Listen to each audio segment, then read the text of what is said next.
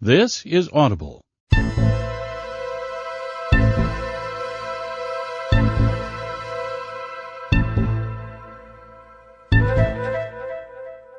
Brilliance Audio presents The Night Window by Dean Koontz, performed by Elizabeth Rogers.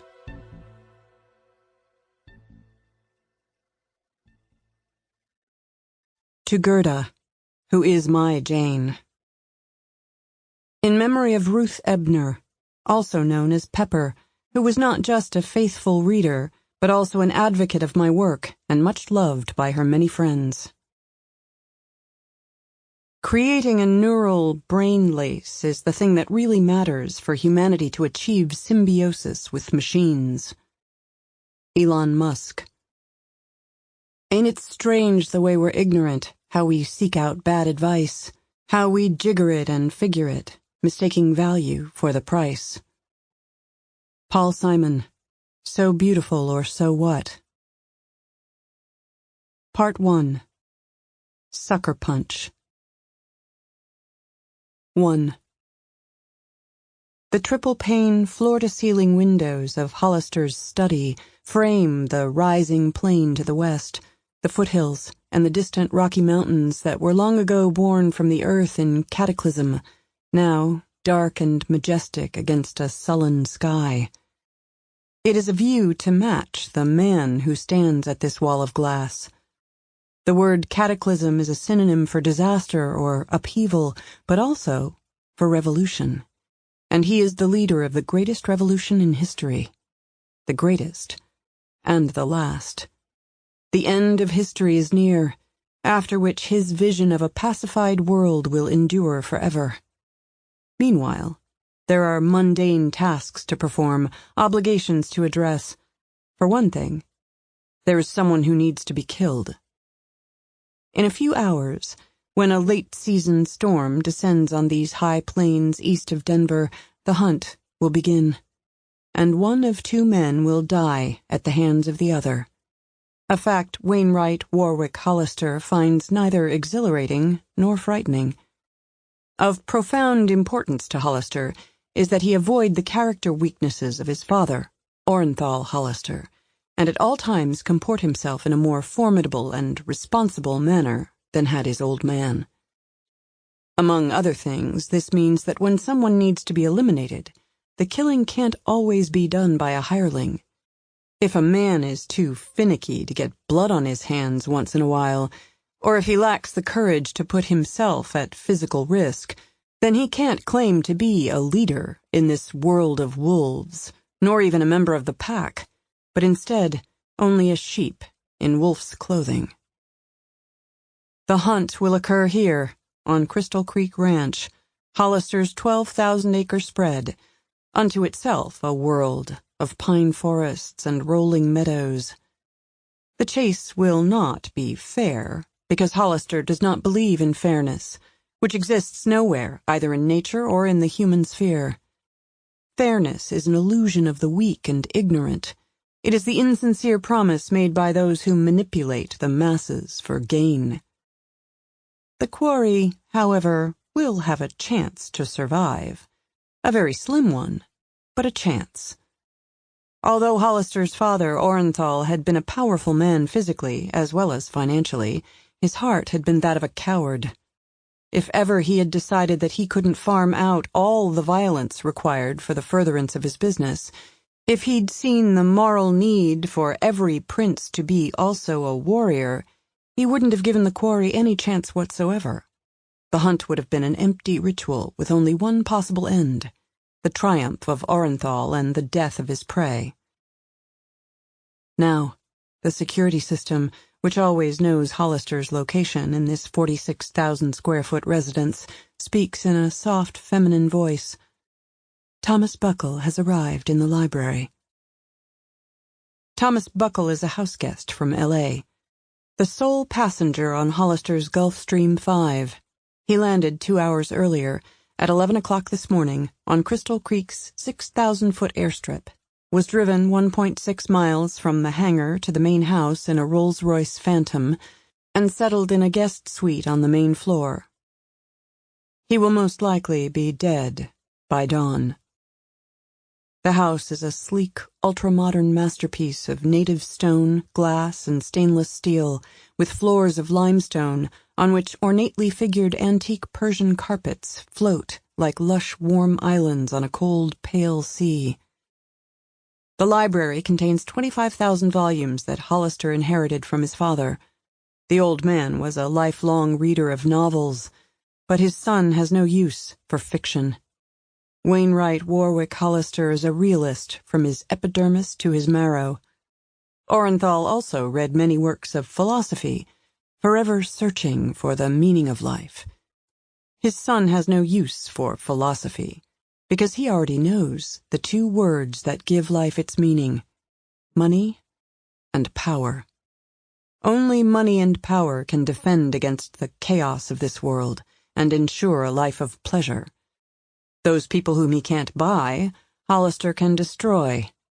People are tools, unless they decline to be used, whereupon they become merely obstructions that must be broken and quickly swept aside, or eliminated entirely.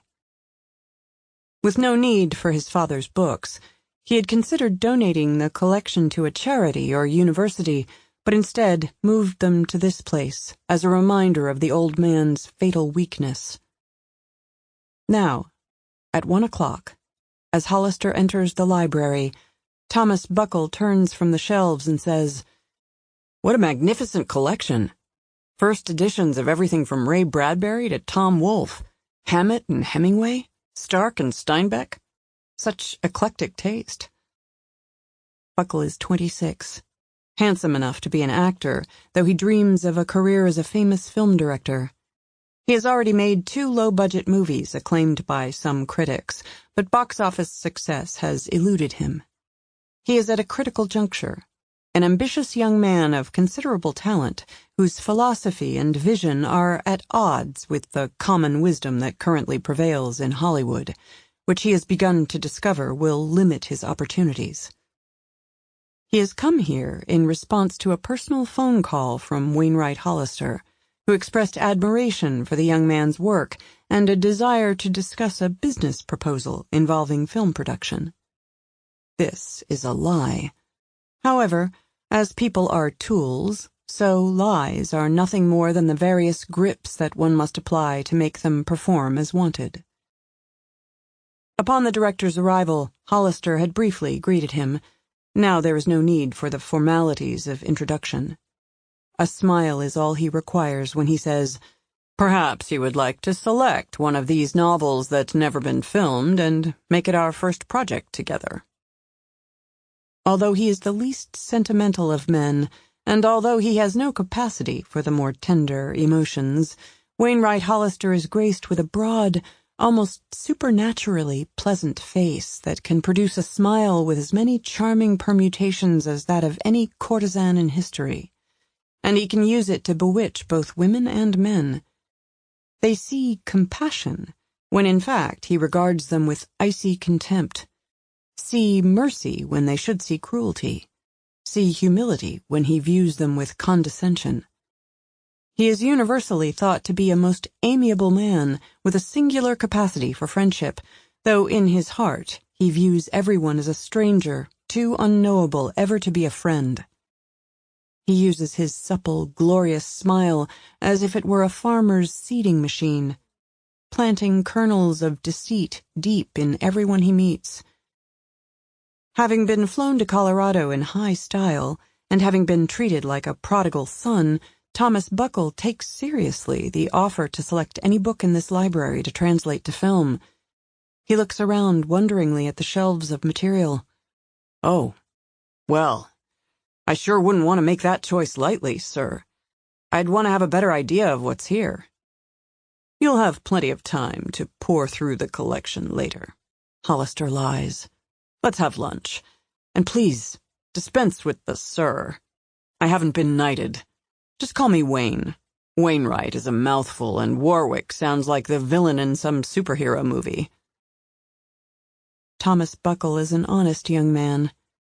His father is a tailor, a salaried employee of a dry-cleaning shop, and his mother works as a department store seamstress. Although his parents struggled to contribute to his film school tuition, Thomas paid for most of it, having worked part-time jobs since his freshman year in high school.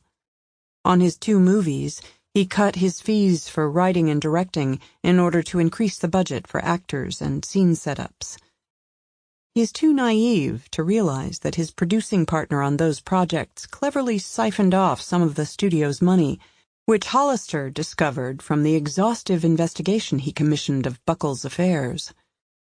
As the child of honest people, as an earnest artist and a striver in the all-American tradition, the young man has an abundance of hope and determination, but a serious deficit of street smarts.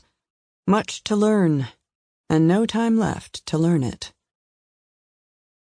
As they make their way from the library to the dining room, Tom Buckle can't restrain himself from commenting on the grandeur of the house and the high pedigree of the paintings on the walls. Jackson Pollock, Jasper Johns, Robert Rauschenberg, Andy Warhol, Damien Hirst. He is a poor boy enchanted by Hollister's great wealth, much as the sorcerer's apprentice might be captivated by the mystery of his master during the first day on the job. There is no envy in his manner, no evidence of greed. Rather, as a filmmaker, he is besotted with the visuals. The drama of the house appeals to him as a story setting, and he is spinning some private narrative in his mind. Perhaps he imagines a biographical film of his own life, with this scene as the turning point between failure and phenomenal success. Hollister enjoys answering questions about the architecture and the art, telling anecdotes of construction and acquisition. Only when he senses Tom Buckle has been drawn into his host's orbit, and then, with great calculation, does Hollister put one arm around the young director's shoulders in the manner of a doting uncle. This familiarity is received without the slightest stiffening or surprise. Honest men from honest families are at a disadvantage in this world of lies. The poor fool is as good as dead already. 2. The wisdom of millennia and numerous cultures was stacked on a grid maze of shelves flanking dimly lighted aisles in which no one searched for knowledge, all as quiet as an undiscovered pharaoh's tomb in a pyramid drifted over by 1,000 feet of sand. That first Friday in April, Jane Hawk was ensconced in a library in the San Fernando Valley, north of Los Angeles, using one of the public access workstations that were nestled in a computer alcove, which currently offered the only action in the building. Because every computer featured a GPS locator, as did smartphones and electronic tablets and laptops, she carried none of those things. Although the authorities searching for her knew she used library computers, on this occasion she avoided websites they might expect to be of interest to her. Consequently, she was relatively secure in the conviction that none of her probes would trigger a track-to-source security program and pinpoint her location. In her effort to expose a cabal of totalitarians at the highest echelons of government and private industry, she'd repeatedly zeroed in on a person who appeared to be at the point of the pyramid, only to discover each time that the true numero uno was someone else still cloaked in mystery. Recently she had been urgently working with those names, all wealthy individuals, seeking connections among them. She had found one, a very public commitment to philanthropy, perhaps because being seen to have a charitable nature could be cover for dark intentions. Although there were tens of thousands of charities they could have chosen, the people she knew to be near the top of this cabal served on the boards of many of the same nonprofits, and the one whose name was most often associated with theirs, Wainwright Warwick Hollister, a new figure to her, happened to be the wealthiest of them all. In a conspiracy this radical, this bent on transforming America, indeed the world, the supreme leader, the self-appointed intellectual who inspired the loyalty of others, did not necessarily have to be the one with the most money. A fanatical passion for change and dominance might lift a man of modest means to that position. However, Hollister, a mega-billionaire, had a generously funded foundation of his own, and the deeper she probed into it, the more curious and suspicious it seemed. Wainwright Hollister's foundation, ostensibly formed to support cancer research, had made significant donations to a non-profit under the control of Dr. Bertold Scheneck, the genius who had conceived of, developed, and refined the nanotech brain implant that made possible the cabal's quest for absolute power. Bingo. Many people using a computer or smartphone became so distracted that they ceased to be aware of what happened in the world around them, and were in condition white, one of the 4 Cooper color codes describing levels of situational awareness.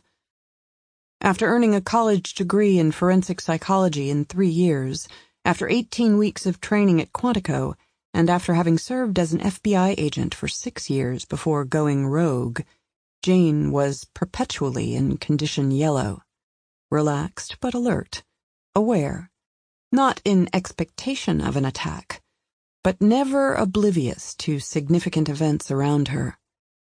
Continuous situational awareness was necessary to avoid being cast abruptly into condition red, with a genuine threat imminent.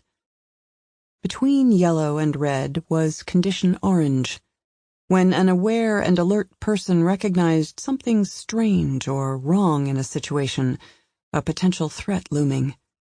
In this case, through peripheral vision, she realized that a man who'd entered after her and settled at one of the other computers was spending considerably more time watching her than the screen before him. Maybe he was staring at her just because he liked the way she looked. She had considerable experience of men's admiration. Her own hair concealed by an excellent shaggy-cut ash-blonde wig, blue eyes made gray by contact lenses, a fake mole the size of a pea attached to her upper lip with spirit gum, wearing a little too much makeup and Smashbox lipstick, she was deep in her Leslie Anderson identity. Because she looked younger than she was and wore a pair of stage-prop glasses with bright red frames, she could be mistaken for a studious college girl. She never behaved in a furtive or nervous manner, as the most wanted fugitive on the FBI list might be expected to do, but called attention to herself in subtle ways, yawning, stretching, muttering at the computer screen, and chatting up anyone who spoke to her. She was confident that no average citizen would easily see through Leslie Anderson and recognize the wanted woman whom the media called the beautiful monster. However, the guy kept staring at her. Twice, when she casually glanced in his direction, he quickly looked away, pretending to be absorbed in the data on his screen. His genetic roots were in the subcontinent of India. Caramel skin, black hair, large dark eyes, perhaps 30 pounds overweight, a pleasant, round face, maybe 25, dressed in khakis and a yellow pullover. He didn't fit the profile of someone in law enforcement or that of an intelligence agency spook. Nevertheless, he made her uneasy. More than uneasy. She never dismissed the still small voice of intuition that had so often kept her alive. So, condition orange. 2 options: engage or evade. The second was nearly always the better choice, as the first was more likely to lead to condition red and a violent confrontation. Jane backed out of the website she had been exploring, wiped the browsing history, clicked off the computer, picked up her tote, and walked out of the alcove. As she moved toward the front desk, she glanced back. The plump man was standing, holding something in one hand, at his side, so she couldn't identify it, and watching her as he spoke into his phone. When she opened the door at the main entrance, she saw another man standing by her metallic gray Ford Explorer Sport in the public parking lot, talking on his phone. Tall, lean, dressed all in black, he was too distant for her to see his face, but on this mild, sunny day, His knee-length raincoat might have been worn to conceal a sawed-off shotgun, or maybe a Taser X-Rep 12-gauge that could deliver an electronic projectile and a disabling shock from a distance of 100 feet. He looked as real as death, and yet phantasmal, like an assassin who had slipped through a rent in the cosmic fabric between this world and another, on some mystical mission. The Explorer, a stolen vehicle, had been scrubbed of its former identity in Mexico, given a purpose-built 700-horsepower 502 Chevy engine, and purchased from a reliable black-market dealer in Nogales, Arizona, who didn't keep records. There seemed to be no way it could have been tied to her. Instead of stepping outside, she closed the door and turned to her right and made her way through the shelves of books. The aisles weren't a maze to her because she had scouted the place when she arrived, before settling at the computer. An exit sign marked a door to a back hallway that was fragrant with fresh-brewed coffee, offices, storerooms, an open refreshments niche with a refrigerator. A short hall intersected the longer one, and at the end, another door opened out to a small staff parking area with an alleyway beyond. 3 cars and a Chevy Tahoe had occupied this back lot when she'd checked it earlier. Now, in addition to those vehicles, a white Cadillac Escalade stood in the 5th of 7 spaces to the west of the library's rear door. The woman in the driver's seat of the Caddy had the same caramel complexion and black hair as the man at the computer. She had a phone to her ear and was speaking to someone, which didn't prove complicity in a plot, though her eyes fixed on Jane like a shooter's eyes on a target. In any crisis situation, the most important thing to do was get off the X, move, because if you weren't moving away from the threat, someone with bad intentions was for damn sure moving closer to you. Avoiding the Escalade, Jane went east. Along the north side of the alley, shadows of 2-, 3-, and 4-story buildings painted a pattern like castle crenellations on the pavement, and she stayed in that shade for what little cover it provided, moving quickly past dumpsters, standing sentinel. To the south, past the library, there was a park, and beyond the park a kindergarten with a fenced playground. She was opposite the park, where phoenix palms rustled in a light breeze and swayed their shadows on the grass, when the tall man in the raincoat appeared as if conjured, coming toward her, not running, in no hurry, as though it was ordained that she was his to take at will. The structures to her left housed businesses, the names of which were emblazoned on the back doors: a gift shop, a restaurant, a stationery store, another restaurant.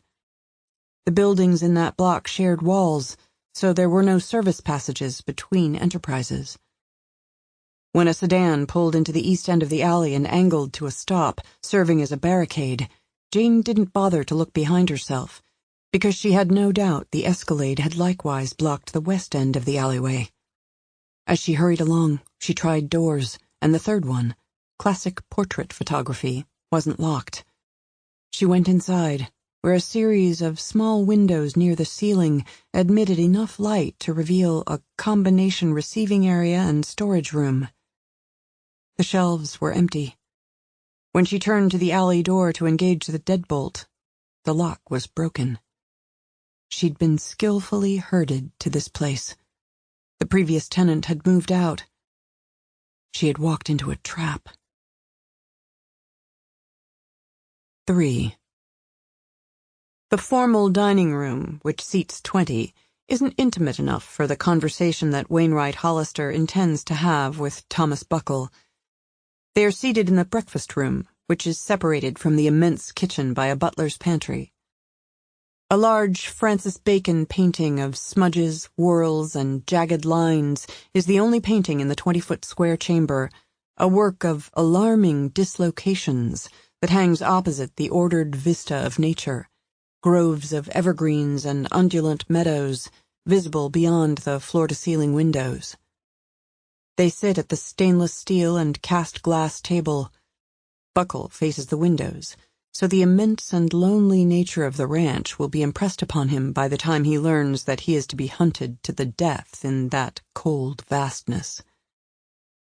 Hollister faces the young director and the painting behind him, for the art of Francis Bacon reflects his view of human society as chaotic, confirms his belief in the need to impose order by brute power and extreme violence. The chef, Andre, is busy in the kitchen. Lovely Mai serves them, beginning with an icy glass of Pinot Grigio and small plates of Andre's Parmesan crisps. She wears a verbena fragrance as subtle as the mere memory of a scent. Tom Buckle is clearly charmed by the girl's beauty and grace. However, the almost comic awkwardness with which he tries to engage her in conversation as she performs her duties has less to do with sexual attraction than with the fact that he is out of his element, the son of a tailor and a seamstress, abashed by the splendor of the wealth all around him, and uncertain how to behave with the staff of such a great house. He chats up Mai as if she were a waitress in a restaurant. Because she's well-trained, the very ideal of a servant, Mai is polite but not familiar, at all times smiling but properly distant. When the two men are alone, Hollister raises his glass in a toast. To a great adventure together. He is amused to see that Buckle rises an inch or two off his chair, intending to get up and lean across the table in order to clink glasses with his host. But at once the director realizes that the width of the table will make this maneuver awkward, that he should take his cue from Hollister and remain seated.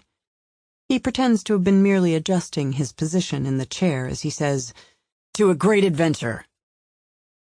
After they taste the superb wine, Wainwright Hollister says, "I am prepared to invest $600 million in a slate of films, but not in a partnership with a traditional studio, where I'm certain the bookkeeping would leave me with a return far under 1%, or no return at all." He is lying, but his singular smile could sell ice to Eskimos, or apostasy to the Pope.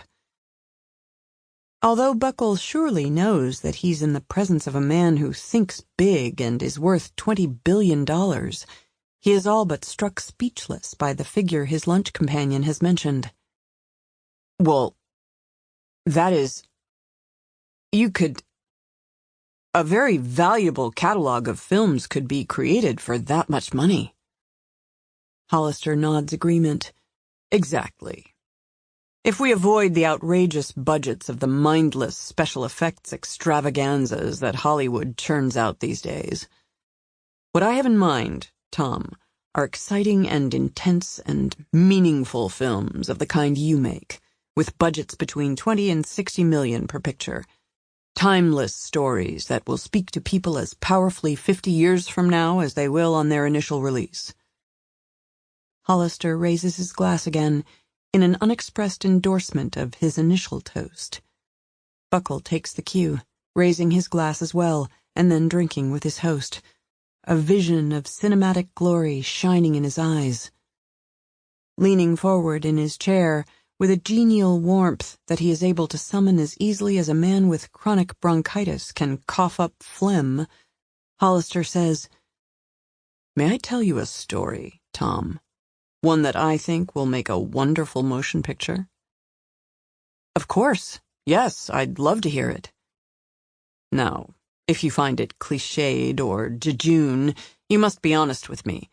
Honesty between partners is essential."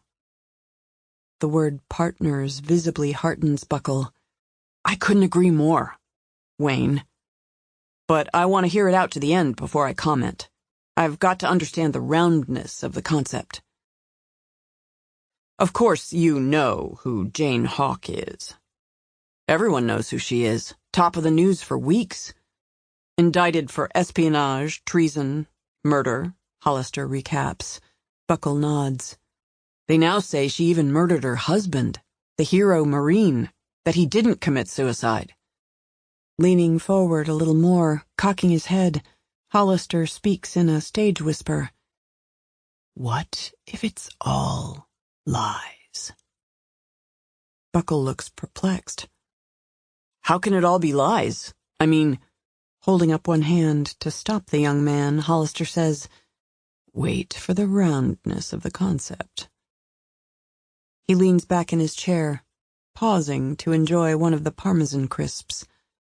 Buckle tries one as well. These are delicious. I've never had anything quite like them. Perfect with this wine. Andre, my chef, Hollister says, is an adjusted person. He is obsessed with food. He lives only to cook. If the term adjusted person strikes Thomas Buckle as odd, he gives no indication of puzzlement.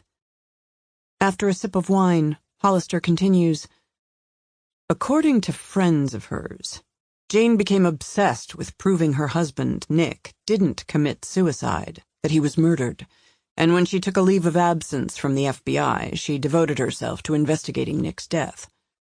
On the other hand, authorities and media say she was merely putting up a good front to divert suspicion from her role in his death. We're told she drugged him and got him into the bathtub and slit his throat, cutting his carotid artery with his marine K-bar knife in such a way that it looked to the coroner as if he'd taken his own life. But what if that's all a lie? Buckle is intrigued. What if is the essence of storytelling. So, what if?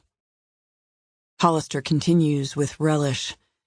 Jane told friends that in her research she found a 15% increase in suicides during the past few years, that all of it involved well-liked, stable people successful in their professions, happy in their relationships, none with a history of depression. People like her husband. A few nights ago, Tom Buckle says, on that TV show Sunday Magazine, they did an hour about Hawk. They included experts who said the rate of suicide isn't constant. It goes up, goes down, and all this about happy people killing themselves isn't the case. Remember my what if, Tom? What if it's all a lie, and some in the media are part of it? What if Jane Hawk is onto something, and they need to demonize her with false charges, silence her? You see this as a conspiracy story. Exactly. Well, then it sure would be a conspiracy of unprecedented proportions. Unprecedented, Hollister agrees.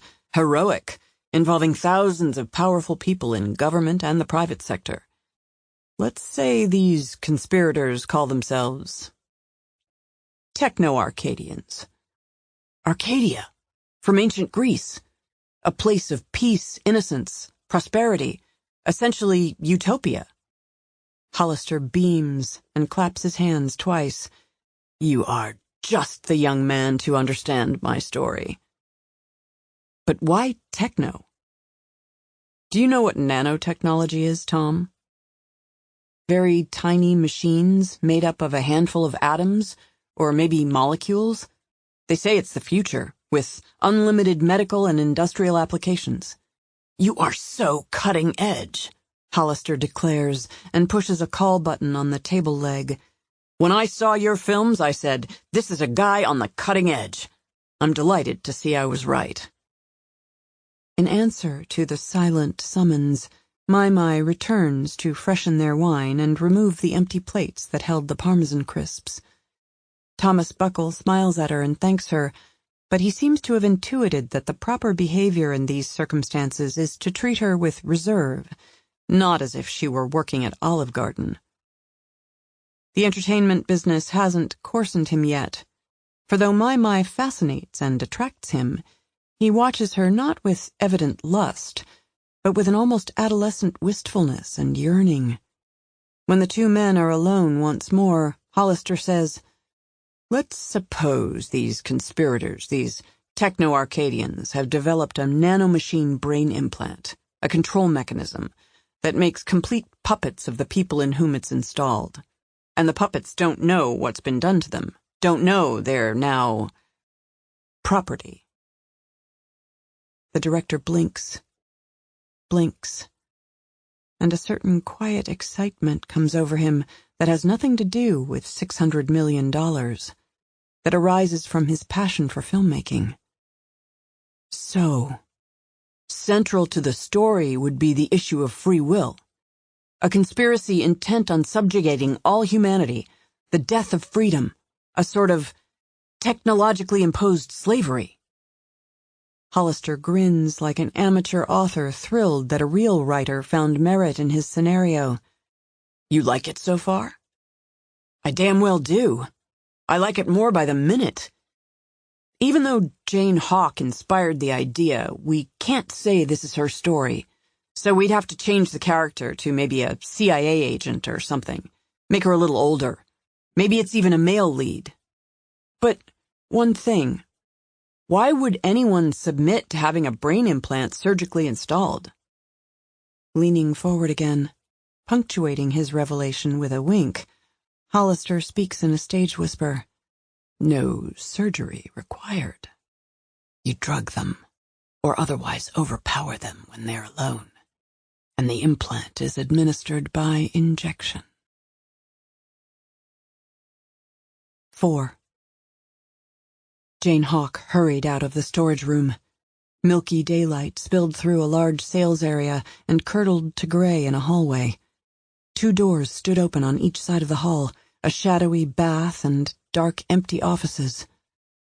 At the front of the store, 2 frosted glass show windows each bore the words classic portrait photography painted in script, reversed from Jane's perspective.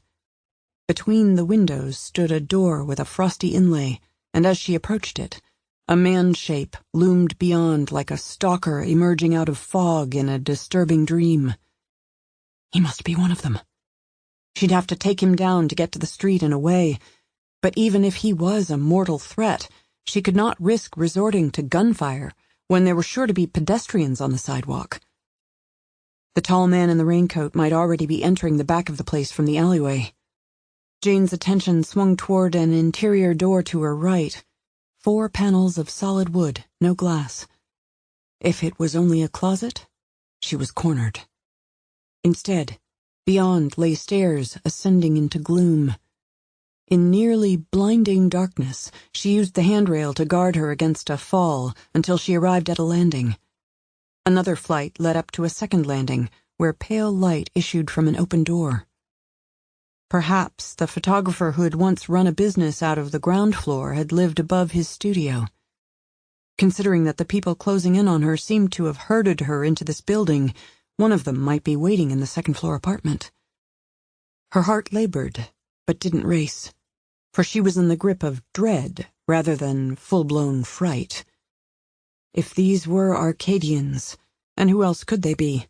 They were not going to kill her here.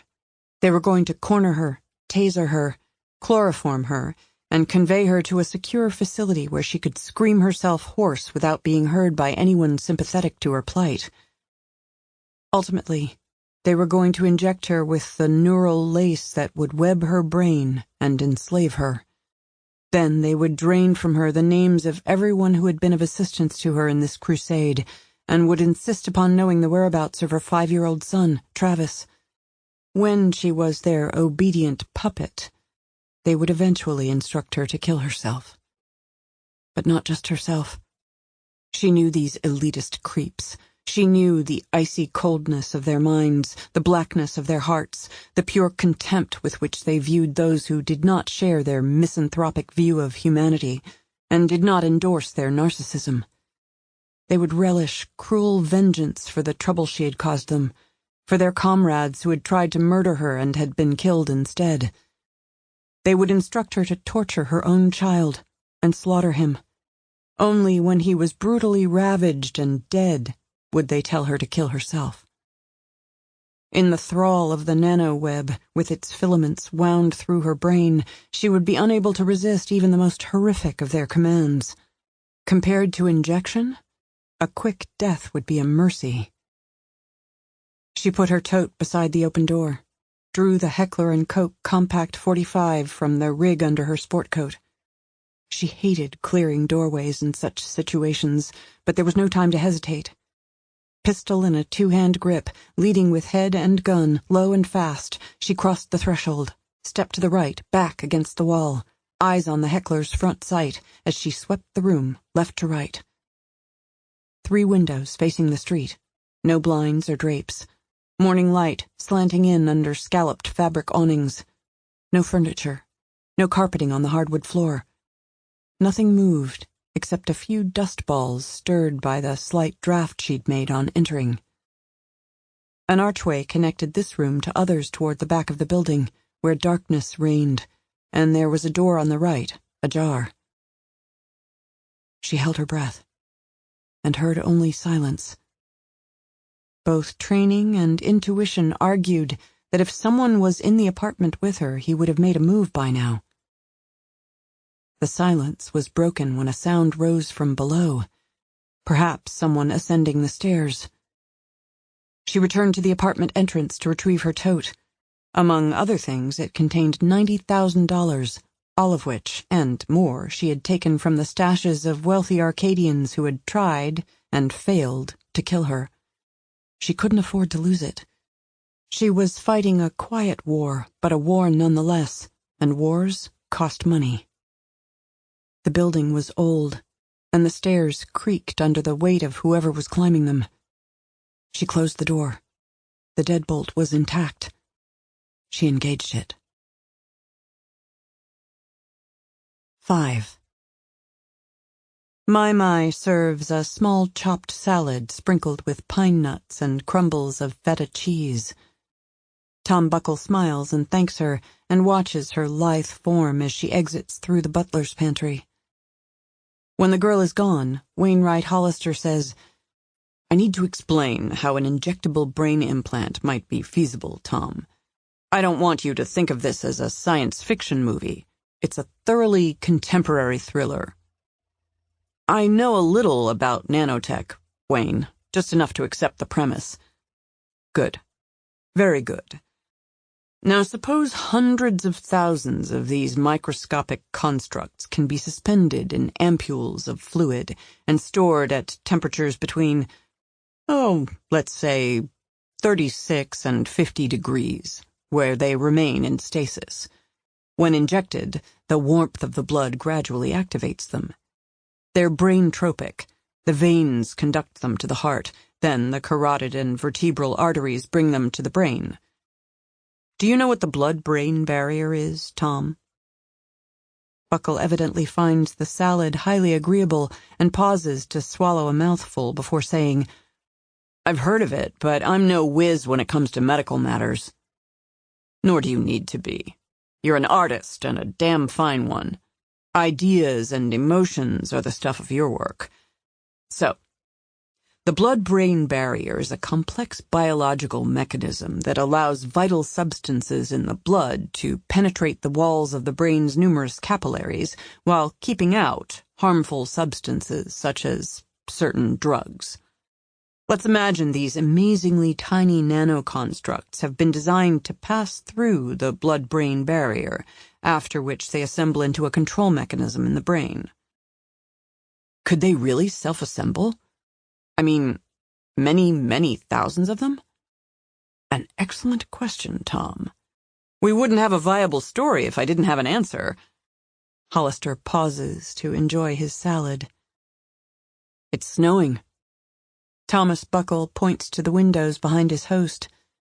Hollister turns in his chair to watch the first snowflakes, the size of quarters and half-dollars, spiraling out of the low clouds like some jackpot disgorged by a celestial slot machine.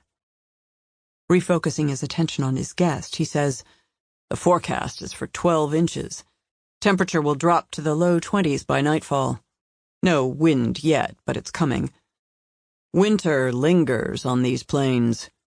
Have you experienced a storm in territory such as this?" "I'm a California boy. My experience of snow is entirely from TV and movies." Hollister nods. "If a man were on the run from a killer on a night like the one coming, his least concern might be his would-be assassin. The weather itself could be the deadlier foe." Before Buckle might wonder at this odd statement, his host favors him with a beguiling smile. "I've got a story in mind for just such a movie, but before I bore you with a second scenario, let's see if I can make my nano tale convincing to the end." You asked how these tiny constructs could be made to self-assemble in the brain. Have you heard the term Brownian movement? 6. Jane was, at the moment, safe behind the locked door of the second-floor apartment, although not safe for long. This was a 2-story building, and like all the buildings on this block, whether 2, 3, or 4 stories, it had a flat roof with a low parapet. There would be an exit to the roof somewhere in these rooms, probably by way of a metal spiral staircase tucked into a service closet. But she didn't want to go up and out that way. If she got to the roof through a trap door or through a stairhead shed, she might discover that they had anticipated her and had stationed one of their own up there to greet her. Then she would have nowhere to go. Even if no son of a bitch with an ex-rep taser waited above, Jane didn't fancy a wild flight across rooftops as in a James Bond flick. Although the buildings varied in height, they were contiguous, and she was likely to find service ladders bolted to walls to allow roof maintenance men easy passage from one elevation to another. However, she'd already counted 5 agents in this operation, so there might be more. And if they had mounted a force of that size, they might also have a drone at their service. She'd previously survived an encounter with 2 weaponized drones in a San Diego park, something similar to a DJI Inspire 1 Pro with a 3-axis gimbaled camera. An 8 or 10-pound drone couldn't be fitted with even a miniature belt feed loaded with .22 caliber rounds, because the recoil would destabilize the craft. But those in San Diego featured a low-recoil compressed air weapon that fired needle-like quarrels, perhaps containing a tranquilizer. The people now closing in on her would not risk using such a drone on a busy suburban street in a commercial district, but they might keep one hovering above the roofs, where if she appeared, she could be at once dropped unconscious without much chance that anyone at street level would see the assault. The prospect of a machine assailant gave her a deeper chill than did a thug with a taser X-Rep 12-gauge. Not necessarily for good reason, but because it seemed to herald a new world in which those people not enslaved by nanoweb neural lace would be policed and punished by robots incapable of empathy or mercy. She went to the front windows of the apartment living room, which faced onto the street, and offered her the best, the only, chance of escaping capture. 7. Sitting with his back to the windows, Hollister is so attuned to the moment, so looking forward to Tom Buckle's sudden realization of his dire situation, so enthusiastic about the pending hunt, his senses so heightened that he can almost feel the huge snowflakes spiraling through the windless day behind his back, can almost hear those delicate wheels of crystal lace turning as they descend, can almost smell the blood that will form patterns in brilliant contrast across a canvas of snow. Brownian movement, he explains, is progress by random motion. It's one of nature's primary mechanisms, Tom. The easiest way to explain is with the example of ribosomes, those tiny mitten-shaped organelles that exist in enormous numbers in the cytoplasm of human cells. They manufacture proteins. When his host pauses for wine, Buckle appears to be dazzled when he says, "Man, you've really worked this story out in detail." Hollister can feel his blue eyes twinkling with merriment, and he knows his captivating smile has never served him better. "Only because I so very much want you to be part of this, to sign on for this adventure with me. Now, ribosomes. Each one has more than 50 different components. If you break down thousands of ribosomes into their individual components and thoroughly mix them in a suspending fluid, then they ricochet off the molecules of the suspending medium and keep knocking against one another until, one by one, the 50-some parts come together like puzzle pieces and, amazingly, assemble into whole ribosomes again. That is Brownian movement. It works with Bertold Schenck's control mechanism because each of the components is designed to fit in only one place, so the puzzle can't assemble incorrectly. "Shenek?" Buckle asks. Hollister should not have mentioned Shenek, who had, in fact, invented the nanoweb implant. Now he covers his slip of the tongue. "As I was working this out, I needed to name some characters. That's just what I call the scientist who developed the nanoweb implant." "It's a good name for the character, but..." The director frowns. "It sounds a little familiar. We should check it out. Make sure there's not a prominent Bertold Shenek out there anywhere." Hollister dismisses the issue with a wave of one hand. "I'm not wedded to the name. Not at all. You're better than I am at this." Having finished his salad, the director blots his mouth on his napkin. "So, how long does it take this brain implant to assemble once it's been injected?" "Maybe 8 or 10 hours with the first-generation implant. But the device will be improved, so it might be brought down to, say, 4 hours. The subject has no memory of being restrained and injected. Once the control mechanism is in place, his mind can be accessed with a key phrase like, 'Play Manchurian with me.'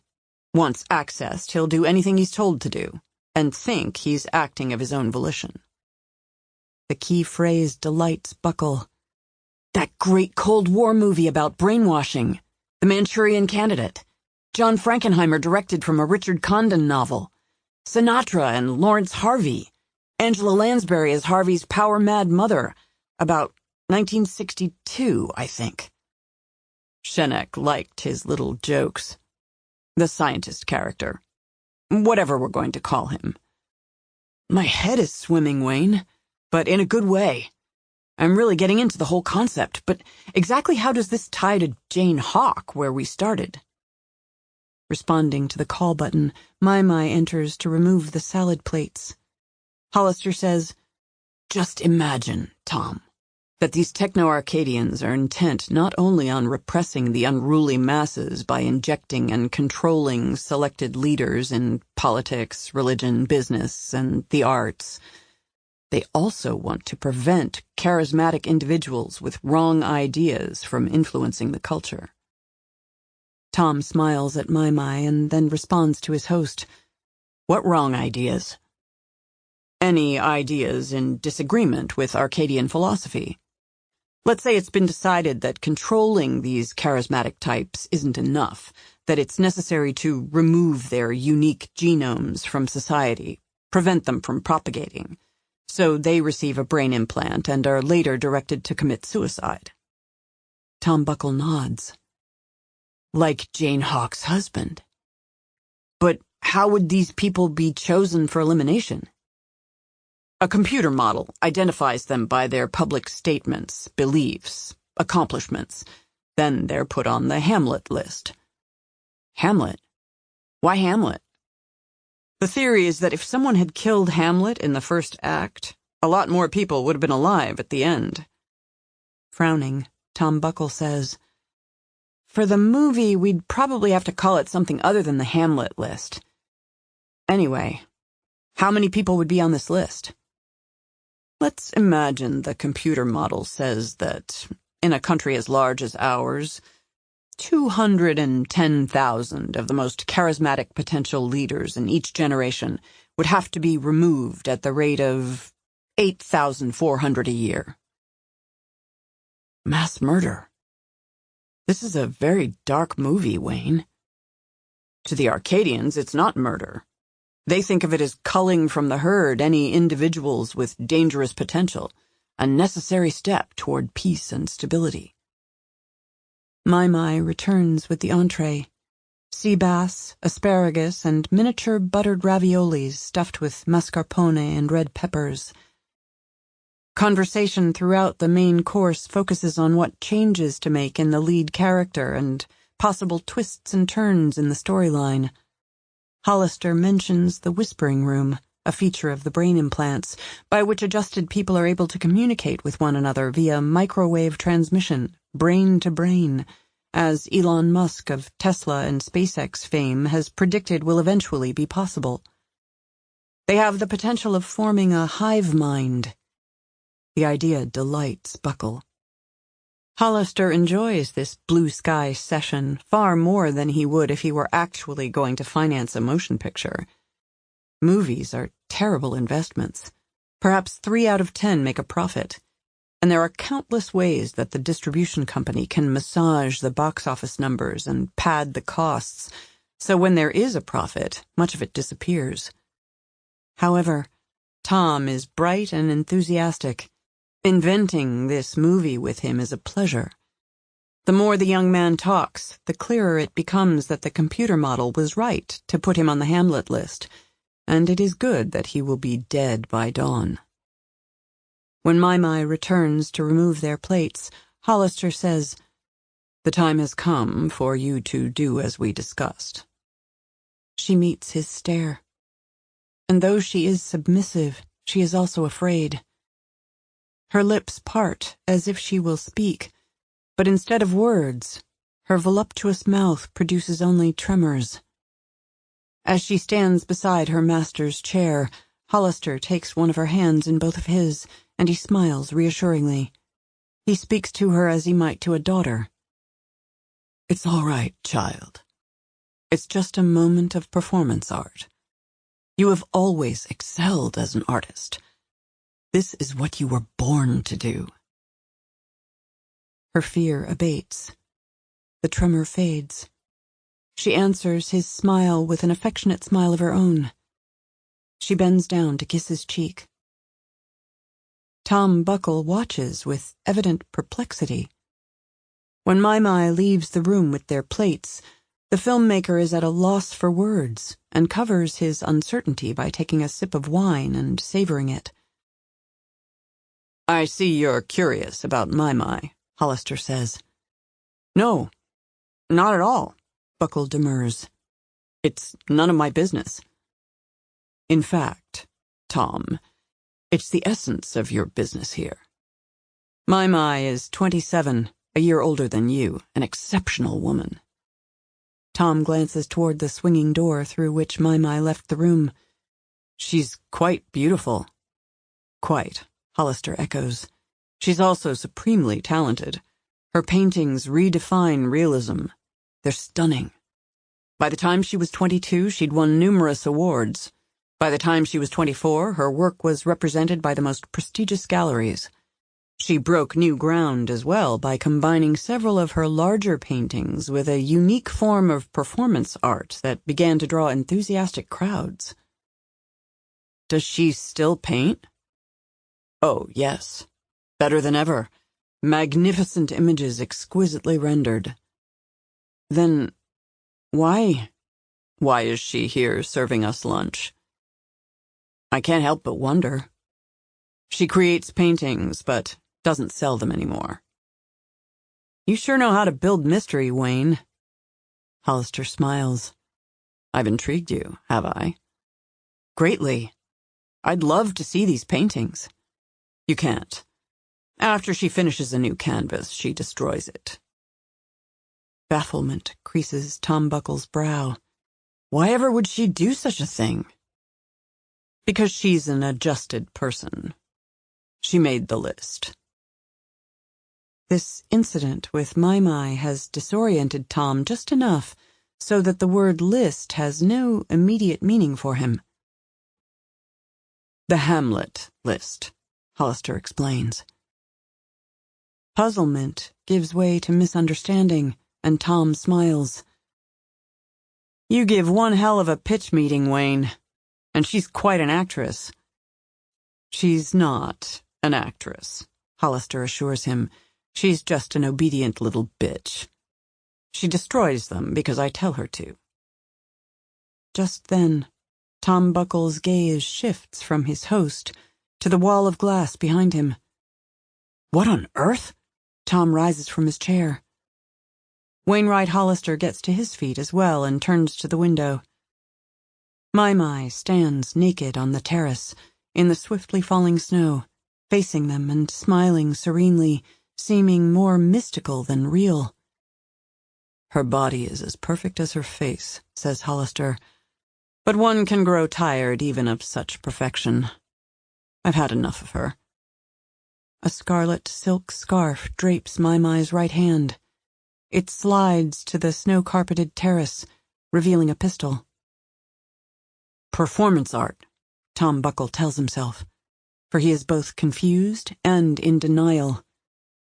Soundlessly, snow falls and falls, cascades of white petals, as Mai puts the barrel of the gun in her mouth, and seems to breathe out the dragon fire of muzzle flash, seems to fold to the terrace in slow motion, the flower fall of snow settling silently on her silent corpse. 8. Jane raised the lower sash of a double-hung window. A foot below the windowsill, running nearly the width of the building, a 5-foot-wide cantilevered marquee overhung the public sidewalk, the front of it bearing the name of the closed photography studio. She dropped her tote onto the lid of the marquee and followed it through the window. The entire block was from the Art Deco period, and each of the shared-wall buildings had its own stylized marquee, each separated from the next by a 2-foot-wide gap. Jane hurried eastward, sprang from that first projection onto a second, from the second onto a third. With the tote slung over her left shoulder, she knelt on the edge of the third marquee, facing the building, gripped the decorative masonry cornice, and slid backward into empty air, hanging by her hands for a moment before dropping to the sidewalk. She startled an old guy in a tam-o'-shanter and walking with a 3-footed cane. "Pretty girls falling from the sky," he declared. "These are the days of miracles and wonder." In the drop, her tote had slid off her arm. She snared it from the sidewalk. "If only I were 50 years younger," he said. Jane said, "If only I were 50 years older," kissed him on the cheek, stepped between 2 parked cars, and dodged across 3 lanes of traffic.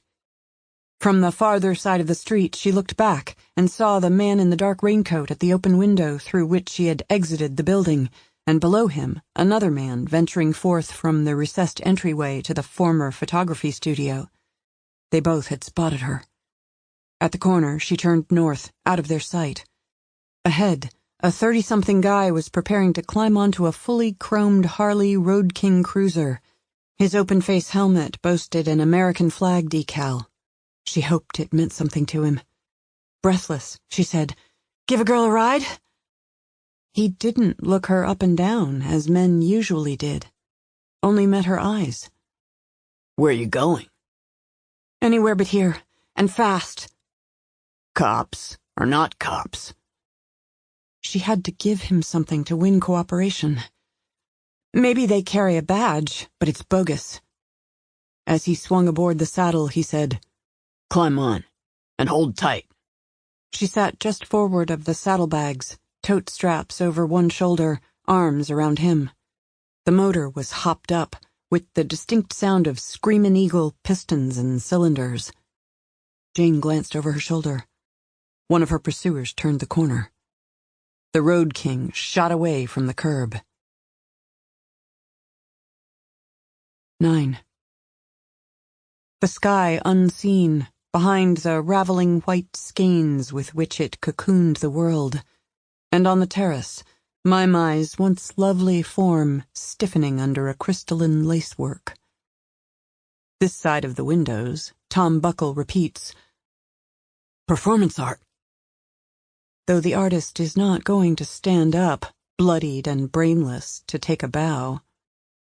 Adam, Brad, and Carl, the 3 most senior members of the ranch's 18-man security force, who once had other names and personalities and real lives, enter the breakfast room. They are dressed in black, with the Crystal Creek Ranch logo in white stitching on the breast pockets of their shirts. Although Tom Buckle still regards the suicide of Mai with stunned disbelief, he at once responds to these 3 men with fear and alarm, as well he should. They have the intensity of wolves on the hunt, and though their stares are as sharp as filleting knives, there is a deadness in their eyes that implies, quite accurately, that they are as cold-hearted as machines. "Tom," Hollister says in a tone of voice that suggests nothing out of the ordinary has occurred, Do you remember the name of the brainwashed assassin in The Manchurian Candidate? Tom eases away from the newcomers. What is this? What the hell is happening here? In answer to his own question, Hollister says, his name was Raymond Shaw. Specimens like these three, he gestures toward the security agents, we call Rayshaws. One word, lowercase r. They're adjusted people, injected with a control mechanism. But this nano-web is different from those administered to Mai Mai and Nick Hawk and others on the Hamlet list. This version scrubs away their memories, every last one, deconstructs their personalities, and programs them to be bodyguards who, without hesitation, will give their lives for their master. I am their master, Tom, and if I tell them to kill you, they will do so, with extreme prejudice. The film director eases away from the Rayshaws until he backs into a sideboard. He is physically rigid, but there is no doubt he's reeling mentally and emotionally. Your work has earned you a place on the Hamlet list, Tom, and therefore a death sentence. The filmmaker dares to look away from the Rayshaws and meet his host's eyes. Although he is a screenwriter as well as a director, he is at a loss for words, perhaps struggling to make sense of this bizarre turn of events and plug it into a dramatic structure that promises him a triumphant resolution. I could order these men to subdue you and inject you and send you back to California with no knowledge of anything that has occurred here. Wainwright Hollister rounds the edge of the table, approaching Tom Buckle. Do you know Roger and Jennifer Bozeman? As if shell-shocked, Tom says, What? Roger and Jennifer Bozeman? They live next to me. Neighbors. Next door. Their daughter, Kaylee, 10 years old. She's quite a beautiful child. After you're injected, adjusted, and sent home, if I call you in a few weeks and instruct you to kidnap Kaylee, rape her, torture her, kill her, and then kill yourself, you will obey. He comes face to face with his guest. After that outrage, the 2 acclaimed films you've made will be judged the work of a monster, withdrawn from distribution in all formats, never to be seen again. Whatever small effect you've thus far had on the culture will be erased. The director finally accepts what he desperately doesn't want to believe. Dear God, it's real. The nanoweb, the injections, the enslavement.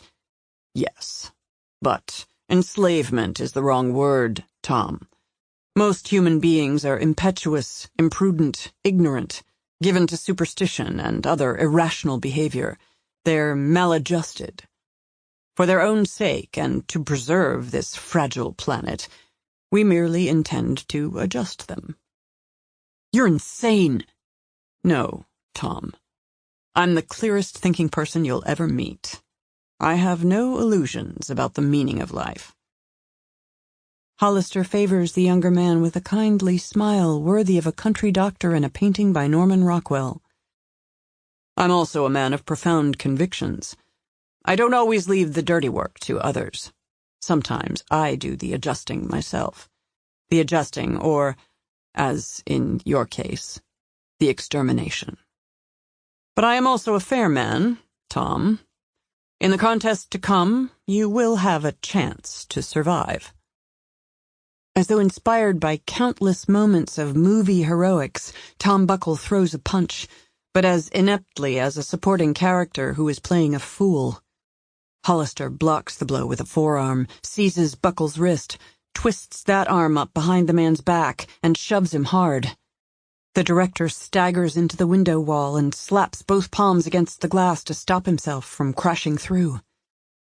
To the Rayshaws, Hollister says, Mr. Buckle needs to be suited up and instructed as to the rules of the hunt. Just then, the first wind of the storm invades the terrace, and the scarlet silk scarf, which once covered Mai Mai's pistol, billows off the snow-skinned flagstones and undulates 6 or 7 feet above her corpse, as though it is her very spirit, risen from her hushed and cooling heart. 10. The twin-cam engine, maybe 95 CI, gave the bike true zip. The driver worked the 5-speed transmission with finesse and took hard corners with the confidence of a Star Wars character piloting an anti-gravity sled. After an almost 20-minute ride, he slowed in a residential neighborhood, in a part of the valley far enough north that it didn't qualify as a Los Angeles suburb. The houses were old, the properties large, the trees tall and plentiful, live oaks and eucalyptuses and all kinds of palms, some of them long left untrimmed. He pulled into a driveway that ran alongside a meticulously maintained bungalow with craftsman details. The place was shaded by immense, well-kept phoenix palms. At the back of the property stood a separate garage with 3 double-wide doors, one of which rose as the Harley approached. The driver coasted under the upfolding panels, stopped in the garage, killed the engine, and put down the kickstand. Jane had been expecting him to drop her miles from where they started, but in a public place.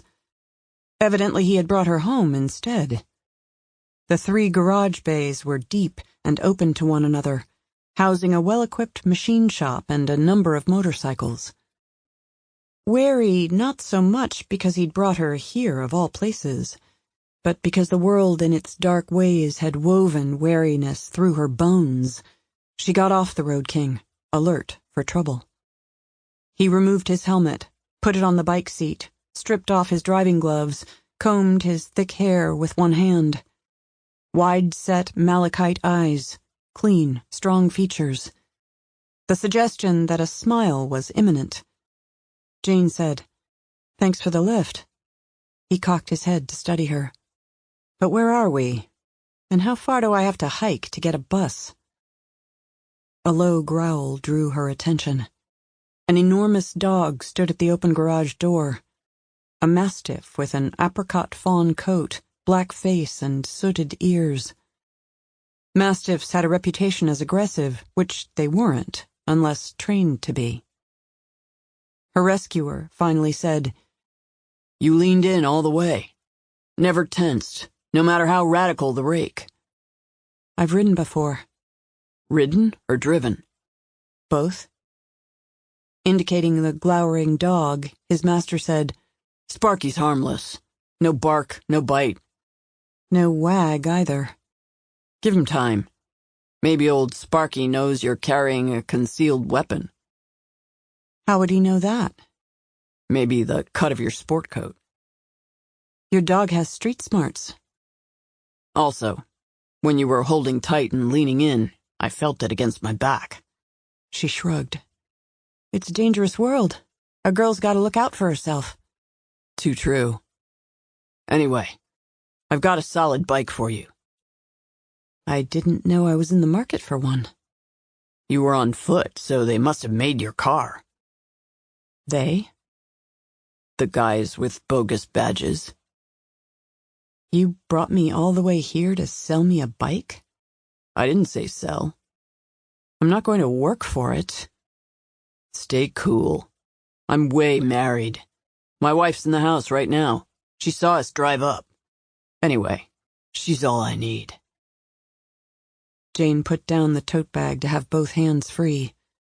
She glanced toward the house. Maybe the wife existed. Maybe she didn't. If she existed, perhaps she was insurance against an attempted assault, or maybe she was cool with rape and would even assist her husband.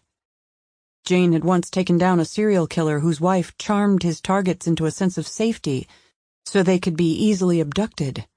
She cooked elaborate meals for the girls during the weeks that her husband used them, brought fresh flowers to their windowless basement prison, and assisted in the disposal of their broken bodies after hubby wearied of them. She said she did it because she loved him so much. "Name's Garrett. Garrett Nolan." "I'm Leslie Anderson," she lied. His face finally formed the smile that had been pending. There was a knowing quality to it, which disturbed Jane. The mastiff had entered the garage. He intently sniffed her shoes as though to map the journey that had brought her here. Garrett Nolan went to a wall switch and clicked on the lights in all 6 vehicle stalls.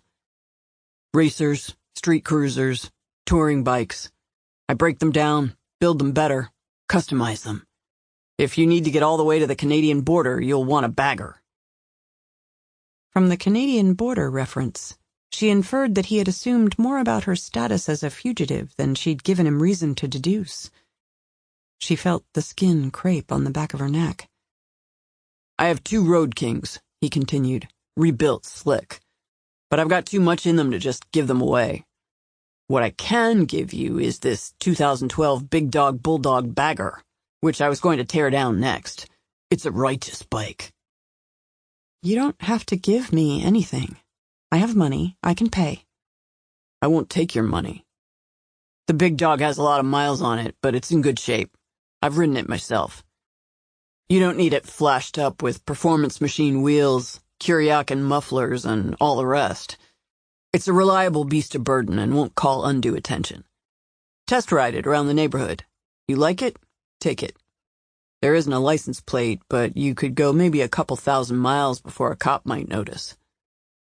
She stared at him in silence, until his lingering half-smile flatlined. Then she said, I ask for a ride out of a tight spot, and you want to give me a bike. What's this about, Mr. Nolan? He shrugged. I believe you. I want to help. Believe me about what? That you're innocent. I never said I was innocent. Anyway, innocent of what? He was a big guy, about 6'2" and solid, with an air of rough experience about him, and yet he suddenly seemed as shy as a boy, looking down at his shoes to avoid meeting her eyes. Innocent of what? She pressed. He gazed through the open door, at the house shaded by phoenix palms, at the still cascades of fronds in the warm, breathless day. She waited, and when he looked at her again, he said, That's a bitch in disguise. But seeing through disguises was part of my job. You're her. You're Jane Hawk. 11. Sparky, the mastiff, sniffed along the zipper of the tote bag as though trained to locate the banded stacks of $100 bills that, among other things, it contained. If I were Jane Hawk, Jane said, maybe it wouldn't be smart of you to say so to my face. Half the world hunting her down, she must be one crazy, desperate bitch. Garrett Nolan smiled again. I won't say what service I was in. We did black ops work in Mexico and Central America. No uniforms.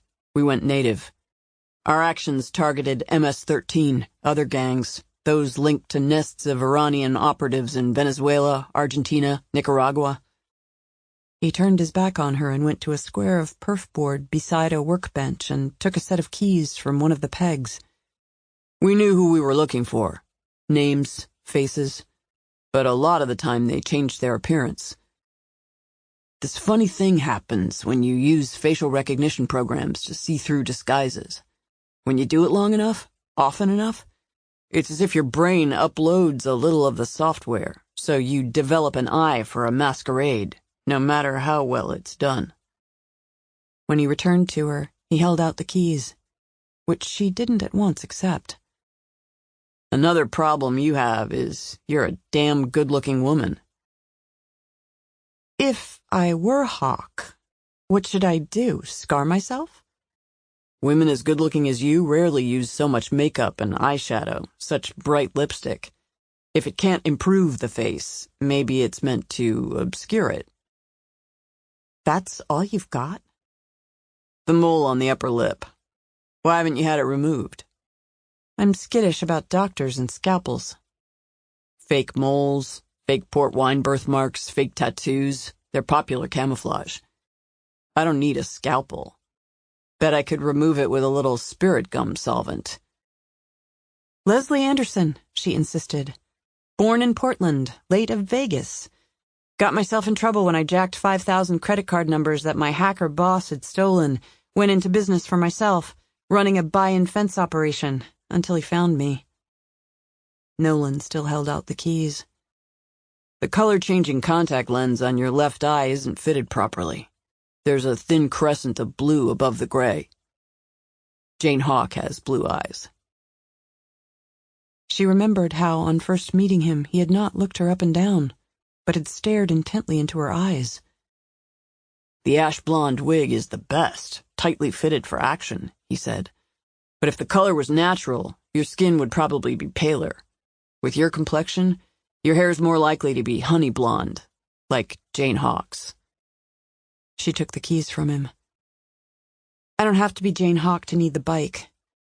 But if you're hot on giving it to Leslie Anderson, born in Portland, late of Vegas, he said. Another thing is how you move. Spine straight, shoulders back, athletic, quick and confident. That's how she moves in what film they have of her. Mama Anderson taught her girl not to slouch. Then there's the fact the media says Jane Hawk took part in some terrorist attack in Borrego Springs 3 days ago. Maybe 100 dead. Maybe a lot more than that. They say she's still somewhere in Southern California. If I were her, Jane said, I'd be long gone from the state. Denied the chance to investigate the tote's contents, the Mastiff grumbled with disappointment when Jane picked up the bag. I really can pay for this, she said. Then what would I have to brag on when you're vindicated? She stowed the tote in one of the bike's saddlebags. Let's say I'm her. Why would you do this? From my days in the service, I know how deeply the enemies of freedom have penetrated this country's institutions, public and private sector.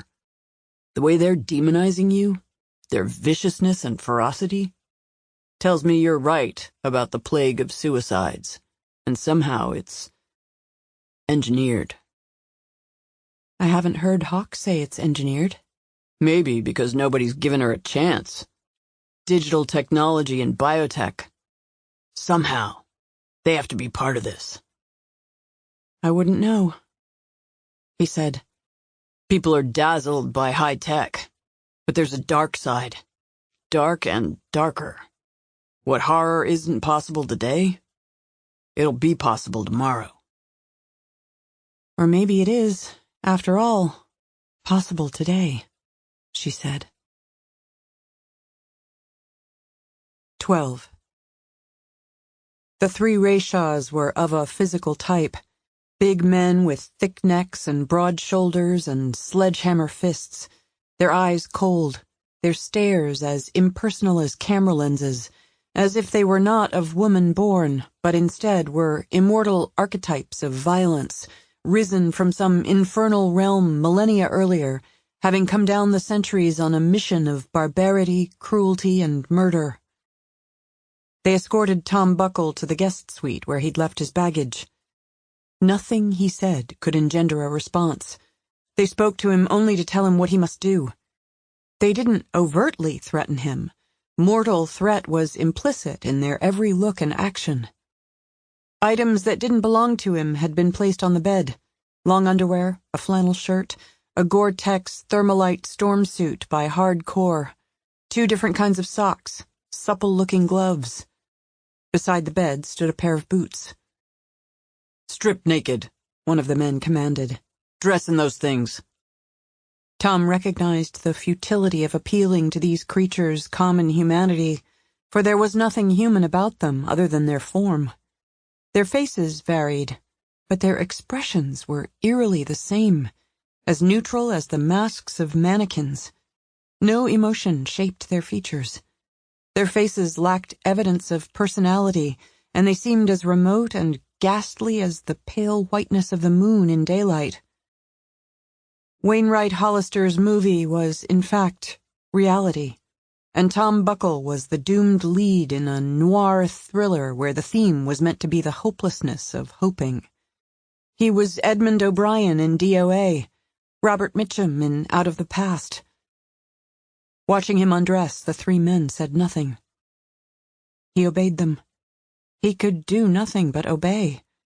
He believed Hollister's assertion that they were killing machines. For 26 years he had lived a relatively charmed life on a glide path into film directing. He'd never known terror until now.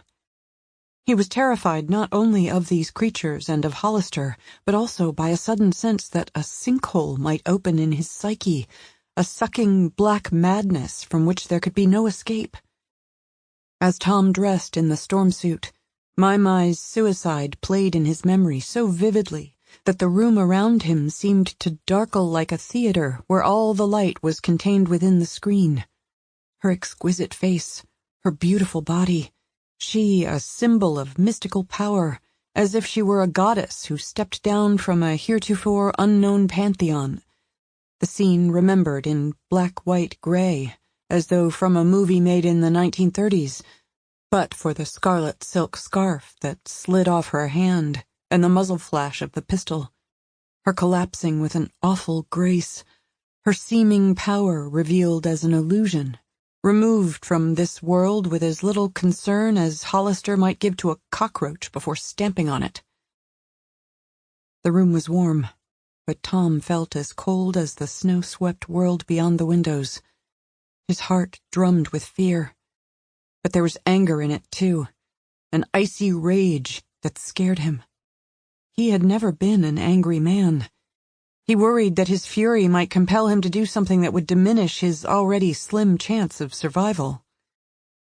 When he was suited and booted, with the hood snug around his face, the three men led him into the vast garage, where Hollister maintained a collection of expensive, exotic vehicles. A Lamborghini Huracan, a Rolls-Royce Phantom, a Bugatti Chiron, an armored Gurkha by Pterodyne, and maybe 20 others. A showroom tile floor, a pin spot highlighting each set of wheels. They took him to a Hennessy Velociraptor 6x6, which was a bespoke version of a Ford F-150 Raptor, a jacked-up six-wheel crew cab truck with numerous upgrades. The driver sat alone in the front. The other two Rayshaws flanked their prisoner in the back seat, so that Tom felt wedged between the jaws of a vice. As they drove into the gray light and spiraling snow showers of the late afternoon, the hulk to Tom's right recited the simple rules of the hunt. The quarry would be given a 2-hour lead. On foot, he could head in any direction that he wished, except that he must not attempt to return to the residence. Security sensors would be aware of his approach well before he drew near the house, and he would be cut down by Crystal Creek Ranch personnel with Uzis. "Adjusted people," Tom said, still struggling to believe what ample evidence proved to be true. His instructor's facial features remained as graven as cemetery granite, his stare chisel-sharp but shallow. "The quarry will be armed with a 9mm Glock featuring a 10-round magazine." Neither he nor the other men used Tom's name, or even once referred to him with the pronoun you. The Rayshaw produced the gun, sans ammunition, and briefly explained its features. Tom owned a pistol with which he practiced, at most, once a year. The other 364 days, the weapon was in the back of his nightstand drawer. He had no illusions about being a good marksman. His instructor gave him the Glock. "The magazine and ammunition will be provided upon arrival at the starting position of the hunt. The quarry will also receive 6 power bars for energy, as well as a tactical flashlight." "A map," Tom said. "A map and a compass." None of the three men responded. Snow raveled now in countless skeins through the loom of the day and formed a pristine fabric on the land. "Hollister said I'd have a fair chance." There was no evidence that they had heard him. Nevertheless, he said, "What's fair about this? Nothing. Nothing's fair about it." His own voice embarrassed him, sounding like the whining of a coddled child. He fell silent. The Velociraptor grumbled into the growing storm and the slowly dimming day, flakes like midget moths swarming through the beams of the headlights. They had turned off the blacktop that linked the residence to the distant airplane hangar housing the Gulfstream 5, and seemed to be following a dirt track, difficult to discern under thin, shifting scarves of snow. 15 or 20 minutes from the house, the truck came to a stop. The men flanking Tom opened the back doors and got out. When he hesitated to follow, one of them said, "Now!" putting such menace into one word that Tom at once obeyed. 13. In Garrett Nolan's garage, Jane straddled the motorcycle, flexed her hands around the grips, looking it over. Speedometer, tachometer, clutch lever, brake lever, throttle. Getting the feel of the machine before putting up the kickstand. Nolan said, "One more thing you should know. They say Jane Hawk avoids bus stations, train stations, and airports because facial recognition programs scan travelers for known terrorists and wanted criminals. But that's not good enough anymore." Jane was curious, but Leslie Anderson was on the run only from her former boss, not from the feds. So neither of them expressed interest in what Nolan had said. "About a year ago," he continued, "the Chinese government began deploying among their police departments these freaky damn eyeglass-mounted cameras equipped with face rec tech. Now, some of my buddies still in the U.S. Spec Ops recently received the same gear." 6 months earlier, Jane would have taken such a claim with the entire contents of a salt shaker. Fixed camera recognition systems were connected to remote facial databases stored in the cloud, so vast they, along with artificial intelligence analytics, couldn't be loaded onto the front end of a wearable camera. But technology was advancing at a remarkable pace, especially the tech that could be used for population control and oppression. "These sunglasses are wired to a handheld device with an offline facial database of up to 10,000 faces," Nolan said. "The AI is good enough to match a suspect's face to one in the D-base in just 600 milliseconds. Fixed cameras have limited lines of sight, but someone wearing these can look everywhere." She couldn't restrain herself from saying, "That sucks." Nolan said, "If this gear is being issued to some in the military, you can bet your ass security agencies on the domestic side also have them. So maybe if you ever happen to run into Jane Hawk someday, tell her the one face currently sure to be in that portable D-base is hers. Nowhere is safe." Has anywhere ever been? From the seat of a nearby Harley, he picked up a pearl-white Shadowy X9 Air helmet with a dark smoke shield. "Too bad you can't wear this everywhere."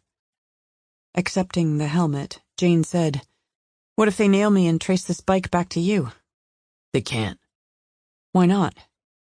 "Ever since I left the military, I've been doing business in ways that move me step by step toward the edge of the grid." "Gonna go all the way off?" "Sooner than later. We'll sell the house and head so far up country you'd think it was the 19th century. "Sorry to hear that," she said. "The more people like you and your wife who get out of the game, the more likely the bastards will win in the end." He shrugged. "We've got one life, and we don't want to live any part of it on our knees, which is likely if we stay here." 14. The two Rayshaws walked Tom to the front of the Velociraptor and about another 40 feet through the vehicle's lances of light before halting. One of them gave him the unloaded pistol. The other put a plastic sack with a drawstring closure on the ground at his feet. They returned to the truck and boarded it. The vehicle hung a U-turn and drove away, taillights tinting the snow with a suggestion of blood as it dwindled into the white cascades. Although Tom stood shaking, he was warm enough in his storm suit. He stooped to open the bag with the drawstrings. It contained the promised power bars and a knitted ski mask that he could wear under the storm suit hood, with holes only for his eyes and mouth. There were also the promised tactical flashlight, the magazine for the Glock, and 10 bullets. He inserted the ammunition into the magazine into the pistol, the pistol into a zippered pocket on the thigh of the stormsuit's right leg. He distributed the knitwear and 6 power bars in other pockets. Maybe the drawstring bag would come in handy. He'd keep it, and, until nightfall, carry the flashlight in it. As he closed the bag, the Bell and Howell tack light clinked against something he hadn't noticed. He fished inside and came up with a micro-cassette recorder. When Tom pressed play, Wainwright Hollister spoke to him. "You will die in this lonely place, Tom Buckle. If you'd been injected, adjusted, and sent back to California, at least you'd have had the pleasure of a fleeting orgasm when you raped 10-year-old Kaylee at my command. But although there will be no pleasure for you in the hours ahead, you'll be blamed for Kaylee's kidnapping a few days from now, because when her body is found in your home, it will bear your semen and your blood, which we will harvest from you after your death. The world will know you as a monster, Tom, and everyone will despise your films. You will be sought by police, but, of course, never found. Who can say how many rapes and murders of other little girls will be attributed to Tom Buckle, the phantom pedophile, in years to come? Please don't use the 9mm Glock to kill yourself.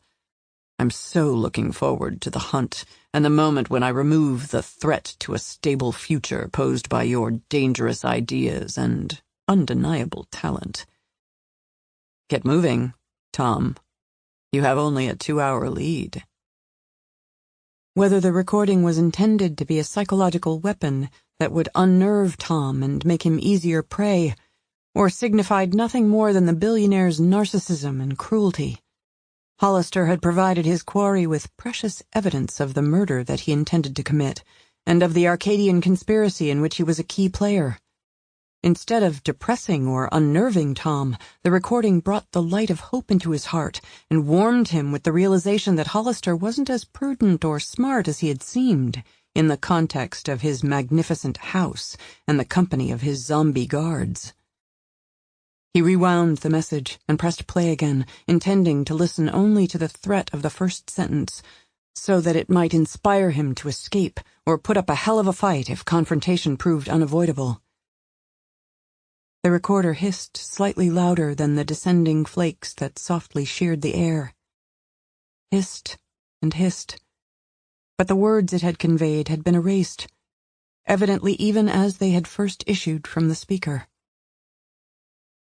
The meadows were clotted with old snow and silvered with fresh, but he felt as if he stood on a burnt plain in a world scourged by an apocalyptic fire, the pine woods in the distance as black as columns of char, the current storm an ashfall, the incinerated sky in slow collapse, the unseen sun not merely in decline, but dying in the wake of a nova flare. He could almost believe he was asleep. All this a dreamscape of a world in the wake of judgment. The insanity of the Arcadian scheme and the suddenness with which he'd been plunged into mortal peril merely because his talent put him on a list of undesirables seemed too fantastic to be other than a nightmare that would dissolve when he thrust up from his pillow and threw back the covers and switched on a bedside lamp. Although he'd never known such cold as this, the day abruptly grew colder when the early stillness of the storm was swept away by a sudden wind out of the northwest. The snowflakes that had kissed his face now nipped. Wind stung his eyes, and tears blurred his vision. 15. Because she was riding a bike much different from the one on which she had sped away with Garrett Nolan, Jane risked cruising to the motel, a 1-star enterprise trying to pass for a 2, where she had left her luggage the previous night. Her locked suitcases contained nothing irreplaceable.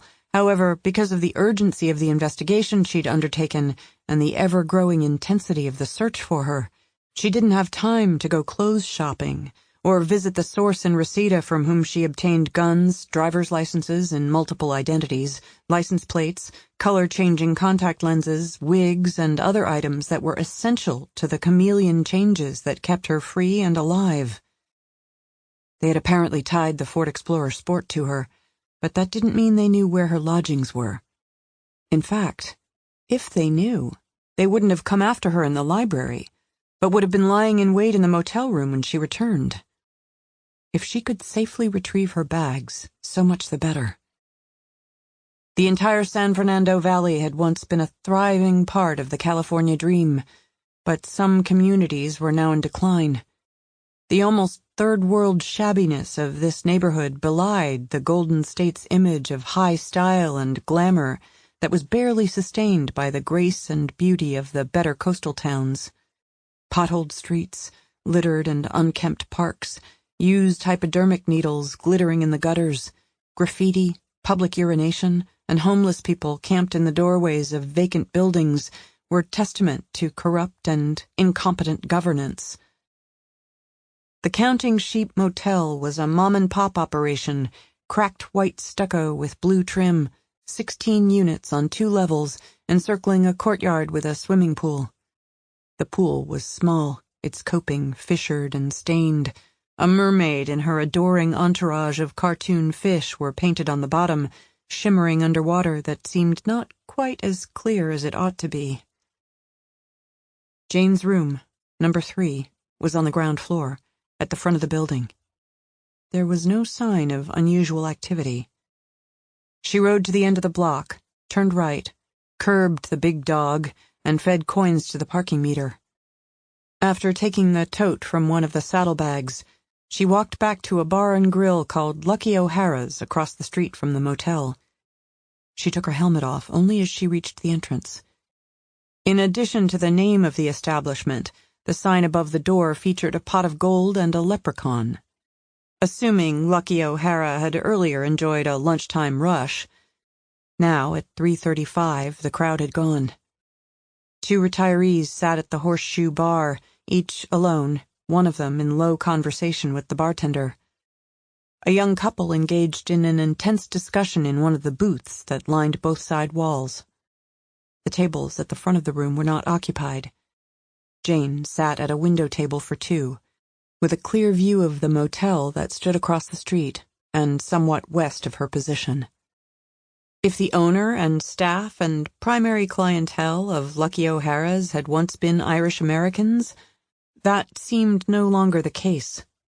The waitress who took Jane's order, 2 hamburger steaks, one atop the other, hold the hash brown potatoes, add extra vegetables, a side of pepper slaw, a bottle of Corona, was a pretty blonde-haired, black-eyed girl with a Bosnian accent. The Pilsner glass was frosted, the Corona ice-cold. Properly chilled beer was one of the humble pleasures that kept her in a positive frame of mind during this ordeal of threat and violence. A hot shower, a piece of favorite music, the fragrance of a flowering jasmine vine growing on a trellis, and countless other little graces reminded her of how sweet life had once been, and could be again. As motivation, a desire to live well and freely again was second only to her fierce determination to keep her child safe, and to give him a future from which those who would enslave him had been eradicated. She watched the motel during lunch. Red curb restricted parking to the farther side of the street. There were no paneled vans that suggested surveillance. No obvious sentry slouched in any of the cars or SUVs. A few doors south of the motel, overdressed for the mild day in layers of ragged sweaters and a black and green tartan scarf, masses of hair and beard bristling as if fossilized in that configuration following an electric shock, a vagrant sat on the sidewalk, his back against the wall of a vacant storefront. Beside him stood a shopping cart, in which were heaped large green trash bags bulging with whatever eccentric collection constituted his treasure. Such a disguise was within the repertoire of a true stakeout artist. The vagrant was the sole subject of Jane's suspicion, until he got to his feet, stepped to the recessed entry of the building, dropped his trousers, and defecated. Although a federal agent on such an assignment would take pride in the exactitude of the details of his costume and behavior, he would not feel obliged to take a dump in public for the sake of authenticity. Glittering in the sunlight, traffic passed in riotous variety.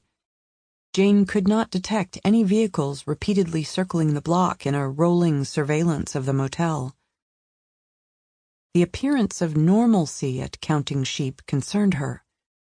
When nothing whatsoever in a scene looked suspicious, when it seemed picture-postcard serene and downright churchy, it was at such high contrast with every place else in this fallen world that you had to wonder if it was a setup. She had developed measured paranoia as a survival trait, not just since going on the run, but from her years in law enforcement. She spooned ice from her water tumbler into the Pilsner glass to chill the remaining beer, finished lunch, eyed her watch. 4:33. Ordered another Corona in a chilled glass, and asked for the check. She paid, and tipped 30% as soon as the beer arrived, so that when she took another hour, the waitress wouldn't worry that maybe she would skip out on the check. She said, "The bastard was supposed to be here when I arrived. I'll give him another hour to hang himself." Whether she had acquired her cynicism in Bosnia or California, the waitress bluntly said, "Dump him." "I keep saying I will, but I don't. Girl like you has options." "So far, none better than him." "They play too much video game." "Who does?" Jane asked. "This generation men. Video game, porn, internet. They don't know how to be real anymore." "Prince Charming is dead," Jane agreed. "Not dead. Just lost. We need to find. You can't find when you won't look." "Maybe you're right. Do you keep looking for him?" "I look, I hope, I date, but always with knife in purse." "Really? A knife in your purse?" The waitress shrugged. "It's L.A. A girl can't take chances these days." Jane nursed the second beer through another hour, watching the motel while pretending to be waiting for Mr. Wrong. The homeless man with the shopping cart moved on to defecate elsewhere. The elastic shadows stretched eastward. The traffic quarreled in greater volume through the street, as if there were no other avenue in all the world. Every traveler bound frantically for the same and, perhaps, terrible place. Counting Sheep continued to represent itself as innocent and safe. Excessive hesitation was the mother of failure. Winning required considered action. Get off the X. Move. She returned to the motorcycle parked on the side street. She cruised around the block, pulled into the motel lot, and parked in front of room 5, 2 doors north of the unit in which she'd left her luggage. No one was currently in the immediate vicinity. If she was a figure of interest to someone, he might be watching her from behind a window, through parted draperies. She took off her helmet, left it on the seat of the big dog, and went boldly to room 3. High situational awareness. In condition yellow. No eyes in the back of her head, but alert for any sound that didn't belong in the basket weave of street noise. She keyed the door and pushed, and it swung into a coolness of shadows, revealing the furniture as colorless shapes in the gloom. Before crossing the threshold, she slid her right hand under her sport coat to the grip of the pistol in her shoulder rig. Warily, she glanced back at the parking lot, at the street, at the motel office to the south. Nothing. A single-file succession of fat crows, eerily silent for their raucous kind, passed low overhead. Crisply defined shadows, blacker against the pavement than the birds were black against the sky, glided past her feet, as if to encourage her to flee with them. She was not Jane Hawk. She was Leslie Anderson. If her pursuers knew about the Anderson ID and this motel, they would have come for her in this place rather than at the library. Somehow, they knew about the car, but only the car. She entered, closed the door, switched on lights. A housekeeper had been here. The bed was made. The fragrance of an orange-scented aerosol freshened the room, though under it lay the faint, lingering staleness of marijuana smoke from some previous guest. The door to the small bathroom stood wide open, and a frosted window admitted enough light to reveal that no one waited in there. All seemed the same as when she had checked in the previous afternoon. Nonetheless, she sensed a wrongness in the room that she could not define. 2 sliding mirrored doors served the closet. As she approached them, she looked not at her image, but at the reflection of the room behind her, which seemed somehow strange and not an exact likeness, as if a threat thus far invisible might materialize from some dark dimension suddenly folding into this one. Engine noise swelled as a vehicle pulled off the street and into the motel lot. She focused on the room door reflected in the mirror before her. The engine died. A car door slammed. She waited. Nothing. Sometimes, in the deep of night, when the sleeper's fantasy is benign, a golden meadow, an enchanting forest, anxiety arises with no apparent cause. Just before the dream is invaded by men without faces, whose fingers are razor-sharp knives.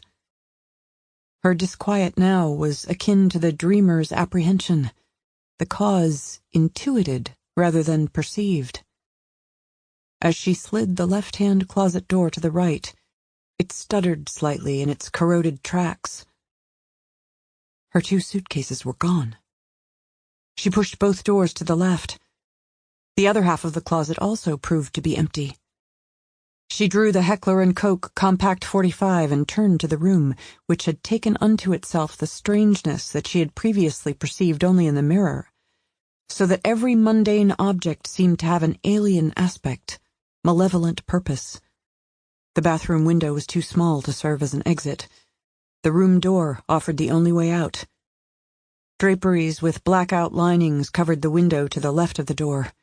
She would gain nothing by parting those greasy panels of fabric to see what awaited her outside. Whatever it might be, she had no choice other than to go to it. Pistol in hand, but held under her sport coat, she opened the door. After the lamplit room, the sun-shot world made her squint. She stepped outside. The big dog bulldog bagger had disappeared.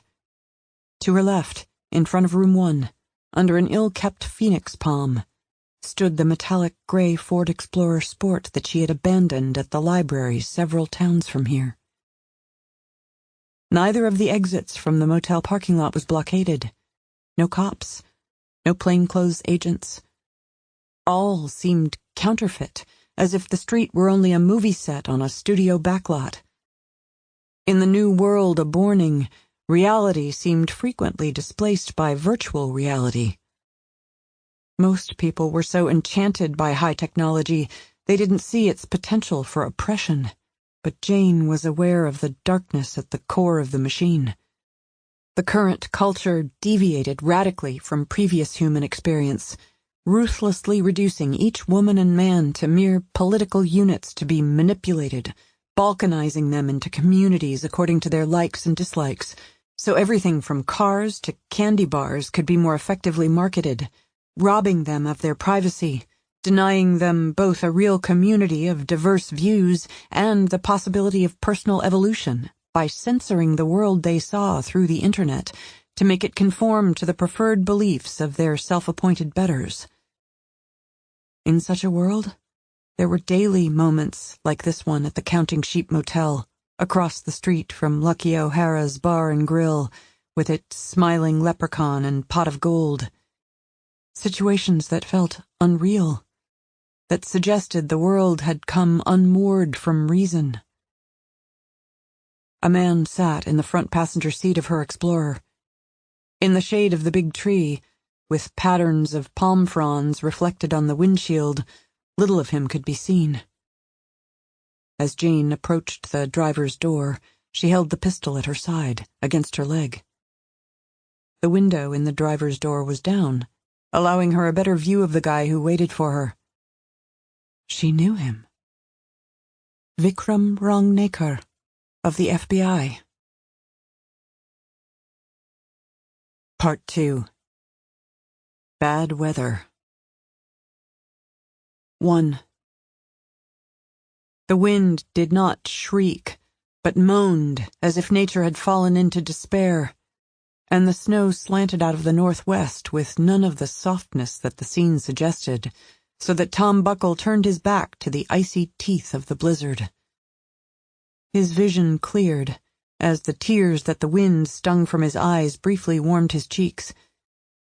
In the gray spectral light of the hidden and fast-declining sun, the vast plain seemed not to fade into the storm, but to be dissolving at its farthest edges, crumbling away into some white void. He looked southwest, toward the great house.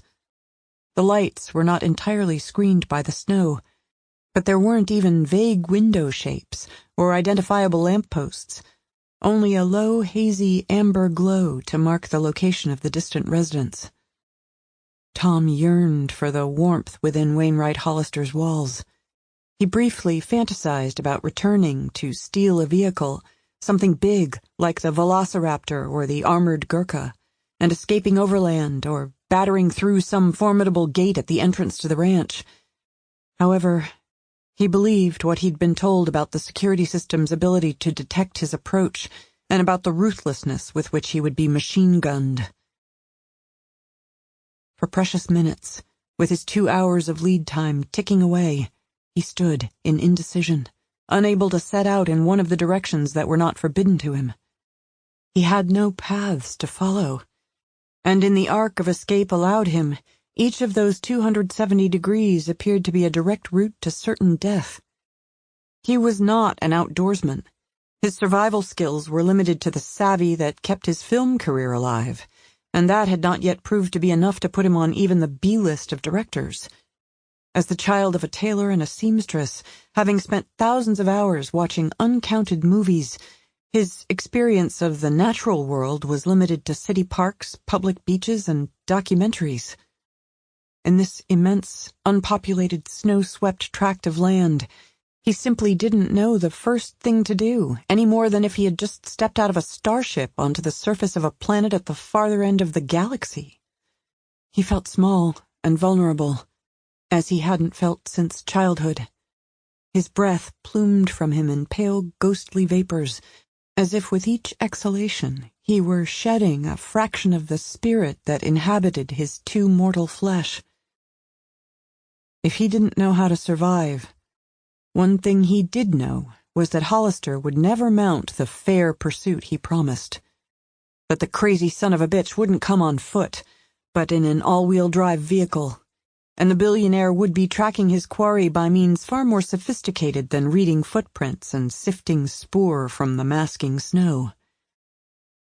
Before leaving California, Tom had checked out Crystal Creek Ranch on the internet.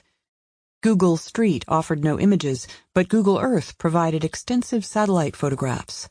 He had been dazzled by the size of the main residence and its associated buildings, enchanted by the verdant vastness of these 12,000 acres. Now, he remembered the watercourse for which the ranch was named. Less of a creek than a small river, it spilled out of the western highlands and flowed past the house, southeast through various woods and meadows, continuing far beyond Hollister's property and eventually passing under Interstate 70. Using the glow of the distant residence as a reference point, Tom tried to call to mind the satellite images of the ranch and remember the route by which the interstate proceeded somewhat south and then more directly east toward Kansas. His recollection was, at best, hazy. He had no idea how many miles he would have to walk in order to reach the highway. 30? 50?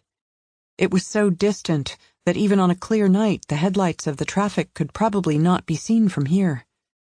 Yet, the interstate offered his only hope of finding help.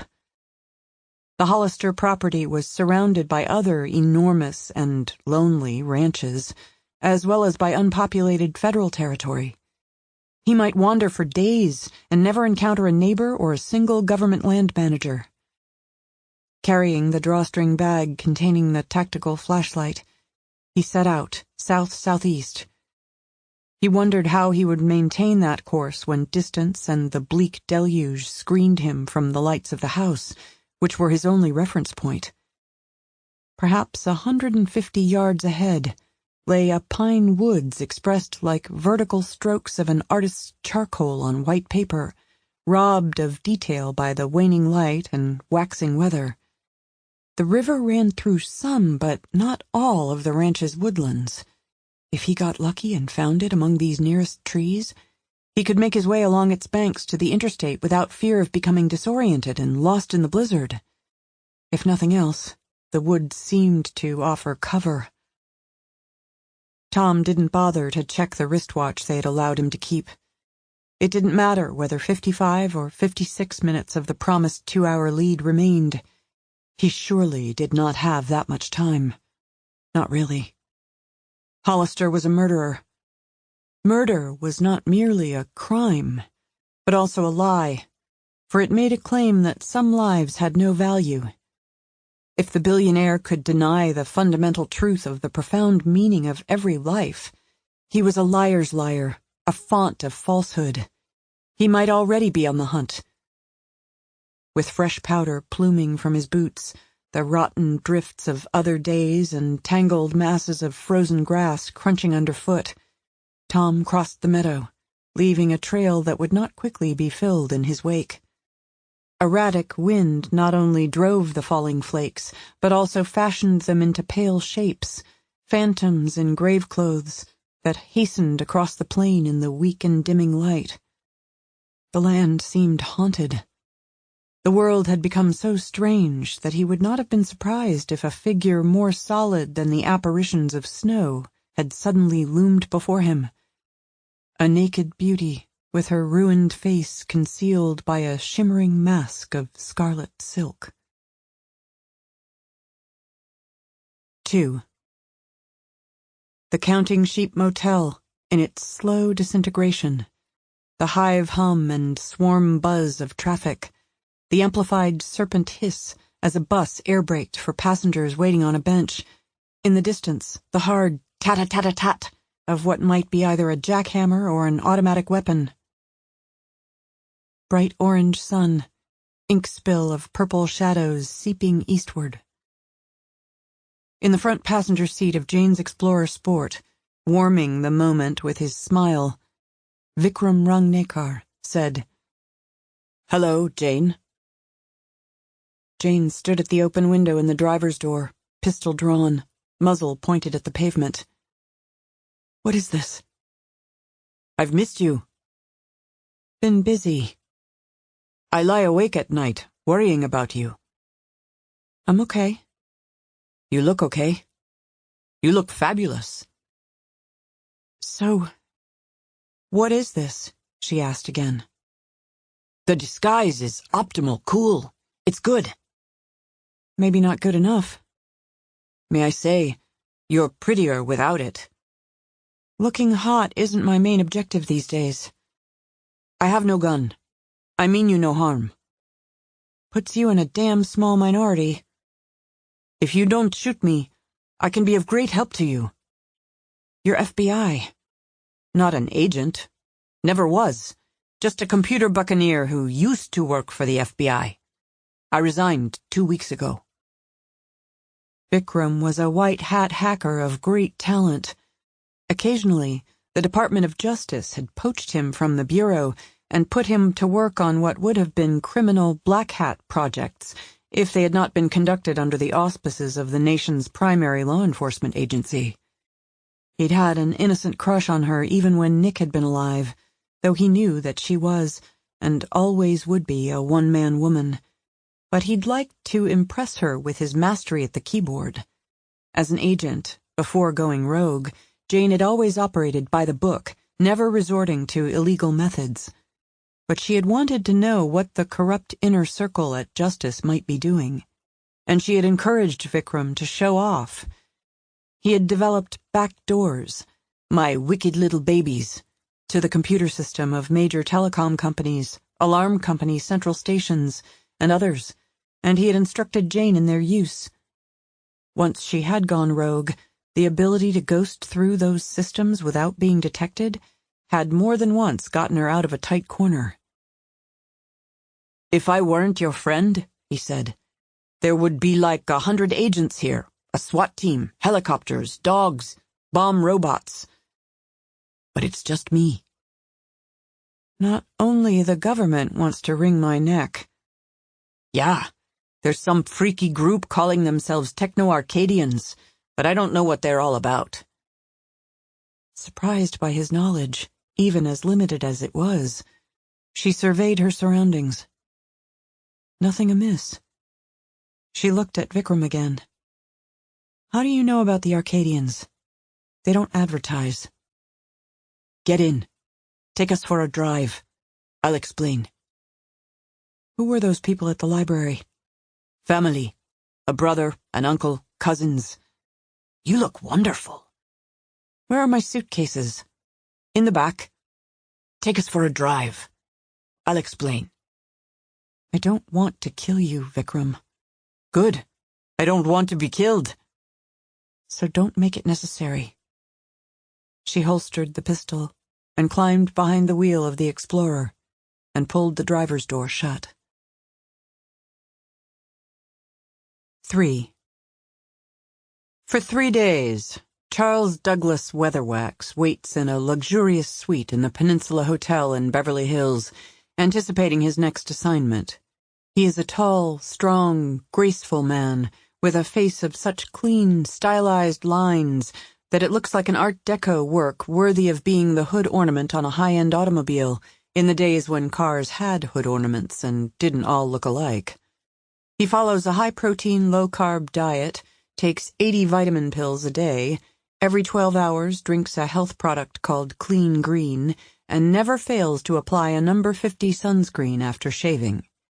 Each day before dinner, he sets out from his hotel on a long walk, which, in part, takes him through the park across the street. During these strolls, as at all other times, he is looking for something that will justify his existence. There are people, sad cases, who never find their purpose in life. Charlie is not one of them. He has long known the meaning of his life, and he finds his mission deeply fulfilling.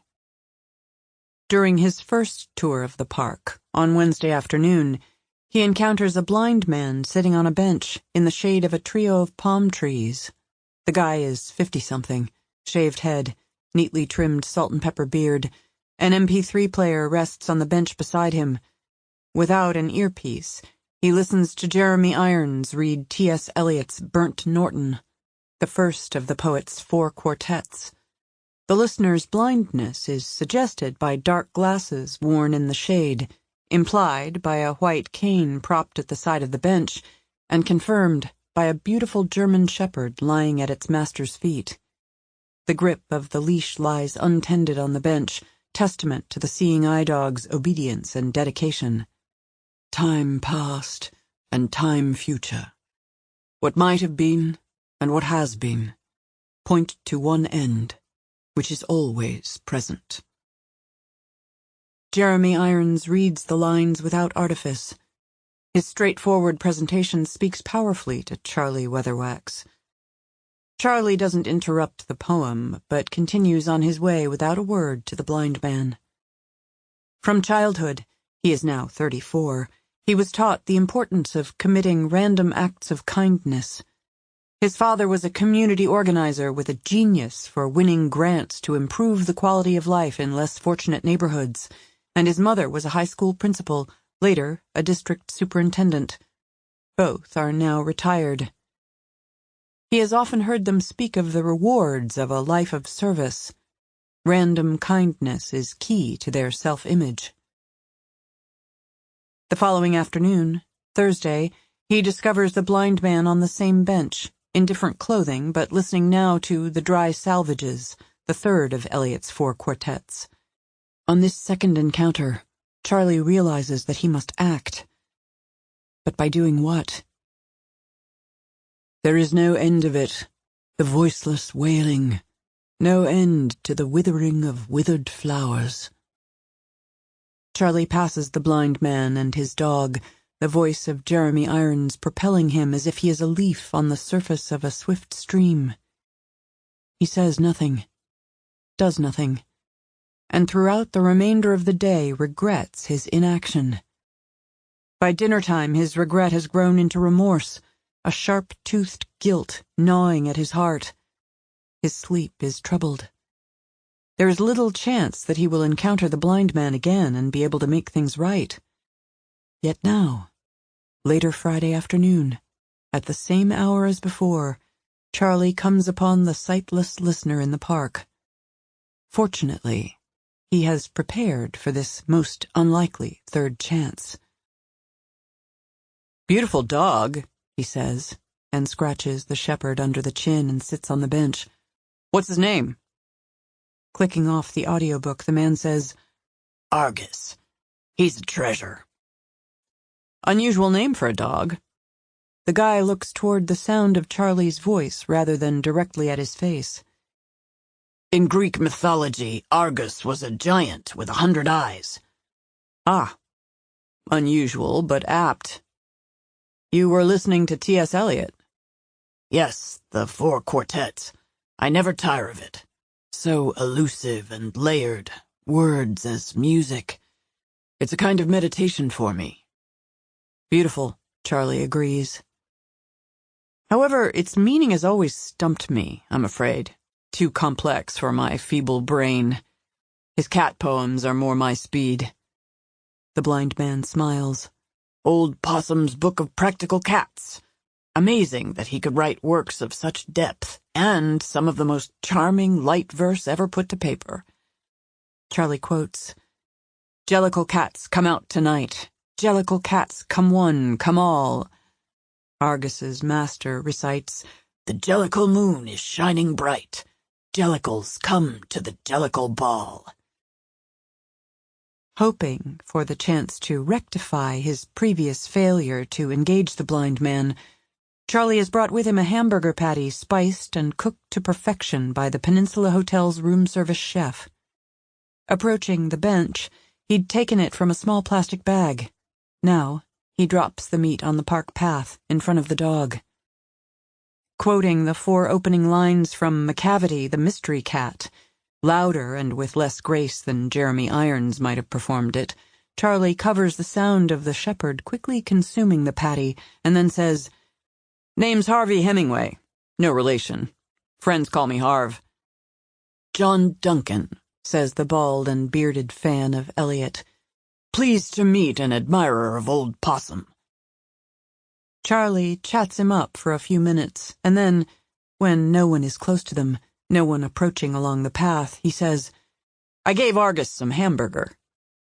"Oh, I wish you wouldn't have," says Duncan.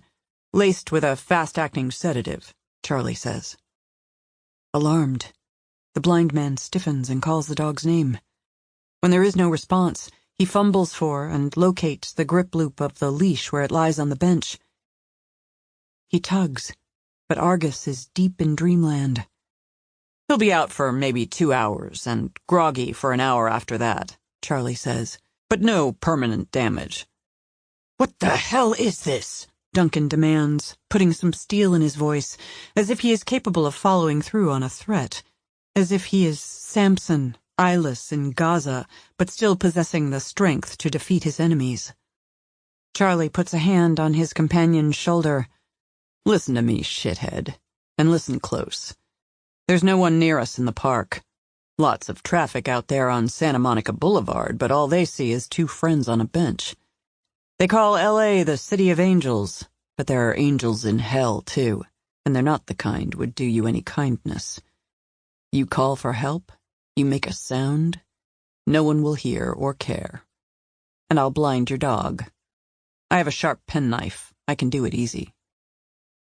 John Duncan is as still as if he were a bronze figure of a man installed on the bench as a sculpture.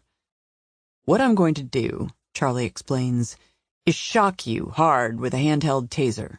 I'll do it 3 times, each time longer than the one before.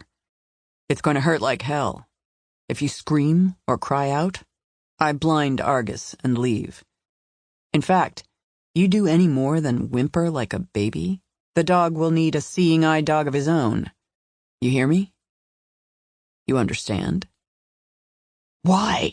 Duncan asks. You've heard about people who want to make the world a better place by doing random acts of kindness? Well, they're a bunch of phonies.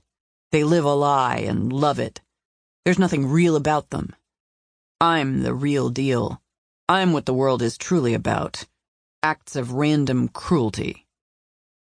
As Charlie reaches under his sport coat and withdraws the taser from a holster, Duncan leans forward, hands clasping his thighs, and pleads, "Please, don't, for God's sake."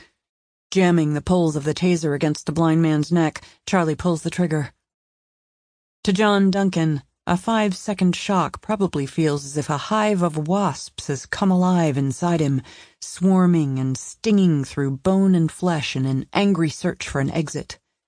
His teeth chatter like one of those old novelty sets of wind-up dentures, and then they stop clacking against one another when his jaws clench tight. He shudders, writhes in place, as if tortured by clonic seizures, which continue for a moment after his tormentor lets up on the trigger. His body jerks, arms flail, and then semi-paralysis locks him in his corner of the bench. He is pale and glistening with perspiration. A thread of drool unravels from one corner of his mouth. Faithful to his dog, he neither calls out for help nor screams in pain. If Duncan makes a scene, Charlie won't follow through on his promise to cut the eyes of the shepherd. He likes dogs. He isn't a monster. He hates people, but he likes dogs. The threat to harm Argus is just a tool to control the blind man, to ensure that he will be submissive. The second tasering lasts 10 seconds. Traffic slows and then surges on Santa Monica Boulevard, each motorist in his own world as surely as he is isolate in his vehicle, oblivious of the drama on the park bench as he is also abstracted from the lives of the other citizens of the city. John Donne wrote, "No man is an island, entire of itself," which Charlie Weatherwax knows to be the ripest bullshit. The human species is an infinite archipelago of islands, with rough seas separating them. All men and women are vortexes of pure self-interest, their self-love whirling at such velocity that true concern for others can never escape the centrifugal force of their narcissism. To see his victim's vacant stare, Charlie plucks off John Duncan's sunglasses and throws them aside before tasering him yet again, this time for 15 seconds. Throughout Duncan's body, every fascicle of nerve fibers short-circuits. The sightless orbs roll back in the man's head as he is once more gripped by seizures, so that his gaze is without irises, blank and white, a stare as pitiless as nature itself. Charlie puts away the taser and rolls the half-paralyzed blind man onto his right side against an arm of the bench, just long enough to extract the wallet from his right hip pocket. He finds a photo ID and memorizes Duncan's street address. He returns the ID and leaves the wallet on the bench. Hardly more than a minute has passed since Charlie administered the first shock. They still have the park to themselves, though a woman pushing a stroller is entering from Wilshire Boulevard. Propping Duncan in a corner of the bench, Charlie says, "Do you hear me, Johnny?" The blind man makes a wordless sound of distress, and Charlie amps the menace in his voice. "Do you hear me, Johnny?" Duncan's words are slurred, but his eyes roll back into place, like symbols on the wheels in the windows of a slot machine. Bright blue, but oblivious. "Yeah, I hear. I looked in your wallet. I know where you live. You ever tell anyone about this? Describe me to anyone? I'll pay you a visit." No, I won't. I swear. Charlie rises to his feet. Random acts of cruelty, Johnny. That's what the world's about. That's the sum of it. Get ready for the next one. It'll be coming. They're always coming. The woman with the stroller has stopped at a distant bench. If she eventually continues in this direction, she will not find the blind man while Charlie is still in sight. He continues on his way. When he glances back, he sees John Duncan leaning forward on the bench, vomiting on his shoes. In a couple of hours, the dog will wake. An hour after that, it will be alert and stable enough to lead its master home in the early dark. The pain John Duncan has experienced is nothing compared to the profound humiliation that he now endures, and that will seethe in him for days to come. Perhaps he will fall into despair, which is not necessarily a bad thing. If it does not destroy you, despair can be a fire that burns away the erroneous understanding of the world by which so many people live. If all of the blind man's illusions can be reduced to ashes, if he can come to understand the truth of the world, that it was not shapen except by chance, and that it has no meaning, that nothing matters but power, its acquisition and its use, that power is won by the infliction of pain and humiliation on others, then he will be free for the first time in his life. Even with the limitations of his disability, he might more often avoid being a victim. Serving as a missionary of pain and humiliation, committing random acts of cruelty, is not work suitable for a common street thug or a crooked politician. Both drug-pushing gangbangers and corrupt senators lie to themselves and to others, claiming to act for the benefit of the clan, for the common good and social justice, in response to oppression, when in fact they seek power for power's sake. Liars and those who live a lie cannot remake the world for the better. A missionary, like Charlie Weatherwax, must embrace no lies, must live by no illusions, bleak as that might be, for power is the only truth, and truth is the source of power. 4.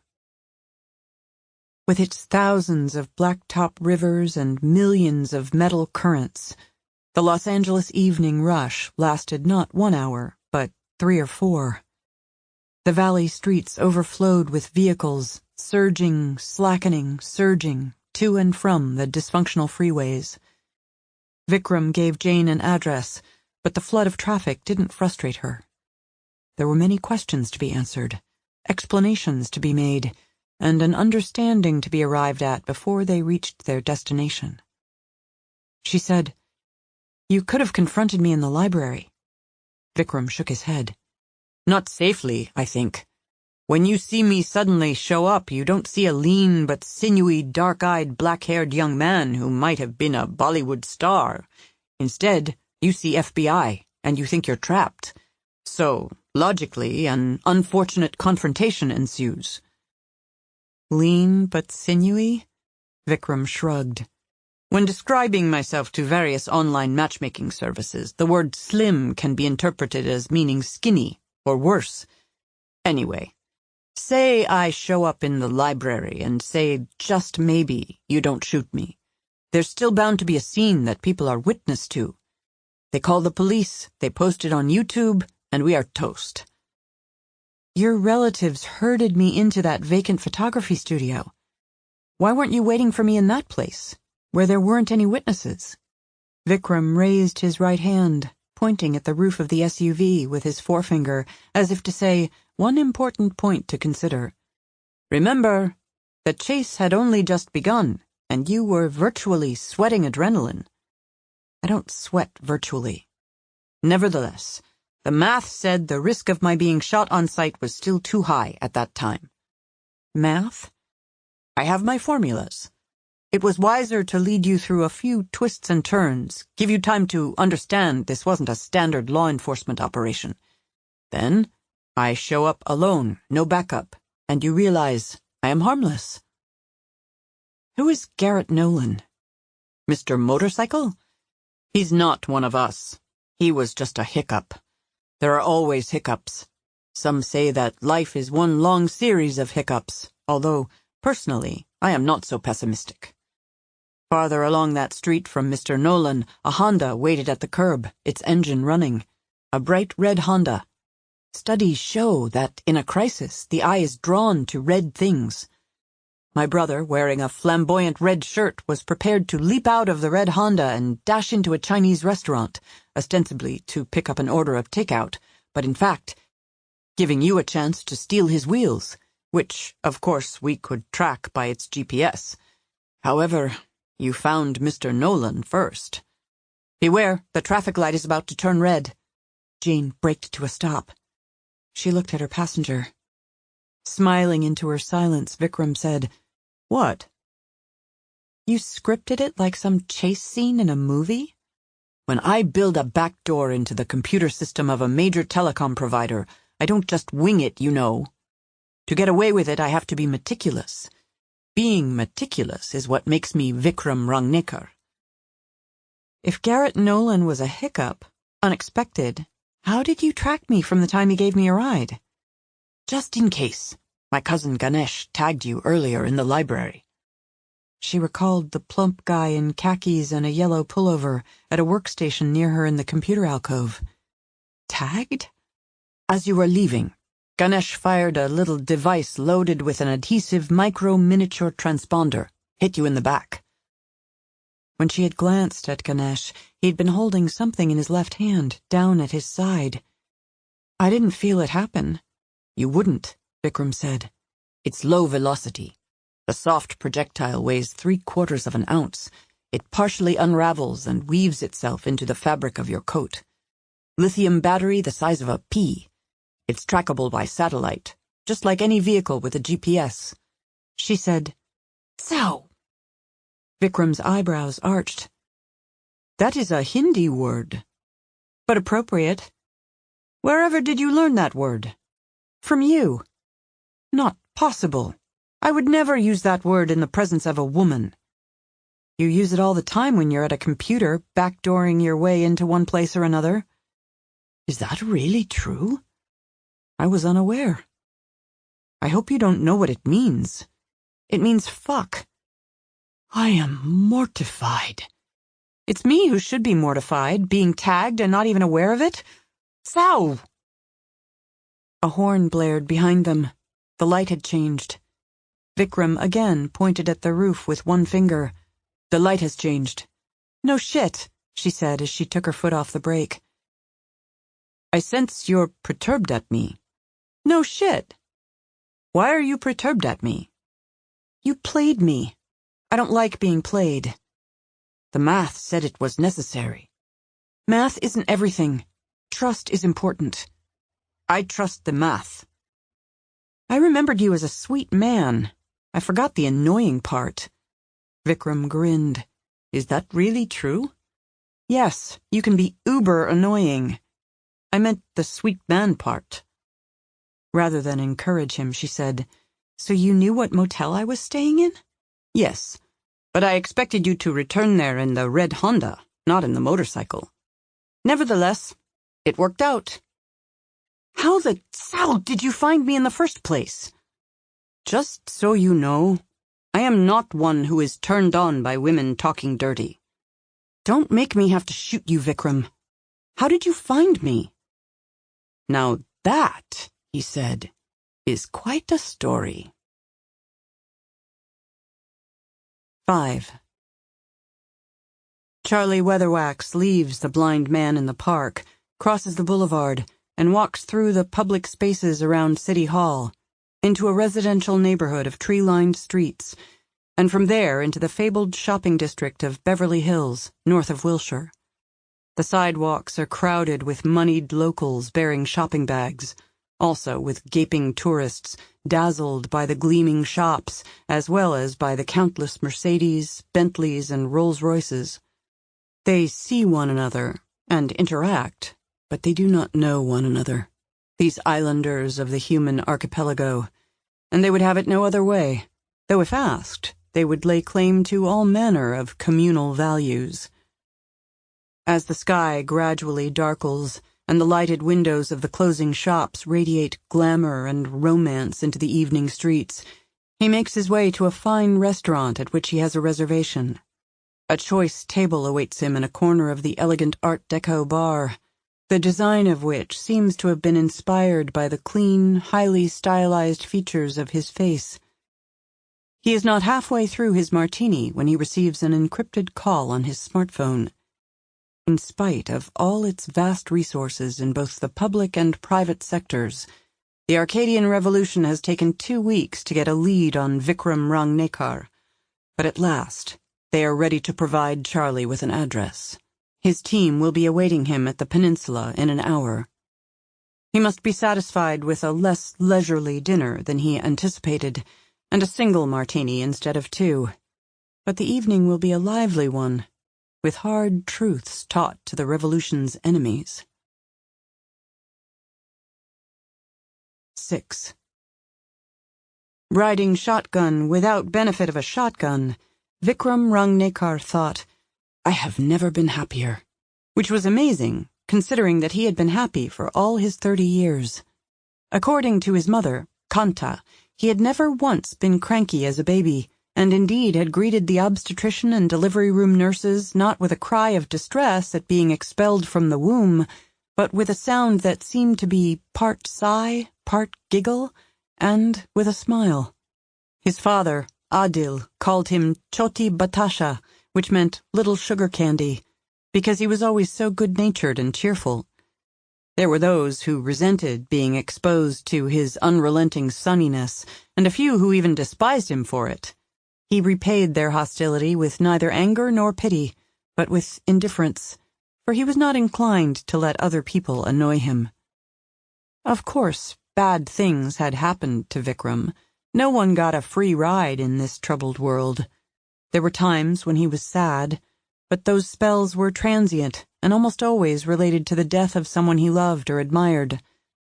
For as long as he could remember, he'd understood that happiness was a choice, that there were people who didn't realize it was theirs to choose, or who, for whatever reason, preferred to be perpetually discontented, even angry, even despairing. Most of that type were very political, which Vikram was not. Or they were consumed by envy, which Vikram was not. Or they loved themselves too much, so that they never felt the world was treating them well enough, or they liked themselves too little and wished they were someone else. Vikram liked who he was, although he didn't think he was God's gift either to the world or to women. He'd had his share of romance. He wasn't a virgin at 30. There were some women who liked lean and sinewy guys who were gentle and treated them with respect. Of his few paramours, however, none had been fated to be with him forever. One turned out to be waiting to meet a slab of muscle named Kurt, who would abuse and disrespect her, and she went off with him. Another, in her 2nd year of graduate school, having learned that men were unnecessary social constructs, vowed to have relations henceforth only with a battery-powered device. The third, an idealistic girl named Larissa, pursuing a career in broadcast journalism, to her dismay concluded that her chosen profession was largely populated by narcissistic, ill-educated phonies, and left Washington, where Vikram lived in those days, to return to her hometown, Cedar Rapids, Iowa, where she hoped to find something real. Fortunately, Vikram's happiness did not depend on the condition of his romantic life. He thought again, "I have never been happier." And of course his current extreme good cheer had everything to do with his driver, Jane Hawk, with whom he'd been infatuated for more than 5 years. His was largely a platonic infatuation, though not entirely. He was a man, after all, and Jane was too beautiful and too desirable for any straight man to yearn to be only her friend. However, he knew there would never be any romance between them. The sadness of that realization was but a droplet compared to the great warm welling of happiness that he felt just being in her company. When Nick had been alive, no man on earth could have stolen Jane's heart, for she had loved him, and he had loved her, with an intensity that 19th century novelists had described convincingly, but that was seldom found in contemporary arts, because such love alluded to a higher love that inspired only contempt in the artists of this era. Well, contempt and fear. In death, Nick haunted his lovely widow, not by his spirit's choice, but by her insistent invitation. Even if Jane thoroughly avenged her husband's murder, Vikram suspected that Nick might always be in the doorway of her heart, barring entrance to all other men. Unrequited love was reward enough for him, which had better be the case, considering that, by coming to this woman's aid, he put his life at risk, and might not survive long enough to earn even a kiss on the cheek. "How did you find me?" she repeated as she piloted the Explorer Sport through a Pamplona of wheeled bulls, all charging southward on Interstate 405 into a sudden, inexplicable absence of congestion, the light of the setting sun flickering off brightwork and window glass. "It's known that you've been driving off-market vehicles with forged plates," Vikram said. "You had to abandon a black Ford Escape in Texas when the highway patrol pulled you over for some reason, not realizing who you were. You left the trooper handcuffed to your Ford and split in his cruiser. The FBI took your car apart, trying to track its history, but they got epsilon out of it. Nothing. Nada. I remember something you told me after you closed the Marcus Paul Headsman case, about this cash-only car dealer in Nogales, Arizona." Marcus Paul Headsman had been a serial killer who tried to live up to his surname by collecting the heads of his victims and storing them in a freezer. He said he would have liked to keep their bodies as well, but he would have had to buy several new freezers, for which he lacked the funds. Headsman had stolen a vehicle from Enrique de Soto, who ran a black market operation out of a series of barns on a property outside of Nogales. Enrique paid boosters for hijacked cars and trucks. He ferried the hot merchandise directly across the border to Nogales, Mexico, where his people stripped out the GPS and all identifiers. They rebuilt the engine of each vehicle to ensure it would be faster than anything a cop would be driving, and returned it to Arizona. Enrique provided forged registration papers and license plates for every customer, which, in spite of being bogus, had been inserted in the Department of Motor Vehicles' digital records, and would allay the suspicions of any officer of the law. When Headsman was caught, he gave up Enrique, hoping to buy a little leniency. "I remembered," said Vikram. "I remember so much of what you told me over the years. Probably all of it. So I backdoored bureau case files to see what had happened to Enrique de Soto." "Nothing happened to him," Jane said. "We were after Marcus Paul Headsman and we got him. No time for small fish like Enrique." Even when the bureau was well managed, when it wasn't being weaponized and used against domestic political enemies, it was nonetheless overwhelmed with cases and needed to practice triage, focusing its manpower on the most egregious crimes that were urgently in need of being addressed.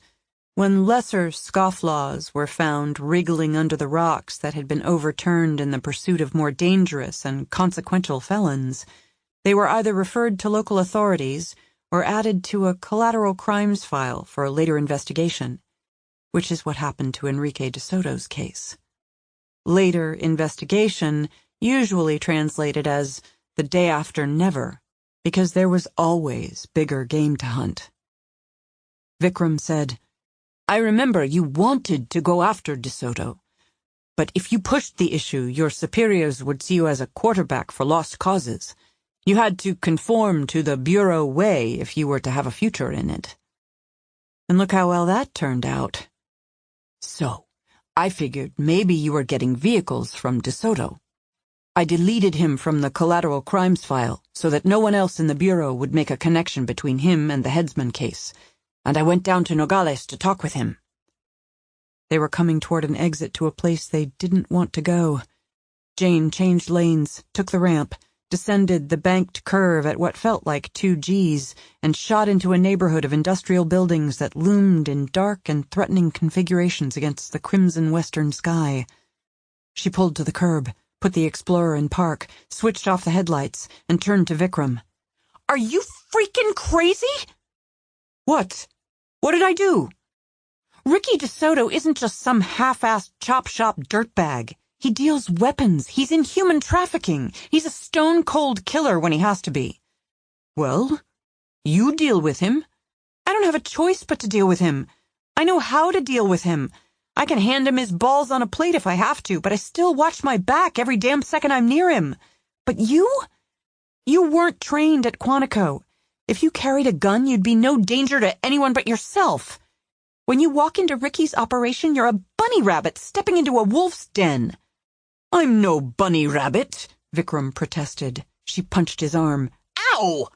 "You're a sweet, naive, damn bunny rabbit," she insisted, and she punched him again to emphasize her assertion. 7. On the freeway high above, headlights drilled the descendant night as traffic rocketed toward Long Beach and points south. Of the surrounding factories and warehouses and storage yards, some were eerily lighted and engaged in seemingly infernal industry, others perhaps abandoned, dark walls bearing spray-painted day-glow gang symbols like the runes of an off-planet civilization. The streets were vaguely lighted by lampposts, some having been shot out for sport. As the last sunlight bled from the sky, the only vehicles on the move nearby were large trucks that resembled military transports embarked on a clandestine mission in a world at perpetual war. Jane's heart pounded as though she'd just boarded the Explorer after a 100-yard dash.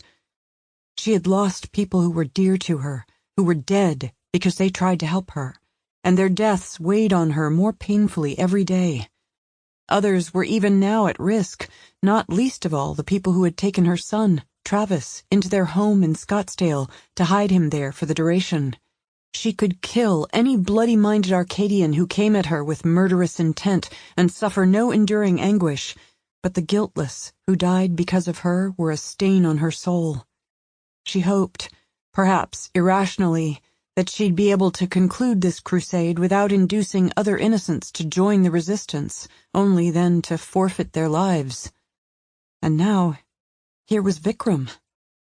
"What did you hit me for?" "I don't want you dead." "Don't worry about me. I've got winnitude." "Winnitude?" "Winnitude. I land on my feet like a cat." "Like a kitten. Ricky DeSoto is a viper. You're not in his league." "Obviously, he didn't kill me." "Which is astounding. You just walk in on him wanting to know did he sell me some off-market wheels? Me, the most wanted fugitive in the country? I knew it was tricky." "Tricky? So I didn't go alone." She closed her eyes. "Whatever you're about to say isn't going to make it better." "There were 5 of us. My brother, an uncle, 2 cousins, including Judy, the one who was driving the Escalade at the library earlier. There's safety in numbers." "There's no safety in numbers," Jane disagreed. "What's he going to do? Kill us all?" "Yes, exactly.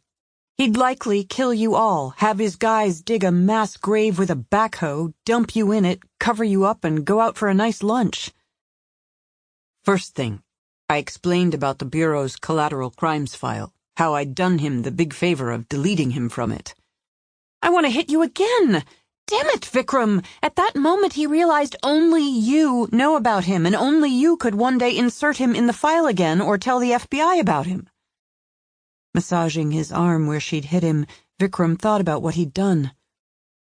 After a silence, he said, "I guess it could have gotten ugly at that point." "Ugly? Oh, you don't know ugly." "But it didn't."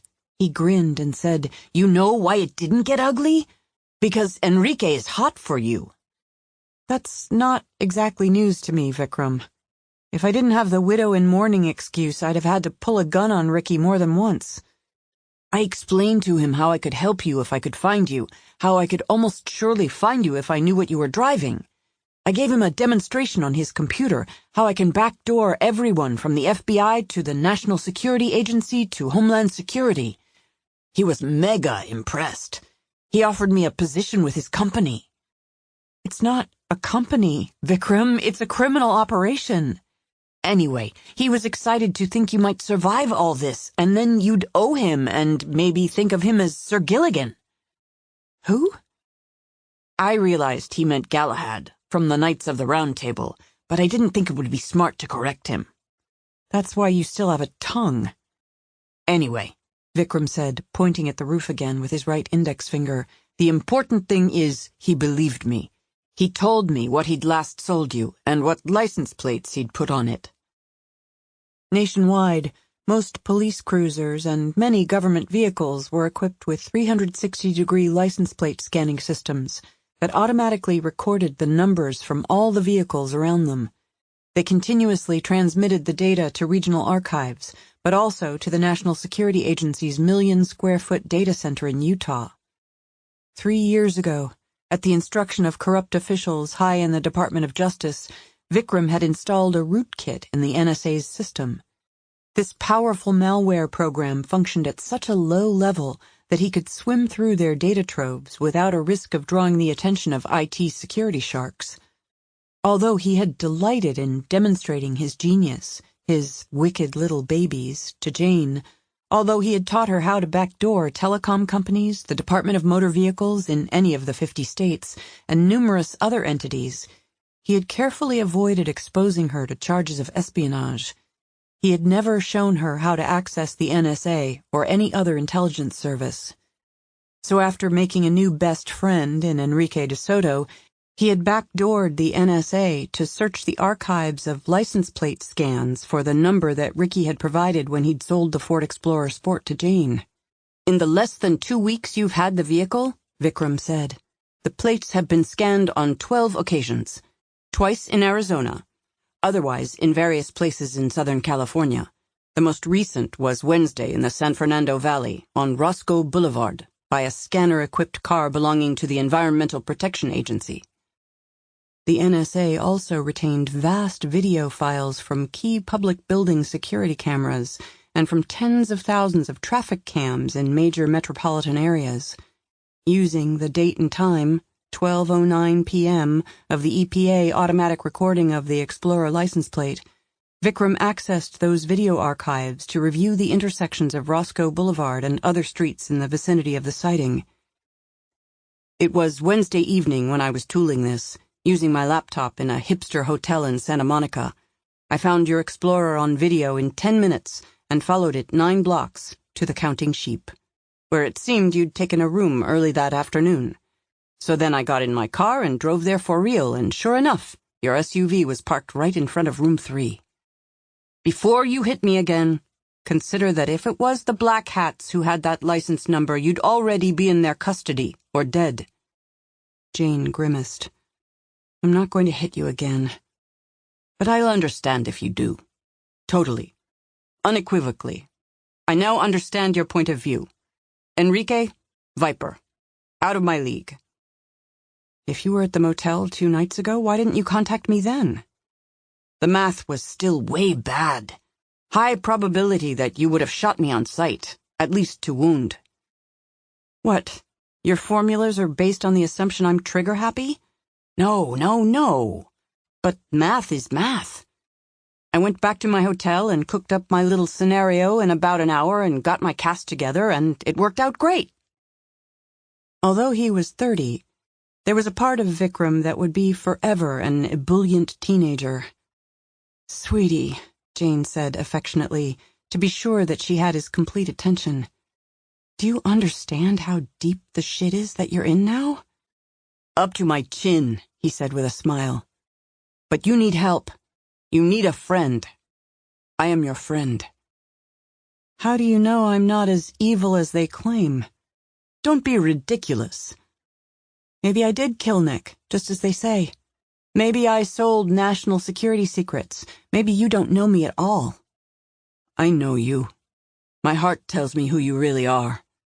Your heart, huh? Heart and brain and intuition. You are good to the bone." She sighed and shook her head. "No one is good to the bone. The things I've done, had to do, you don't know. Do you also realize if you become a target of these people, your family will be targeted too? Everyone you drew into your little scenario." "I've taken care of my relatives. They're deeply hidden. Deeply. Deeply. The Black Hats know nothing about them." "Wrong. This is Google world, Facebook world, Big Brother masquerading as Big Friend, so they know everything about your family, including what underwear they buy." "They have vanished in the mists," Vikram insisted. "They can't be found." "Anyone can be found." "They haven't found you." "More than once they have. It's been so close I just about had to shed my skin to slip away." "Anyway, they don't have to stay hidden for long. Just until we vindicate you and destroy your enemies." In the interest of keeping him real, she gave him some snark. "This is Friday evening. Do you figure to finish the job by Sunday?" A huge flatbed 18-wheeler with tires as large as those on a supersized earth mover came off the interstate.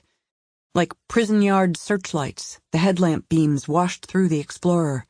The truck driver, high in his cab, wore sunglasses at night and looked hard-faced as a robot. An enormous construct of some kind was chained to the flatbed and concealed by canvas tarps. It was all quite ordinary, surely, but lately even the most mundane things often seemed strange and menacing. When the truck passed and the sound of it faded, Vikram said, "For every back door I build into a computer system, at the order of someone at Justice, and even twice for the FBI director himself, I also built a second back door for my personal use. They weren't wise to that. The old guard is enthusiastic about the power that technology can give them, but at the same time, ignorant about it. They knew epsilon about what I was doing for myself." Weariness had pulled Jane down in her seat. Now she sat up straight behind the wheel. Vikram spoke fast, as if afraid she wouldn't give him time to win her over. "So, now, I can ghost through any intelligence service, law enforcement, or government computer system of consequence. I can read the encrypted internal emails of every warped agent of every gone-to-the-dark-side agency searching for you. It's all archived, this history of evil scheming. I've already been phantom reading, which is how I caught sly passing references to Arcadians now and then. I didn't know what it meant, but it seemed like they must be some kind of secret society. So then what I did is I scanned a humongous amount of text messages of anyone who mentioned Arcadians, searching for other unusual words that maybe were dog whistles, that meant something special to them. And I found terms they shared like adjusted people and brain-screwed and something called the Hamlet list, though I haven't been able to figure out what any of it means. I also kept seeing these weird references to a central committee, regional commanders, cell leaders, as if they're some crazy nest of total revolutionaries.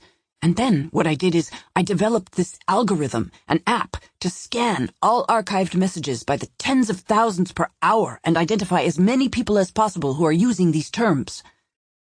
When Vikram ran out of breath, Jane took a moment to find her voice. You've got names?" "Lots of names." "How many? 100? 200? "More than 3,800. "Holy shit!" "Some of them are real poobahs, top of the food chain in government, industry, the media." Jane had killed several Arcadians who had given her no choice but to cut them down, and she had identified others, perhaps a score of them, maybe 2 score. "I've been collecting evidence, but you put together a whole damn membership directory." "I'm sure it's nowhere near complete, but it will be, in a few days. What exactly are they up to? Why do all these people want you dead? Did they kill Nick? Why did they kill him?" Hope thrilled through her. A positive expectation more intense than anything she had felt in weeks. A prickling sensation traced the ladder of her spine, and her heart beat faster, and something akin to joy induced a deep, pleasurable shudder. Vikram, you're a genius. Yes, I know, but you're a genius too. I've reviewed your bureau file. Your IQ is 165. I couldn't have done what you've done, she said. Well, I can't do the things you do. You're right. I would be a danger to myself with a gun. I'm sorry I called you a bunny rabbit. He shrugged. There's some truth in the description. Though I would die for you. Don't say that. Don't even think it. Well, but I would. He looked away from her, gazed into the cloistered realm of the aged industrial district, where the shadows seemed sentient and sinister, where the inadequate lights distorted and concealed more than they revealed. In a voice softened by the particular modesty that is a sensitive shrinking from any indelicate subject, he said, I've admired you for a long time. I won't call it more than admiration. It can't lead to anything more. I understand that. I don't mean to embarrass you, and you must not respond. There is no possible response. But I just needed to say it. She reached out and took his hand and brought it to her lips and kissed it once. Having difficulty swallowing, her chest tight with emotion, she switched on the headlights, pulled away from the curb, and returned to the interstate. 8. The false twilight of the storm gave way to the true twilight. Darkness came down through the stately pines with the wind-driven crystal fall, and the fragrant trees arrayed themselves in the blizzard's ermine, so that little of the snow accumulated on the floor of the woods. On sunny days, not much sunlight penetrated the layered vaults of needled branches, and there was little underbrush to inhibit progress. Tom Buckle was able to move surely, if not swiftly, among the evergreens. However, the progress that the terrain allowed didn't build his confidence. Until he found the river, Crystal Creek, he couldn't know whether he was heading in the right direction, and the river eluded him. He seemed to be moving southeast in a straight line toward the interstate, but in truth, he had no references by which he could determine direction. Maybe in these parts moss grew only on the north face of the trees, or perhaps the pines inclined toward the eastern sun because the mountains to the west shortened the afternoon. But he was no Daniel Boone, and he was likely to be wrong about everything he imagined, from moss to inclination. He was half afraid that he might not be making any headway at all, that in his disorientation he might be circling through the woods and, were he to switch on the tack light, would find himself tramping across tracks he had made earlier. In this forest of the night, Tom was not blind, but his dark-adapted eyes left him half-sighted. The architecture of nature was rendered in shades of gray and shapes without detail, and at the farther limits of vision the woods seemed amorphous, changing. The trees were marshaled like the ranks of an army of silent giants in a dream, awaiting violent action. He wanted to cover as much ground as possible before using the tack light, for fear that Wayne Hollister might be nearer than he knew. But then he arrived at a shape that nature hadn't made, a looming irregularity in the sameness of pines. He heard a low rhythmic sound, distinct from the steady drone of the wind and the hiss of the needled boughs that combed it. He dared the flashlight, at its least intense setting. Before him stood a square, windowless structure of tightly mortared native stone, about 8 feet on a side, too small to be inhabited. The 4 slopes of the roof met at a pinnacle that featured a finial like a large ice pick, encircled by an egg beater. Mounted on each slope, aimed into its quadrant of the forest, a bowl-like object about 3 feet in diameter had sloped walls funneling to a depth of perhaps 18 inches, from the center of which protruded a finely textured cone. Tom's gut fluttered, as if cocooned within it were some winged thing eager to fly free, and the chill that climbed his spine had nothing to do with the cold against which he was outfitted. The rhythmic, muffled thumping seemed to come from under the small building. He doubted that it could be anything other than the leaden chugging of a propane-fueled generator supplying power to whatever the structure contained. The bowl-like objects on the roof were reminiscent of high-gain antennas. In fact, they could be nothing else. He thought he understood what he had come upon, but he needed to be certain about the purpose of this place. He put the tack light on the ground, tilted it to illuminate the door, and withdrew the gun from the zippered pocket on the right leg of his insulated storm suit. He had only 10 rounds, but he couldn't conceive of needing more than 2 or 3 in any confrontation with Hollister. If he didn't kill the man with the first few shots, he would be cut down himself. Heedless of ricochets and shrapnel, he aimed at the door and fired 3 rounds into the wood between the metal escutcheon and the jamb, the crack of pistol fire echoing loudly through the dark and frosted woods. Bullet-split wood splintered the air, and the muzzle smoked, and the guts of the lock rattled when he kicked the door, rattled louder on the second kick. The door burst open when he kicked it a 3rd time. Warm air breathed over him, like the tiny green, red, and white eyes of some exotic vermin. Scores of indicator lights regarded him from the darkness within. He felt for a wall switch to the left of the door, found it. Banks of arcane equipment were revealed along 3 walls of the hut. Wainwright Warwick Hollister was one of the world's wealthiest men, and as such, he had enemies. Indeed, he evidently thought the entire free society in which he lived was a threat to him.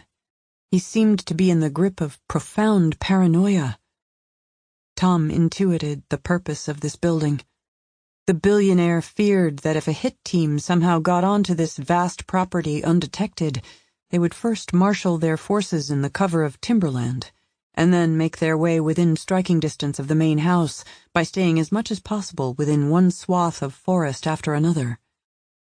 This hut was an automated listening post, of which there were no doubt more situated in other isolate woods.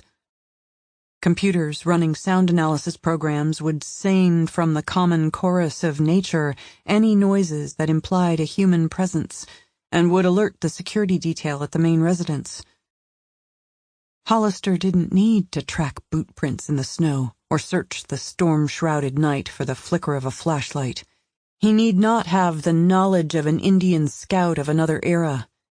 He was at this moment being informed telemetrically that Tom Buckle was transiting these particular acres of pines. In fact, the moment the door of the hut had been breached, an alarm, silent to Tom, surely would have alerted those at the house. No doubt Hollister, whether on foot or in a vehicle, had likewise been informed by way of whatever communications device he carried. The hunter was even now venturing through this island of trees or approaching its shores, and he knew precisely where his quarry could be found. Gripping the pistol in his right hand, Tom Buckle snatched the tack light off the ground with his left, turned from the hut, and ran the gauntlet of evergreens.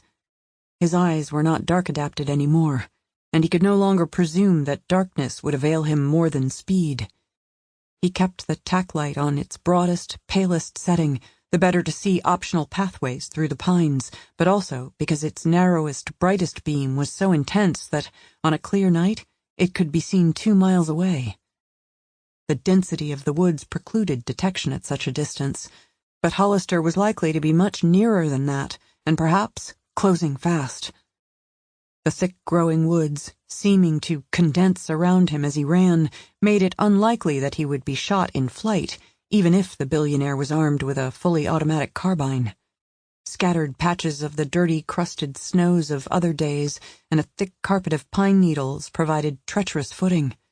However, the greatest danger came from low-hanging branches, of which there were few in this mature woods, though not few enough. He had lost all sense of direction. He wanted only to flee from the hut and find a meadow where the faint phosphorus glow of the snowfield would make the flashlight unnecessary. Perhaps there would be no high-tech listening stations in the open land, where Hollister need not fear that assassins might gather undetected. The billionaire's voice played in memory as Tom ran. "I am also a fair man, Tom, In the contest to come, you will have a chance to survive. Perhaps a fragile thread of truth wove through Hollister's tapestry of lies, but the devil was in the definitions of fair and chance.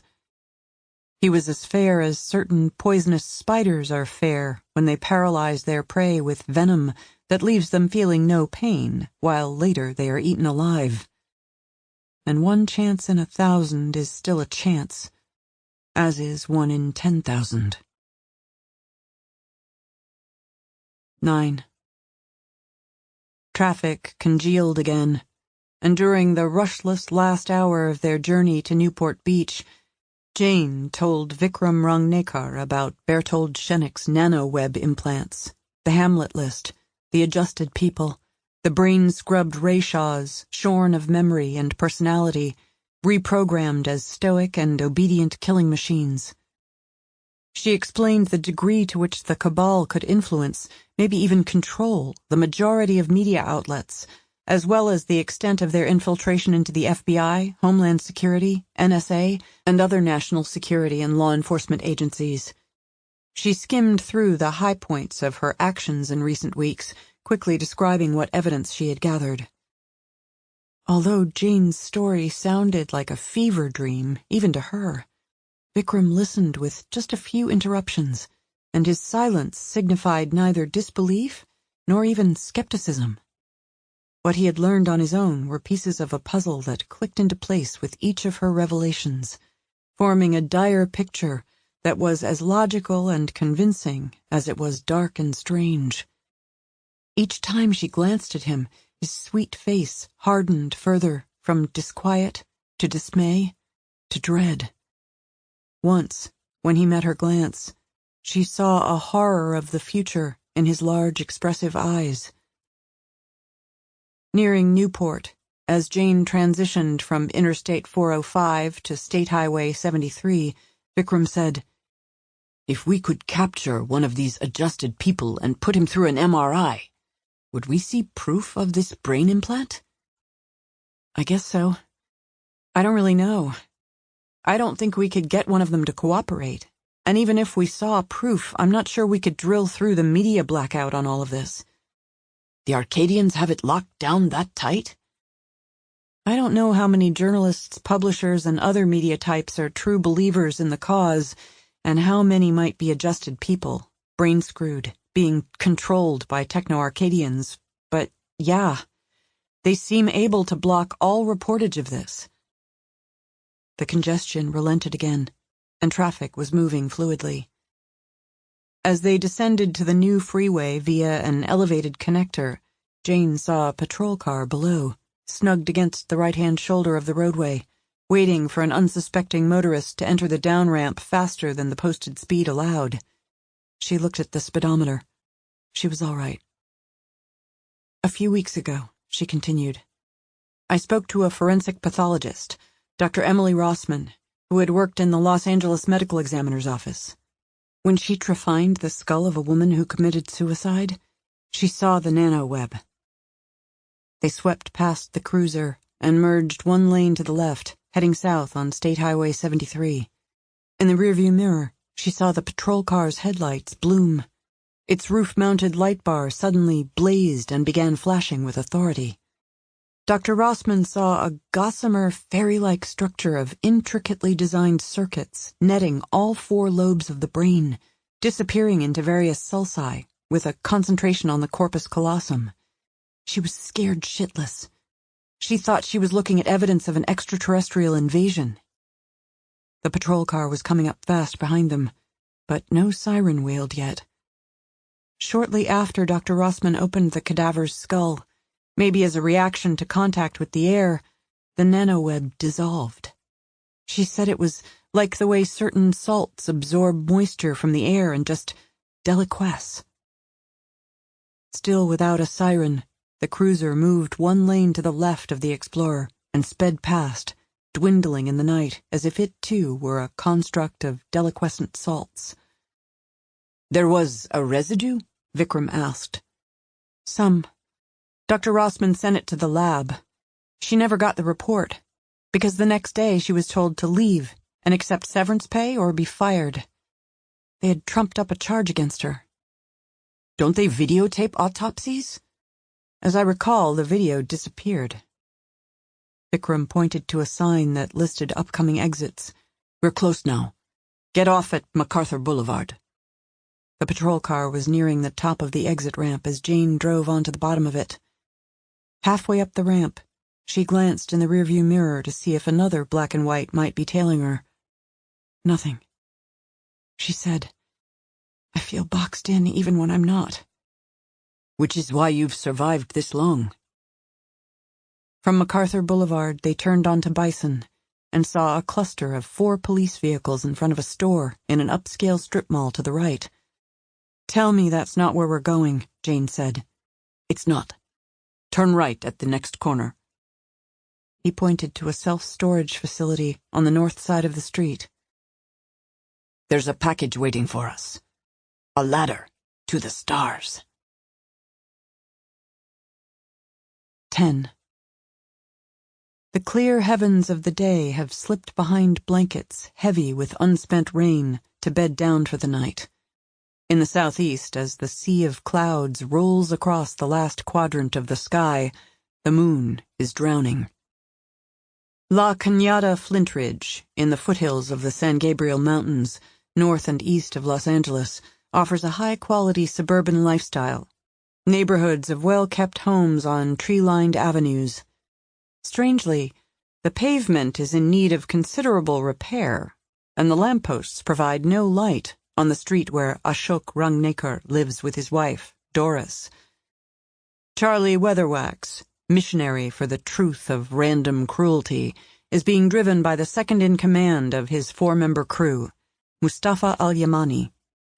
Because they are valued members of the Arcadian Revolution, they have been assigned a luxury SUV, a Mercedes-Benz G550 squared, with a 4.0-liter 416-horsepower bi-turbo V8, which will go from 0 to 60 miles per hour in 5.8 seconds, provided at the expense of the Department of Homeland Security, which is one of the agencies for which they hold valid credentials. Mustafa is an ambitious 32-year-old who intends one day to live in a mansion on Long Island Sound, in East Egg Village, and be warmly welcomed by old money society as one of their own. In the interest of remaking himself to fulfill his dream, he has petitioned Homeland Security to allow him to proceed in court to have his name changed to Tom Buchanan, but permission has not been granted, as the department is currently short of the number of employees with Arabic names that it needs to meet its multicultural quotas. Charlie and Mustafa are adamantly not two of a kind, and yet they get along well.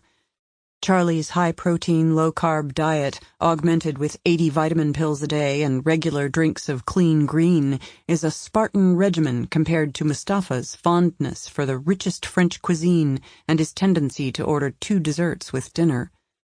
Charlie is 6'3" and lean as a wolf, while Mustafa is 5'8" and as solid as a pit bull.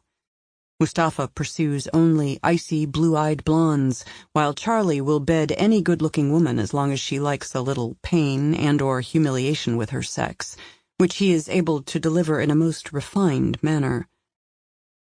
What kind of deplorable neighborhood is this? Mustafa asks with evident distaste. Although English is his second language, he has diligently bleached every trace of an accent from his speech. They don't remove the dead trees, and that lamppost looks as though it fell over months ago. Charlie says, We're at the extreme northern end of the valley, on the very edge of La Cañada. People who live here aren't looking for downtown action. Yes, well, if this Vikram fellow hacked millions of dollars from 9 different government agencies, whatever is he doing in a place like this? Perhaps, Charlie said, he thinks it's the last place we'd ever look. With all the money he tweaked out of the system, why would he choose to live with an uncle and aunt? Maybe because he likes them. They must be a wildly entertaining couple if he's willing to settle in a backwater like this. Long in preparation for his ascendancy to the social heights of East Egg, Mustafa carries a cordless razor with which he freshens his shave every 3 or 4 hours, wears a cologne so subtle that one is not consciously aware of its scent, and sleeps every other night with whitening strips affixed to his teeth. His cosmetic surgeon has refashioned his proud Arabic nose into something Mustafa thinks British and suggestive of English blood in his family tree, dating to the age of colonialism. The hair between the knuckles of his fingers has been removed by electrolysis, and his nails are at all times so well manicured that his hands resemble those of an exquisitely detailed mannequin. Now, those hands suddenly tighten on the steering wheel. Mustafa brakes almost to a full stop, so that behind them the headlights of the Cadillac Escalade, which carries 3 other agents on Charlie's 4-man team, flare brightly in the tailgate window of the G550. He points to a large white sign with black lettering. "What do you make of that?" "Danger. Proceed at risk. Pavement faults. Slide zone." "There were wildfires last summer and heavy rains this winter," says Charlie. "Always a bad combination. Let's have a look." Here and there, a swath of pavement is missing, as if it's been sloughed away by torrents of racing water, and in its place is a temporary rampart of compacted soil topped with gravel. At each of these points, the hillside to the right is a steep slope of raw earth, perhaps inadequately restrained by a makeshift retaining wall of portable concrete barricades. Otherwise, the pavement is either in decent condition or only fissured and potholed. Some street lamps are missing, others are fallen over, and all are dark. For the last few blocks, the residences have been only on the left side of the street, many with lights aglow. Now, the houses are dark and without landscape lighting. Some are surrounded by recently erected chain-link fences, bearing signs sternly warning against trespassing. The 7th and last of the dark structures is the address at which they expect to find Ashok, Doris, and Vikram Rangnekar, aunt, uncle, and the nephew who is a fugitive from the law. It is an enormous residence on at least an acre, standing among live oaks, the style of its architecture not definable in the gloom. This property is also fenced with chain link, unsuitable to an upscale neighborhood. Beyond the gate, a Mercury Mountaineer is parked in the driveway. When Charlie and Mustafa get out of the bespoke G550 squared, soft sheet lightning flutters through the rumpled clouds, as though a bright winged legion above the pending storm is hastening to the apocalypse. There is no thunder flowing in the wake of the flying flame, and the night is uncannily still, all wind deep in a pocket of the storm, waiting to be spent. The 3 men from the Cadillac precede Charlie and Mustafa to the gate in the fence. Pete Abelard, Hans Holbein, Andy Serrano. Pete and Hans have cleared their sport coats from belt holsters, and each has a hand on the grip of his weapon, ready to draw and fire, although Vikram Rangnekar is not considered likely to be violent. By the time Charlie follows the trio, a man has exited the Mountaineer in the driveway. He has come to the farther side of the gate, through which he is speaking to Andy Serrano, who has flashed his FBI badge rather than Homeland ID, because in spite of several unfortunate recent directors, the Bureau is still held in higher regard by the public than is Homeland.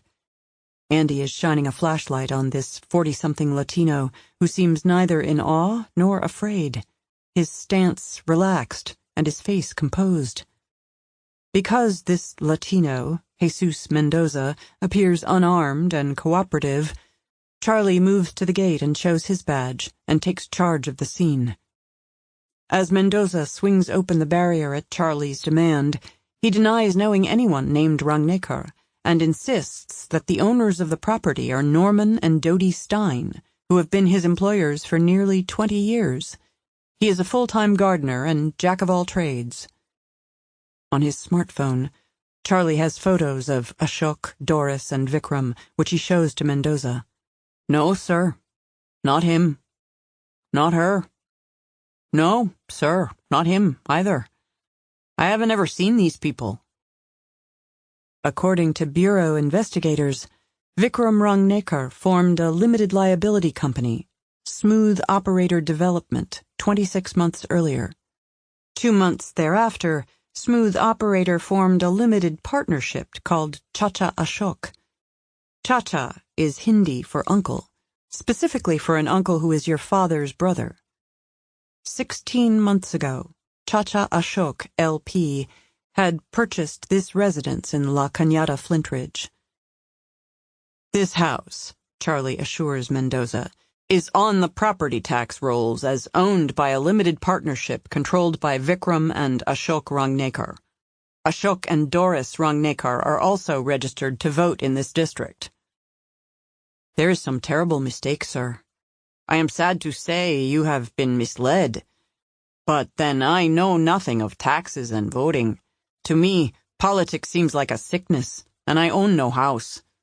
Until 2 months ago, I lived here, in an apartment above the garage. Mendoza is polite, self-effacing, but he lacks one quality that Charlie most appreciates in citizens with whom he must interact in situations like this. Although Mendoza is humble, he is not meek. Humility is good. Charlie Weatherwax expects any subject of an interrogation to be no less than humble, but humility is not enough. In urgent cases like this, he never trusts an interrogee until he has reduced him all the way to meek submission. He puts away his smartphone and looms over Jesus Mendoza, who is even 2 inches shorter than Mustafa al-Yamani. He makes a point of exaggerating the Spanish pronunciation of the man's name, calling him Jesus, emphasis loud on the first syllable, as if he is calling out to the author who wrote How the Grinch Stole Christmas. Jesus, is it? Listen to me, Jesus, and listen good. If you're covering for Vikram Rangnekar, Jesus, I'll bust your skinny ass and put you away in some shithole of a federal prison for 10 years. We're going to search this place from top to bottom, Jesus, and you will assist us without delay. Mendoza smiles and shrugs. Of course. We know that the law is good if a man uses it lawfully. As sheet lightning fluoroscopes the body of the impending storm and shadows like revealed malignancies briefly caper around Charlie, he senses that he has been rebuked. Exactly what's that supposed to mean? Instead of answering the question, Mendoza says, because of recent mudslides, the city has condemned the property. Mr. and Mrs. Stein are contesting the condemnation in court. Deep caissons can be installed, retaining walls built, the home saved, if the law will allow. Meanwhile, no one is permitted to live in the house. So what are you doing here? Charlie asks. Sir, you see, I can no longer garden or make repairs. I work the night to keep out vandals who might damage the house before it can be saved. Do you think we will vandalize the place, Jesus? No, sir. Of course not. You are the law. Come with me. I will show you there is no Rangnekar, and never was. 11. A flurry of light, fanning through enfolded clouds. No thunder in the mute throat of the imminent storm. In the hard glare of the security lamps, row after row of identical storage units stood like sleek mausoleums in an automated graveyard for antiquated robots in a machine civilization with pretensions to an immortal soul. The facility was quiet on this Friday night. An owl urgently queried them from some roost unseen. When Vikram unlocked the door to his unit and rolled it up, the clatter echoed along the serviceway, suggesting to the owl that silence was safer. Vikram switched on the light. Several cardboard cartons occupied a small portion of the storage space, with a hand truck to move them. A satellite dish, 1.1 meters in diameter, he said. Transmitter, receiver, satellite modem, plus all the cables and gimcracks to install a VSAT system. For what purpose? Jane asked. To connect with the internet via satellites through a series of internet service providers, so we can go online from any point on the road, weather permitting, and switch then from one ISP account to another at the first indication someone is tracking our signal. You can do that? I can do that from a mobile platform. What mobile platform? I'm thinking a motorhome. Jane indicated the cartons. What did all this cost you? Nada. Used my personal back doors. This gear was ostensibly ordered by the Department of Education through its Office of Educational Research and Improvement, and express shipped by the manufacturer to an elementary school in Las Vegas. The school has been closed for 2 years. My cousin, Harshad, camped out on its doorstep, waiting for the FedEx delivery, and then he brought this equipment here, as we prearranged. The care Vikram had taken to acquire the equipment, and his talk of using multiple internet service providers, began to suggest to Jane the shape of his intentions. Have you already set up several accounts with satellite ISPs? More than several. 36. One is held by the Bureau of Indian Affairs, another by the Fish and Wildlife Service, another by the United States Mint, another— I get it, she said. No one in these agencies is aware of these ISP accounts. They're shadow-booked, and only I have the password that'll activate them. During the weeks that she'd been consumed by this crusade, Jane had endured many moments when ultimate triumph seemed impossible, but she'd never grown despondent.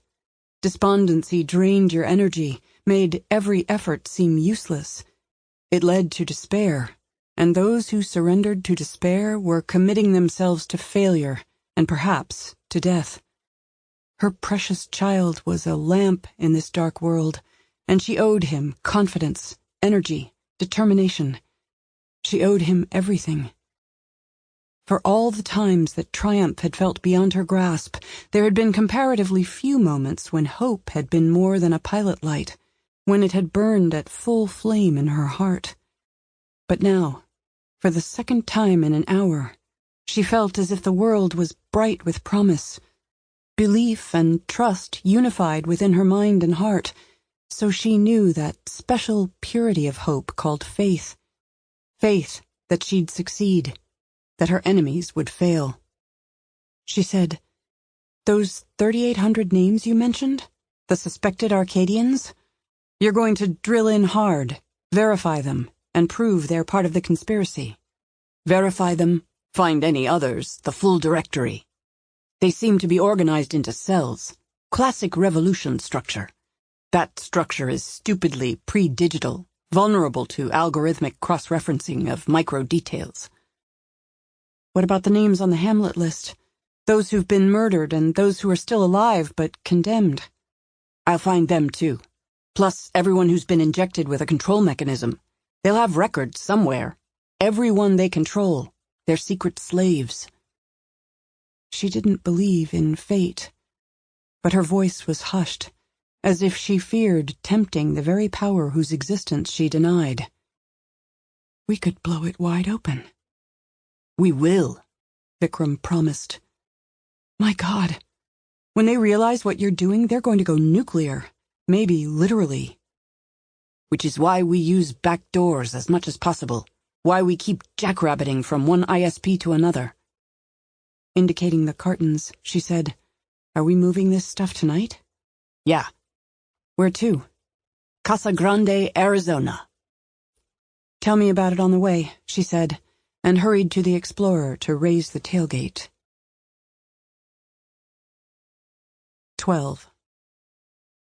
Charlie Weatherwax badly wants the condemned house to belong to Chacha Ashok, LP, with a direct link to Vikram Rangnekar. And if the fugitive and his uncle can't be found here, Charlie hopes to turn up at least a clue as to where they have gone. However, as he and Mustafa Al-Yamani, in the company of Jesus Mendoza, tour the rambling residence with flashlights, his hopes fade. The place has been stripped of all belongings. Their voices sound hollow in these barren, musty-smelling spaces, echoing back from adjacent rooms like the muffled pleas of spirits speaking through the veil between worlds. Outside, part of the backyard has slid into the deep canyon behind the property. The fractured swimming pool can no longer hold water. 2 large oaks have fallen over as the shifting earth has withdrawn from their roots. Inside the house, as well, are signs that the structure is under stress. Spiderweb fissures in ceiling plaster. Here and there a buckled seam between panels of drywall. An occasional narrow crack in the limestone floors, as jagged as a Richter graph line depicting the energy released by an earthquake. As though he thinks Charlie and Mustafa are lying about being FBI and are sinister inspectors from the city's building department, intent on enforcing condemnation, Mendoza continues to insist that the property can be stabilized with caissons and retaining walls, that the damage can be repaired, that the house can be made as safe as any place in the world. That's the problem, Charlie says. There is no safe place anywhere in the world. This statement either mystifies Mendoza, which means he's dim-witted and delusional, or he feigns mystification, which means he's deceitful, engaged in a pretense of wide-eyed innocence. In either case, room by room, Charlie is increasingly offended by this small man's eagerness to speak on behalf of his employer's interests, as ardently as if the property to be saved were his own. 3 sharp flashlight beams scale the shadows from the rooms. Charlie's and Mustafa's lights are at all times coordinated. Jesus Mendoza's beam, however, insistently probes elsewhere from theirs, as though he means to misdirect them, to distract them from subtle clues that will prove Vikram Rangnekar has indeed been here. In an upstairs hallway, a sectioned ladder is half unfolded from an open trapdoor in the ceiling. "What's up there?" Charlie asks, spearing the overhead darkness with his flashlight. "Just the attic," Mendoza says.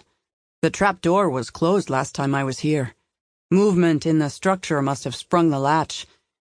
We need those deep caissons and retaining walls." Mustafa al-Yamani pulls the ladder down and locks it and leads the way into the upper chamber. With mild protests that there is nothing of interest in the attic, Mendoza follows Mustafa. Charlie ascends last. The attic features a finished floor and is high enough to allow even Charlie to stand erect with plenty of headroom. The requisite spiders creep along the radials and spirals of their crafting, and dead pillbugs litter the white melamine underfoot. But there is also a sturdy 6-by-3-foot folding table, on which stand a computer, keyboard, mouse, and printer. Pretending surprise, Mendoza says, "Where did those come from?" "Where, oh where indeed," Charlie snarks. Mustafa drops to one knee to examine the dismantled logic unit that is tucked under the table. "The hard drive has been taken out. It's gone." Beside the table stands a paper shredder. The floor around it is littered with confetti, but there are also a few crumpled pages that escaped the scissoring maw of the machine. Mustafa smooths out these papers and examines them. With an expression as solemn as that on the face of the Sphinx, he hands one of his discoveries to Charlie. Produced by the color printer, it is a photograph of Jane Hawk. 13. Like a dreamscape, fogged and forbidding, clothed with snow, the wind is white, and the land lies in virginal dress.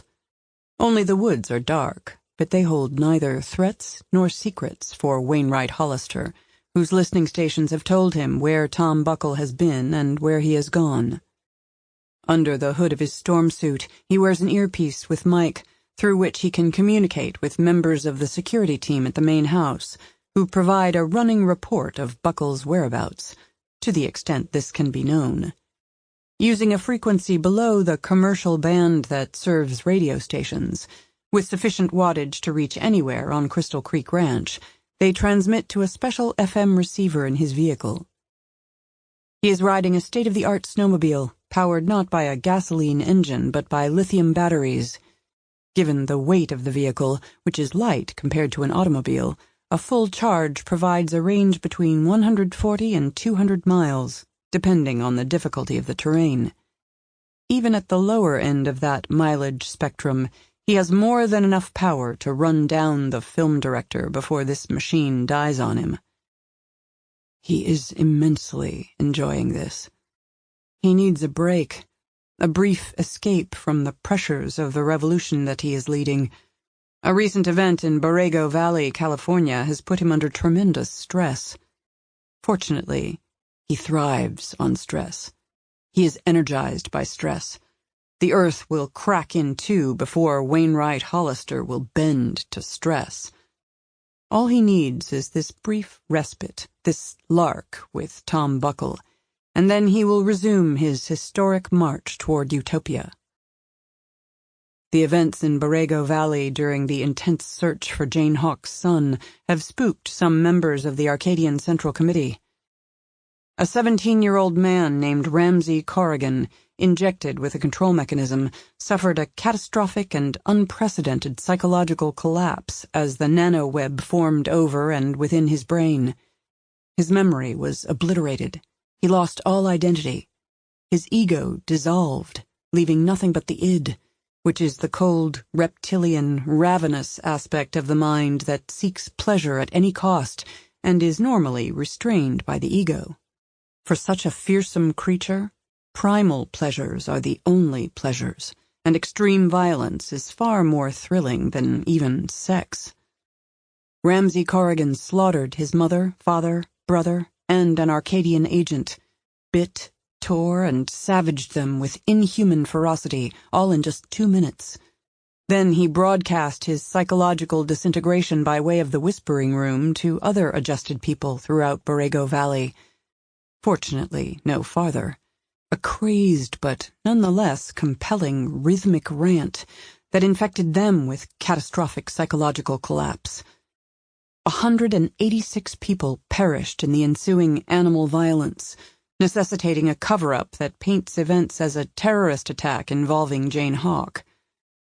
If Hollister doesn't rule the Arcadian Central Committee with an iron fist, they will order the reprogramming of the adjusted people, removing the Whispering Room function from them. But one glitch does not equal Armageddon. For all their revolutionary zeal, some of the committee are gutless. The invaluable Whispering Room allows the Committee of the Adjusted to be controlled as one in a crisis, and it will make them a formidable force as the revolution progresses. Anyway, there are nearly 17,000 people with nanoweb implants, and reprogramming them is not a small matter that can be accomplished in an afternoon. Ramsey Corrigan is a one-off. No other like him will be seen. Hollister is certain of this. He is certain because his faith in the technology and the revolution is deep and unshakable. There is one God, and its name is power, and no one can fail who worships power to the exclusion of all else. The snowmobile is a remarkable thing, a fabulous toy. The great benefit of battery power is quiet. The machine makes but 2 sounds, the soft click of the slide rail cleats being pulled along by the suspension wheels, the even softer shush of the front skis gliding over the snow. Hollister is not using the headlamp, relying instead on the ghostly glow of the dead-white snowfields, which appear to produce illumination, much as a night sea sometimes brightens with the cold candescence of millions of luminous plankton. The only light produced by the snowmobile is from the digital instrument panel between the handlebars, and that is partially screened by the low tinted windshield. However, after traveling around the long woods where Buckle violated the listening station, arriving at the open fields into which the fugitive now progresses, Hollister comes to a full stop and pulls on a pair of night vision goggles. This gear amplifies the meager existing light 80,000 times and renders the world in eerie shades of green, seeming to transform the snow into a melted plane of glass, left radiant and radioactive in the wake of a nuclear Armageddon. The advantage provided by the snowmobile has reduced Buckle's 2-hour head start to perhaps 10 minutes. He is now relatively nearby. Although there are no listening stations in the open meadows, Hollister has other ways of finding his quarry, beginning with the night vision goggles. He scans the green snowscape before him, the falling flakes like emerald embers, searching for a shambling man who is perhaps already stumbling with exhaustion. He can't, with certainty, know which way Buckle might have gone. The fugitive possesses no compass or other means of determining one direction from another, and he might therefore wander in helpless confusion. Aboard Hollister's Gulfstream 5, during the flight from Los Angeles, Buckle told the stewardess that he'd used Google Earth to study the ranch. He said he couldn't wait to see if the property was as stunning from ground level as it was from orbit. If he has any survival skills whatsoever, he'll realize that he can avoid walking in circles only if he finds the watercourse for which the ranch is named and follows it southeast to the distant interstate. A soft denizen of Hollywood, Buckle doesn't have the stamina to reach the highway, but if he remembers the river, and if Hollister gets ahead of him to lie in wait, the filmmaker might hike directly to his death. No man-shape materializes out of the wind-blown green veils, nor any slouching prairie wolves, which will have retreated to their dens for the duration of the blizzard. The least desirable outcome is for Buckle to wander without strategy, become hopelessly lost, and be finished by the forces of nature before his host can look him in the eyes and put a bullet in his head. As a predator, Hollister has no interest in carrion. 14. In this high redoubt of spiders and conspirators, Mendoza's flashlight brightens the photograph with which Charlie Weatherwax confronts him. The jack-of-all-trades studies the picture as if it is not a simple portrait, but is instead as abstract and profoundly puzzling as any Jackson Pollock painting. "You know who she is," Charlie says. Mendoza frowns. "I don't think I've ever seen her." "You've seen her, all right. Maybe a movie actress. I don't go to the movies much.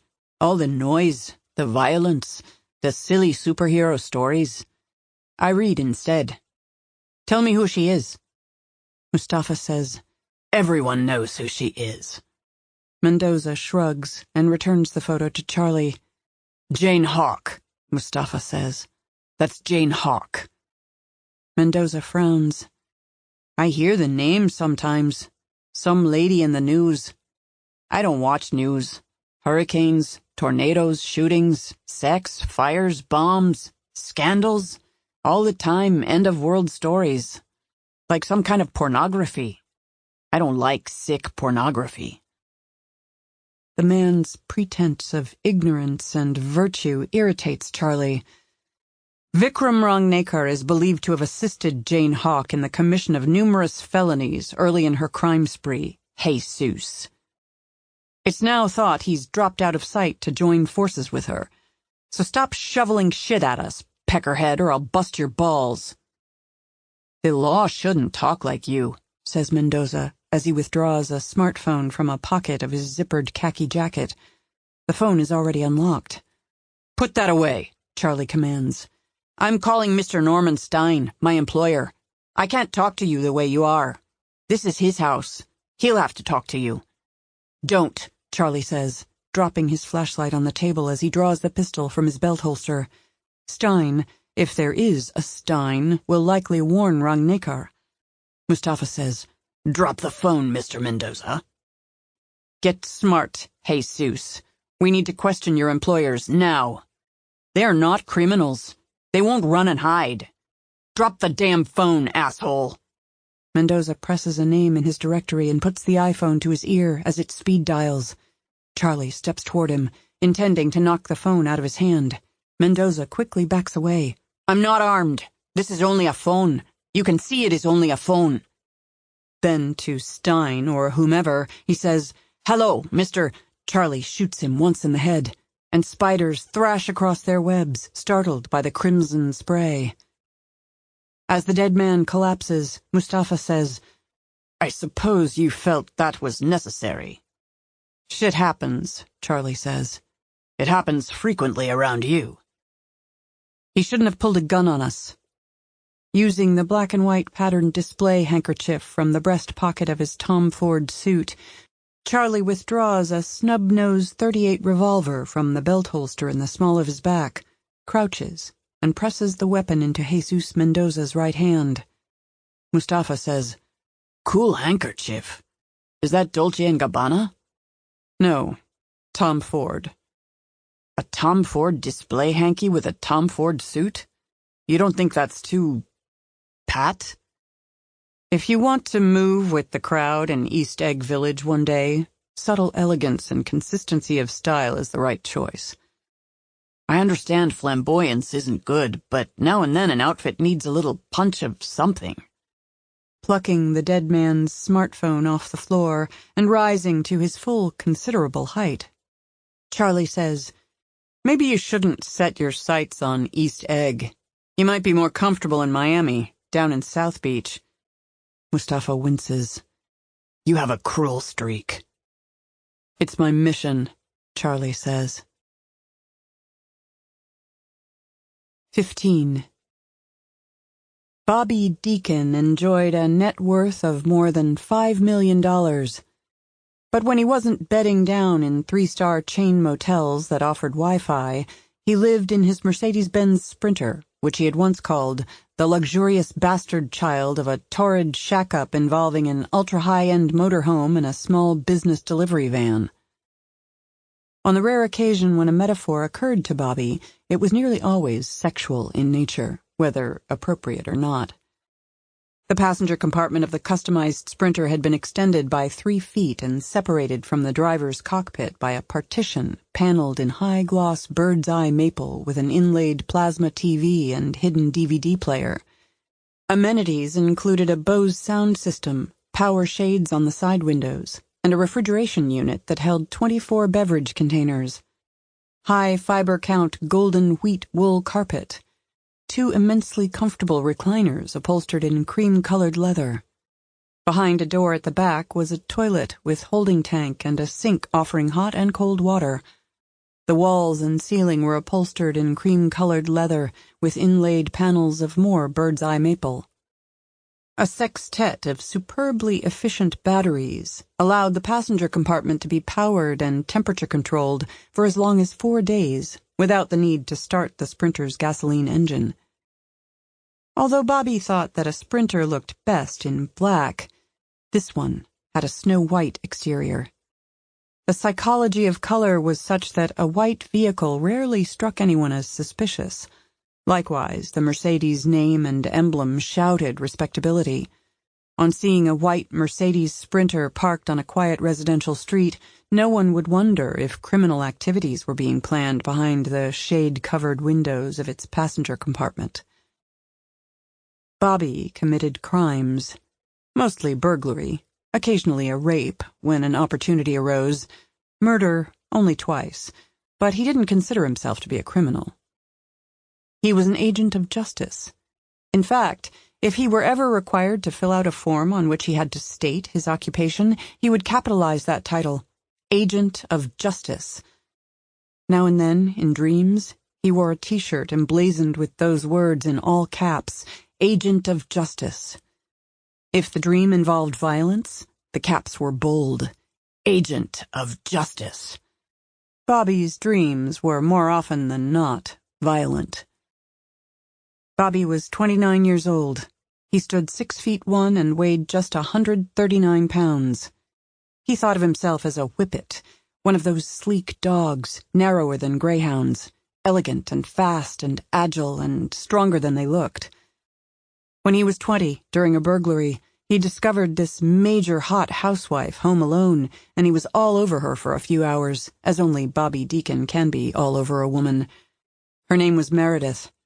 When he finished with Meredith, she was shaking with terror, but she was even angrier than terrified. She called him disgusting, said he was like a pale spider, a hideous white spider. He said whippet, but she said spider, and kept repeating it. She was so crazed in her anger that she had no regard for either his feelings or her safety, as if she had nothing more to lose. though of course she did. Bobby always carried a pistol, but he didn't want to kill her. He wanted her to live with the knowledge that an agent of justice had visited her in her fancy house and had extracted from her a price for her arrogance and unearned privilege. He always carried knives in addition to his gun. He left Meredith with a new face, one that she would never want to see in mirrors. Now, he sat in a cream leather recliner watching TV, though he wasn't running a movie. The image on the screen was of the house across the street. Cameras were concealed in the Sprinter's exterior trim, allowing Bobby widescreen views to the front, back, and both sides. He could zoom in on whatever subject interested him and study it as if from arm's length. This wealthy neighborhood in Scottsdale, Arizona, had many fine properties, but he was focused on the Cantor residence. Standing on two large lots, the house belonged to Segev and Nasia Cantor, who were successful entrepreneurs, 52 and 50 respectively. Segev's hobby was coin collecting. He and his wife greatly admired Art Deco period sculpture and painting, and had acquired a lot of it. Even when people were circumspect about what they revealed on Facebook and other social sites, as were the Cantors, the internet provided 1,000 windows into their lives, of which they were often unaware. Bobby Deacon knew everything he needed to know about Segev and Nasia. He was confident that burglarizing their home would be hugely rewarding, and that they deserved to be hit, and hit hard. He had never known anyone of their class who didn't deserve being hit. They were who they were, just asking for it, and Bobby Deacon was justice. In spite of the house alarm, Bobby expected to slip into the residence with ease. There were techniques by which to foil even the most sophisticated security systems, and Bobby knew them all. In addition to valuable Art Deco sculptures and period jewelry, he expected to steal maybe $500,000 worth of rare coins. The Cantors stored the collection in a safe, but no safe ever built could withstand an assault by Bobby Deacon, who could crack them like walnuts. But something was wrong. The previous day, Segev and Nasia had left on a long-planned 2-week vacation to England. The house should be vacant. Nasia's widower father, Bernie Rigowitz, was a peripatetic geezer who, in spite of being 81, regularly took long road trips, driving all over the country, revisiting places he and his late wife, Miriam, once enjoyed together. By now, Bernie was supposed to be halfway to Florida. Bobby knew all this because a week earlier, long before parking the Sprinter here yesterday and beginning surveillance, he approached the house at night and, to certain windows, he affixed stick-in-place microphones the size of a quarter and half an inch thick. Because these devices were semi-transparent and placed in the corner of the glazing, they weren't easily noticed. They could pick up voices to a distance of 30 feet. They didn't transmit what they heard, but each included a tiny chip with significant storage capacity, served by a 48-hour micro-battery. 2 nights later, he returned and harvested the audio-rich mics, downloaded their contents, and listened to all manner of conversations among Segev, Nasia, and Bernie. Bobby felt almost as if he and these 3 individuals were family. He despised them no less for having gotten to know them better, but then families largely comprised people who despised one another secretly, if not openly. There were no loving sitcom families anymore. In fact, there never had been. The closer that people lived to one another, and the more they knew about one another, the more reasons they had to hate one another, for there was much injustice among them, and little equity. Bobby Deacon had profound experience of this truth. Anyway, Bernie hadn't left for Florida. But that wasn't the only thing wrong with this situation. First, there were dogs. There had been no dogs in this house, and now there were 2 German shepherds. When old Bernie walked them, they behaved well on their leashes, calm and obedient. Bobby didn't dislike dogs, but he didn't trust them. Cats and burglars had more in common than burglars and dogs. If he might still be able to knock over the Cantor place, then he must sedate the dogs. He would have shot them dead, except that in such a quiet neighborhood, using a gun, even with a sound suppressor, seemed too risky. Old Bernie was not the worst of it, and neither were the dogs. The big problem was the little kid. The boy was maybe 5 years old. He neither went on walks with the dogs nor came out to play, at least not that Bobby had seen. Sometimes the boy stood at a window, staring at the street. Segev and Nasia had 2 daughters, but they were grown and married and gone away to lives of their own. Neither daughter had yet given her parents a grandchild. Bobby had seen photographs of them on Facebook. He was willing to impregnate either of them, or both, and freshen the genetics of the family. So the boy was a mystery. Bobby could sedate the dogs with a tranquilizer gun. In respect of the quiet neighborhood, he could slit the throats of the old man and the boy as they slept. He was swift and silent. However, he didn't like kids, didn't like dealing with them even to slit their throats. They hadn't reached the age of reason. They were unpredictable. You never knew what a bratty kid might do. Little kids were packages of craziness. Besides, a twerp like this one could scream as loud as a fire truck siren and be even quicker than a whippet. Bobby Deacon had profound experience of that truth. The previous night, in spite of the addition of the dogs, Bobby risked venturing onto the Cantor property again, this time planting a stick-in-place microphone only on a kitchen window at the back of the residence. If there might be one room where the boy and the old man were likely to have conversations, the kitchen was the place. Later this night, he will return to retrieve the mic, download its contents, and see if anything they said might clarify the current situation. At the moment, the TV screen offered a medium close-up shot of the target house, where lights glowed only in ground-floor rooms. Altered by sudden movement at a front window, Bobby zoomed in to the max. The boy gazed out at the street. He was a good-looking kid. No one would ever compare him to a hideous spider. Good looks were the ultimate injustice, worse than a high IQ, worse even than wealth. Why should one person be born pretty and another not? Pretty people had a great unearned advantage. Of all the reasons that agents of justice were necessary to balance the scales, exacting a toll from pretty people was the most important if equality was eventually to be assured. 16. The ruins of the disintegrating sky were channeled by the wind and settled on the land, white onto white, moment by moment erasing reality from the night. In this bleak realm between life and death, uncountable ghosts chased one another across the spectral plain, from nowhere to nowhere. In spite of his knitted ski mask, Tom Buckle's face was cold.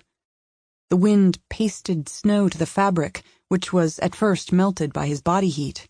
But then, fresh barrages assaulted him, and the temperature fell, and the exterior of the mask became crusted with ice, to which fresh snow adhered, until he felt as if he were wearing a knight's metal helmet with visor. Only the mouth hole remained soft at its edges, kept flexible by his smoking breath. He scraped at the mask with one gloved hand. The knitwork remained rigid, and what snow came loose from it stuck to the glove, in which he could feel his fingers stiffening. Although the storm suit kept him alive in this fierce weather, it also promoted an ambulatory claustrophobia. He felt as though he were wound in grave clothes, being mummified by wind and cold. The increasing awkwardness with which he moved filled him with a growing horror of being rendered helpless, which was quite apart from his fear of Hollister. When he came to the river, Crystal Creek, he didn't at first understand what he was seeing. A wide, ragged-edged band of blackness slithered snake-like through the virgin meadow, bearing on its back random patterns of white scales. Then he realized that the black was water, too deep and swift to freeze over, and the white scales were plaques of ice or ice-crusted flotsam being carried downstream. If he'd found the watercourse sooner, the discovery would have exhilarated him. But already he was too tired and too daunted by the storm to be convinced that the river offered a certain path to help and salvation. Nevertheless, wearily, he followed the flow, for it would in time lead him to the trafficked interstate, if he could stay upright long enough. He thought that he had been afoot about 3 hours, although it could have been an hour less or an hour longer. He had lost all sense of time. He didn't strip open the storm cuff on his sleeve and check his wristwatch, because, whatever the truth, there was a better-than-even chance that it would be so different from his perception that it would unnerve him. The threadbare reality of the snow-blinded night recovered a measure of substance when trees appeared on an elevated portion of the riverbank. Not a forest this time, a mere copse of 8 or 10 pines. He made his way among them, grateful for a brief reprieve from the wind. The last of the trees stood damaged, perhaps by a recent gale that had been much greater than the current one. An enormous bough, cracked and sagging away from the trunk, swayed back and forth, brooming the earth. This sight inspired Tom to search for a manageable branch that he could break off from the larger mass. When he continued into the next stretch of meadow, he moved backward, sweeping the snow with the thickly needled branch, obscuring his footprints in the inches of new powder. He couldn't entirely erase his trail, but he was able to soften his tracks sufficiently that the storm might obliterate what remained in just a few minutes. Progressing in this fashion slowed him considerably, but being able to do something, however feeble, to foil his pursuer also gave him a welcome sense of empowerment, somewhat knitting up his badly raveled confidence. Tom didn't know whether he reversed 100 yards or 300 along the riverbank before, gasping and nearly exhausted, he came to the crossing. He hadn't expected a bridge. But the moment he glimpsed the span, he knew there must be others like it, mending the divide that the river scored through the ranch. The sturdy post and plank construction, 1 lane wide, with a balustrade and handrail on each side, looked more like a pier than a bridge, because in 40 feet or so it faded into the blizzard, as did the river below. He was reminded of winter days on the beaches of Southern California, when piers seemed to wither away into the fog-shrouded sea. The structure began on an elevated section of the bank, 8 or 10 feet from the river's edge, and was raised about 6 feet above the racing water, ensuring its survival during a flood. Carrying the pine branch, Tom descended the bank, slipped under the bridge, and sat, sheltered from the wind, the water surging past in front of him. He needed to catch his breath and eat a power bar. He was able to extract one from a zippered pocket in which he had stowed it, but his gloved hands were too clumsy to strip off the wrapper. He pulled up his ski mask and tore at the package with his teeth. For hours, consumed by fear and fighting off despair, he hadn't thought about anything but escape and death. With his first mouthful of the high-protein bar, he realized how hungry he was, and when he finished the first, he tore open a second. The monotonous moan and whistle of the wind had become like tinnitus, a sound so consistent that he wasn't always consciously aware of it. When a faint but rhythmic sound arose, it was in such high contrast to the wind-song of sameness that he became at once alert. He sat forward, loosened his chin-strap, pulled back his hood. The soft, mechanical clicking noise grew less rapid as it grew louder and nearer. When very near indeed, it abruptly stopped. No source of light brightened the night beyond the bridge, nothing to suggest what had made the sound. But Tom intuited a malevolent presence, that froze him in a troll crouch of apprehension. He strained to hear anything else within the wind's monotony. After half a minute or so, the noise arose again, in a slower meter this time, but then quickening. Suddenly, the mysterious thing was overhead, on the bridge, its presence certified not merely by the rhythmic click, click, click, but also by the creaking of the plank floor under a substantial weight, and by the clatter of something being propelled across the span. It seemed to be a mechanical construct, but it produced no engine noise. As the racket passed overhead and continued toward the farther bank of the river, Tom scrambled out from under the bridge and rose cautiously beside it, his head at the level of the deck. He saw a snowmobile receding toward the north shore, a figure seated upon it. He could only suppose that the vehicle was battery-powered, and that the rider must be Wainwright Hollister. 17. South to San Diego. Satellite dish and associated equipment on board, Vikram in the passenger seat with his feet on the dashboard, Arthur Rubinstein on the music system, Chopin, piano concerto in E minor, opus 35. The windshield wipers sliding back and forth in conflicting tempo with the music, the night awash, the sky depleted of sheet lightning but swollen with rain. He listened intently to the great pianist, accompanied in this case by the Los Angeles Philharmonic, maybe because the performance enchanted him, maybe because he wanted to understand why Rubinstein meant so much to Jane. Partway through Piano Concerto No. 2 in F minor, opus 21, he said, "You, too, are a great pianist." "Good enough. Not great." "So you say, but I've heard you play." "Then you don't have an ear developed well enough to know the difference between good and better." "They say your father is a great pianist, Martin Duroc. They fill the concert halls where he plays. You've long been estranged from him." "A great homicidal pianist," she said. "Which means?" If she and Vikram were going to travel the Valley of the Shadow together, they should have no secrets. "He murdered my mother." He took his feet off the dashboard and sat up straight. "They say she committed suicide when you were 8. You found the body." After a long darkness, sheet lightning opened the skull of the sky, revealing clouds fissured like the surface of the brain and black with malignancies. "He was supposed to be 500 miles away," Jane said, preparing for a performance the following day. "But he was home that night. I heard the argument. I saw. I thought no one would believe me. I was afraid of him. He is a totally intimidating son of a bitch. Let's not talk over Rubinstein." They listened to the rest of the piano concerto in F minor. When it was finished, she switched off the system.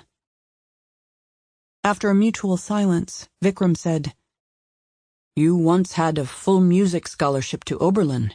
You turned it down." "I was more interested in forensic psychology," he said. "Sanity and insanity, the way of criminality. You got your degree, then the FBI." "That's the story." "He stole your music from you." "Like hell he did. He stole my mother and my innocence. No one can steal my music." She reached out to restart Rubinstein. "Wait," Vikram said. She drove the rain-slick highway, the reflection of headlights in the wet blacktop seeming to pull her like tractor beams toward some destiny she didn't want to contemplate. He said, "I'm so sorry." "You've nothing to be sorry for." "I knew about the estrangement, but I didn't know you came from such a dysfunctional family." A dark laugh escaped her. "Dysfunctional is one word for it. My mother, Kanta, said I was born giggling. My father, Adil, called me Choti Batasha, which means little sugar candy. My family was not to any degree dysfunctional, and yet both my mother and my father are long dead." 18. At the sight of his would-be killer on the snowmobile, Tom Buckle turned to flee, but he was halted by the realization that Hollister was tracking him in the dark, without using the vehicle's headlamp. If he didn't need light to see, he had night vision gear.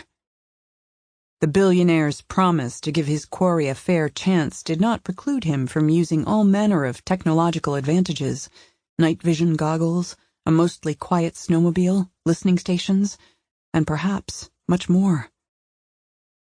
Considering the distance to the interstate, the impediment of the storm, and Tom's diminishing stamina, there was little likelihood that determined flight would keep him alive.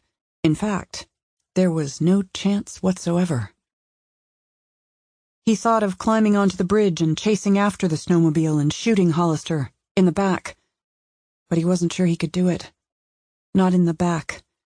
He was the only child of a humble tailor and a gentle seamstress whose exceptional workmanship was matched by their decency and honesty. He hadn't been raised to shoot anyone in the back, or even to speak ill of anyone behind his back. His parents' lives were as superbly cut and stitched as the clothing on which they labored.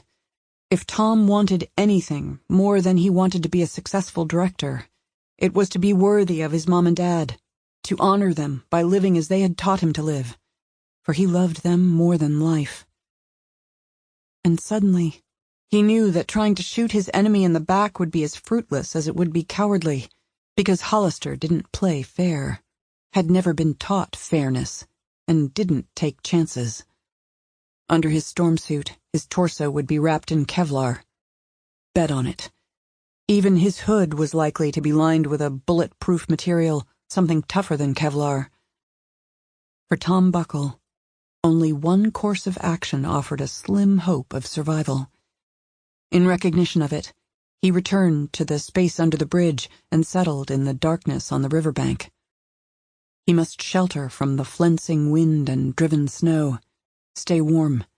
He must not exhaust himself in an impossible trek to the distant interstate. He had 4 more power bars. He could melt snow for drinking water. If a day passed without Hollister finding him, 2 days, they would probably assume he'd lost his way in the storm and perished.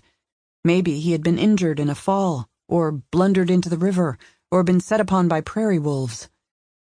If his body lay under drifted snow, they wouldn't expect it to be found until circling carrion birds marked its position following the spring thaw. When Hollister might be convinced that his prey had proved unequal to the elements and died at nature's hand, Tom could then set out under the cover of darkness, avoiding the woods, with the hope that no listening stations were positioned in the open fields. Without the blizzard to impede him, he would make much better time and would have greater stamina. Although this seemed his best, his only wise choice, Tom Buckle didn't feel good about it. He felt like a small, weak animal cowering in its burrow. These lunatics had blacklisted him. Hamlet listed him as a threat to the culture, as if he could make an already decadent and death-obsessed culture worse with his little movies, which in fact celebrated courage, freedom, hope. That was the burr prickling his conscience. He told stories of courage and fortitude, stories of ordinary people who refused to be crushed by the system or dictated to by self-appointed elites. Yet here he was, quailing in this dark funk hole, beaten down without ever having been beaten up, afraid and on the run from people who couldn't tolerate diverse opinions, who demonized all dissent from the received wisdom of their class and kind, who despised those not in their club, totalitarians costumed as champions of utopia.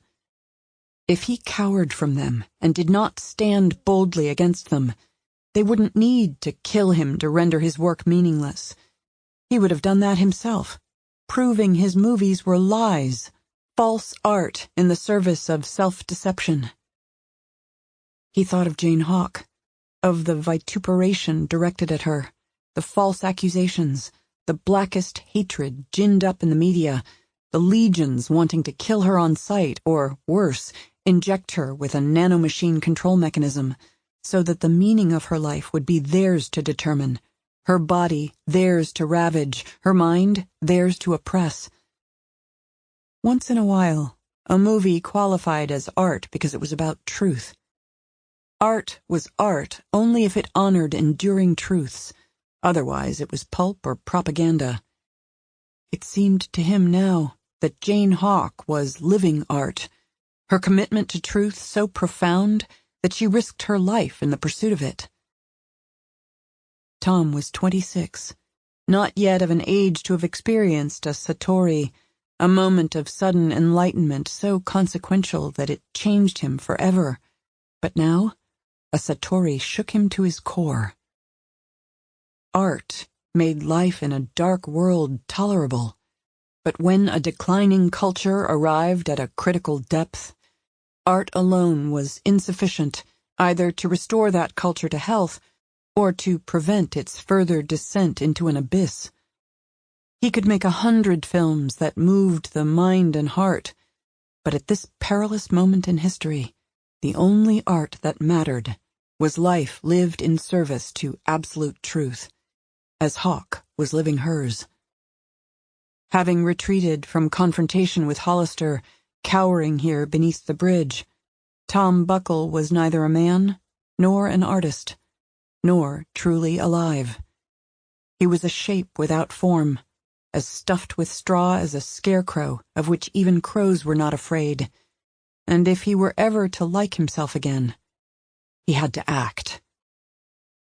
Just then, he heard it, the click-click-click of the snowmobile, on the bridge, returning from the north side of the river.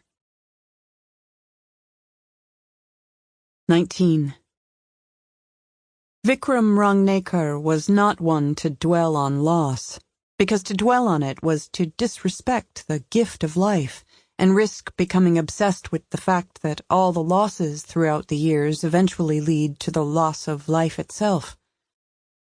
As they raced south into the rain, he did not dramatize his losses with tears or quaking voice, but merely said, "My mother and father died the same day, a week after my 12th birthday. This was in Mumbai. They went to the market. It was a time of demonstrations, as is often the case. Marxists were demonstrating and Maoists and anarchists. Also maybe 200 animal rights activists who cared nothing for animal rights but were paid by Wahid Ahmed Abdullah, a notorious Muslim gangster, to cause chaos at a courthouse so that Wahid's favorite hitman could kill a certain honorable judge and escape into the crowd. At first unaware of one another, the Marxists and Maoists and anarchists arrived at the same square by different routes.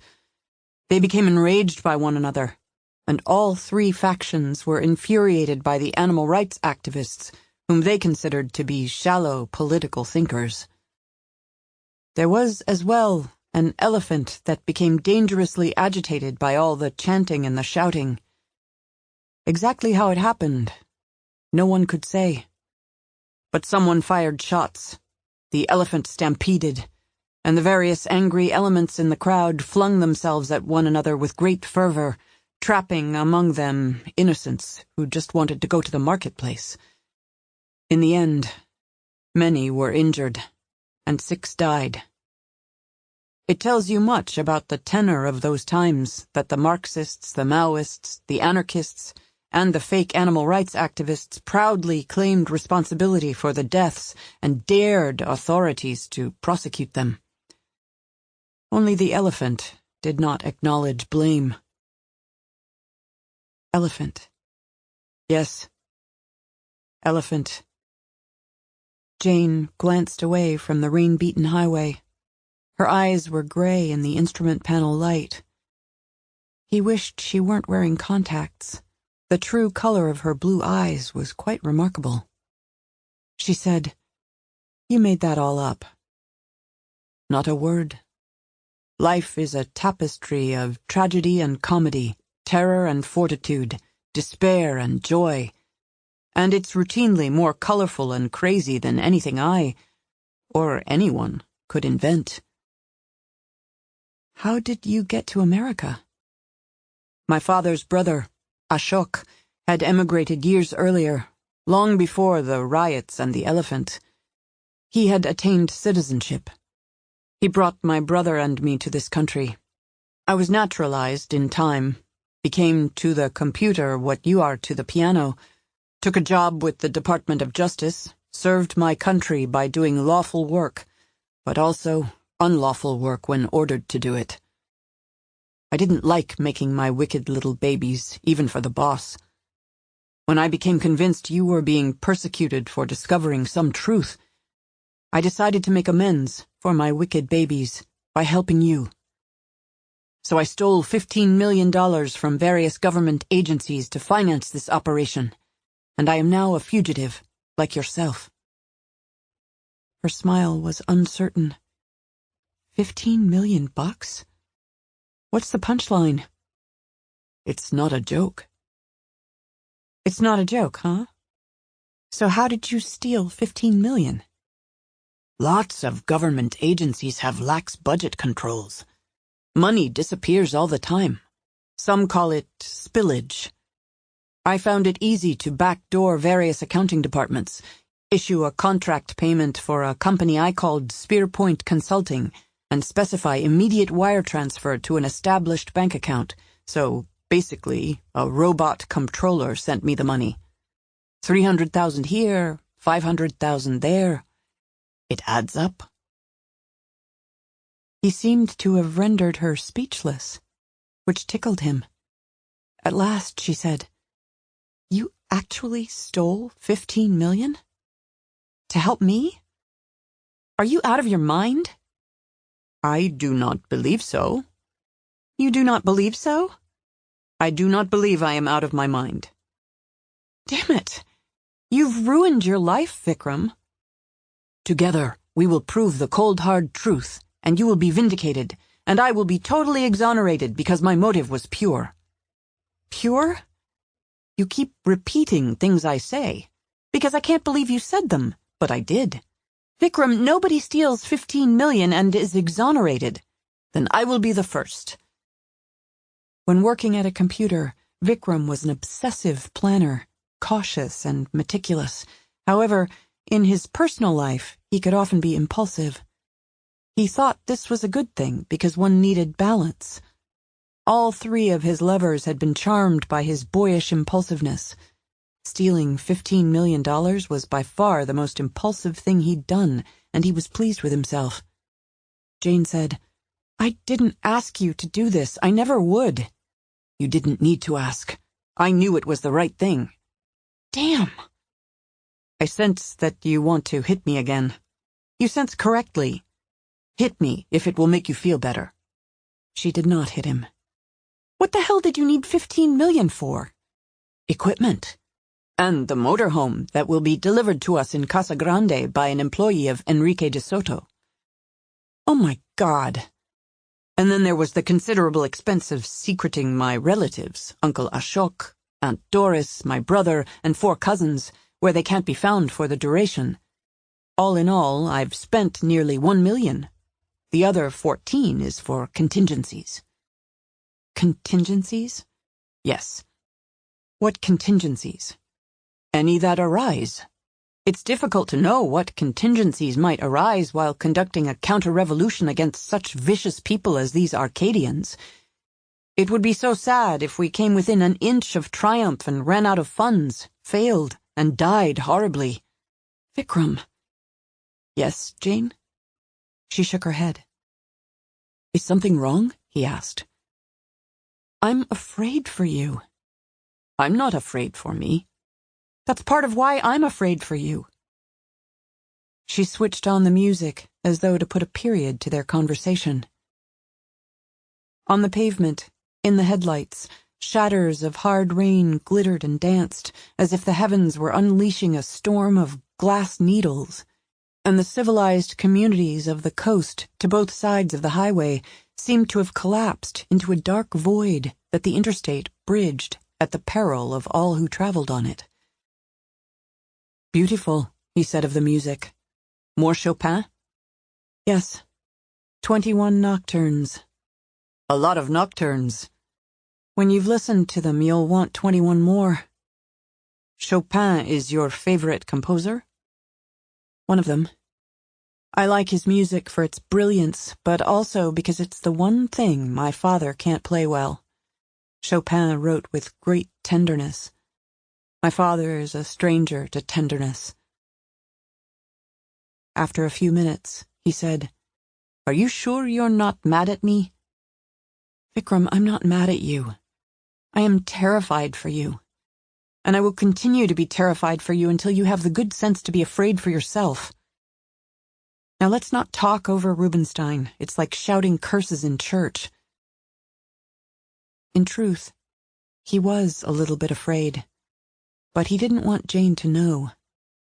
He could only love her from afar, and his love must always be platonic, and perhaps it would be forever unrequited, even in its platonic form.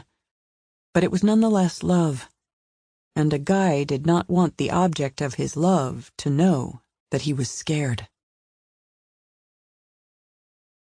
20. It's a goblin night.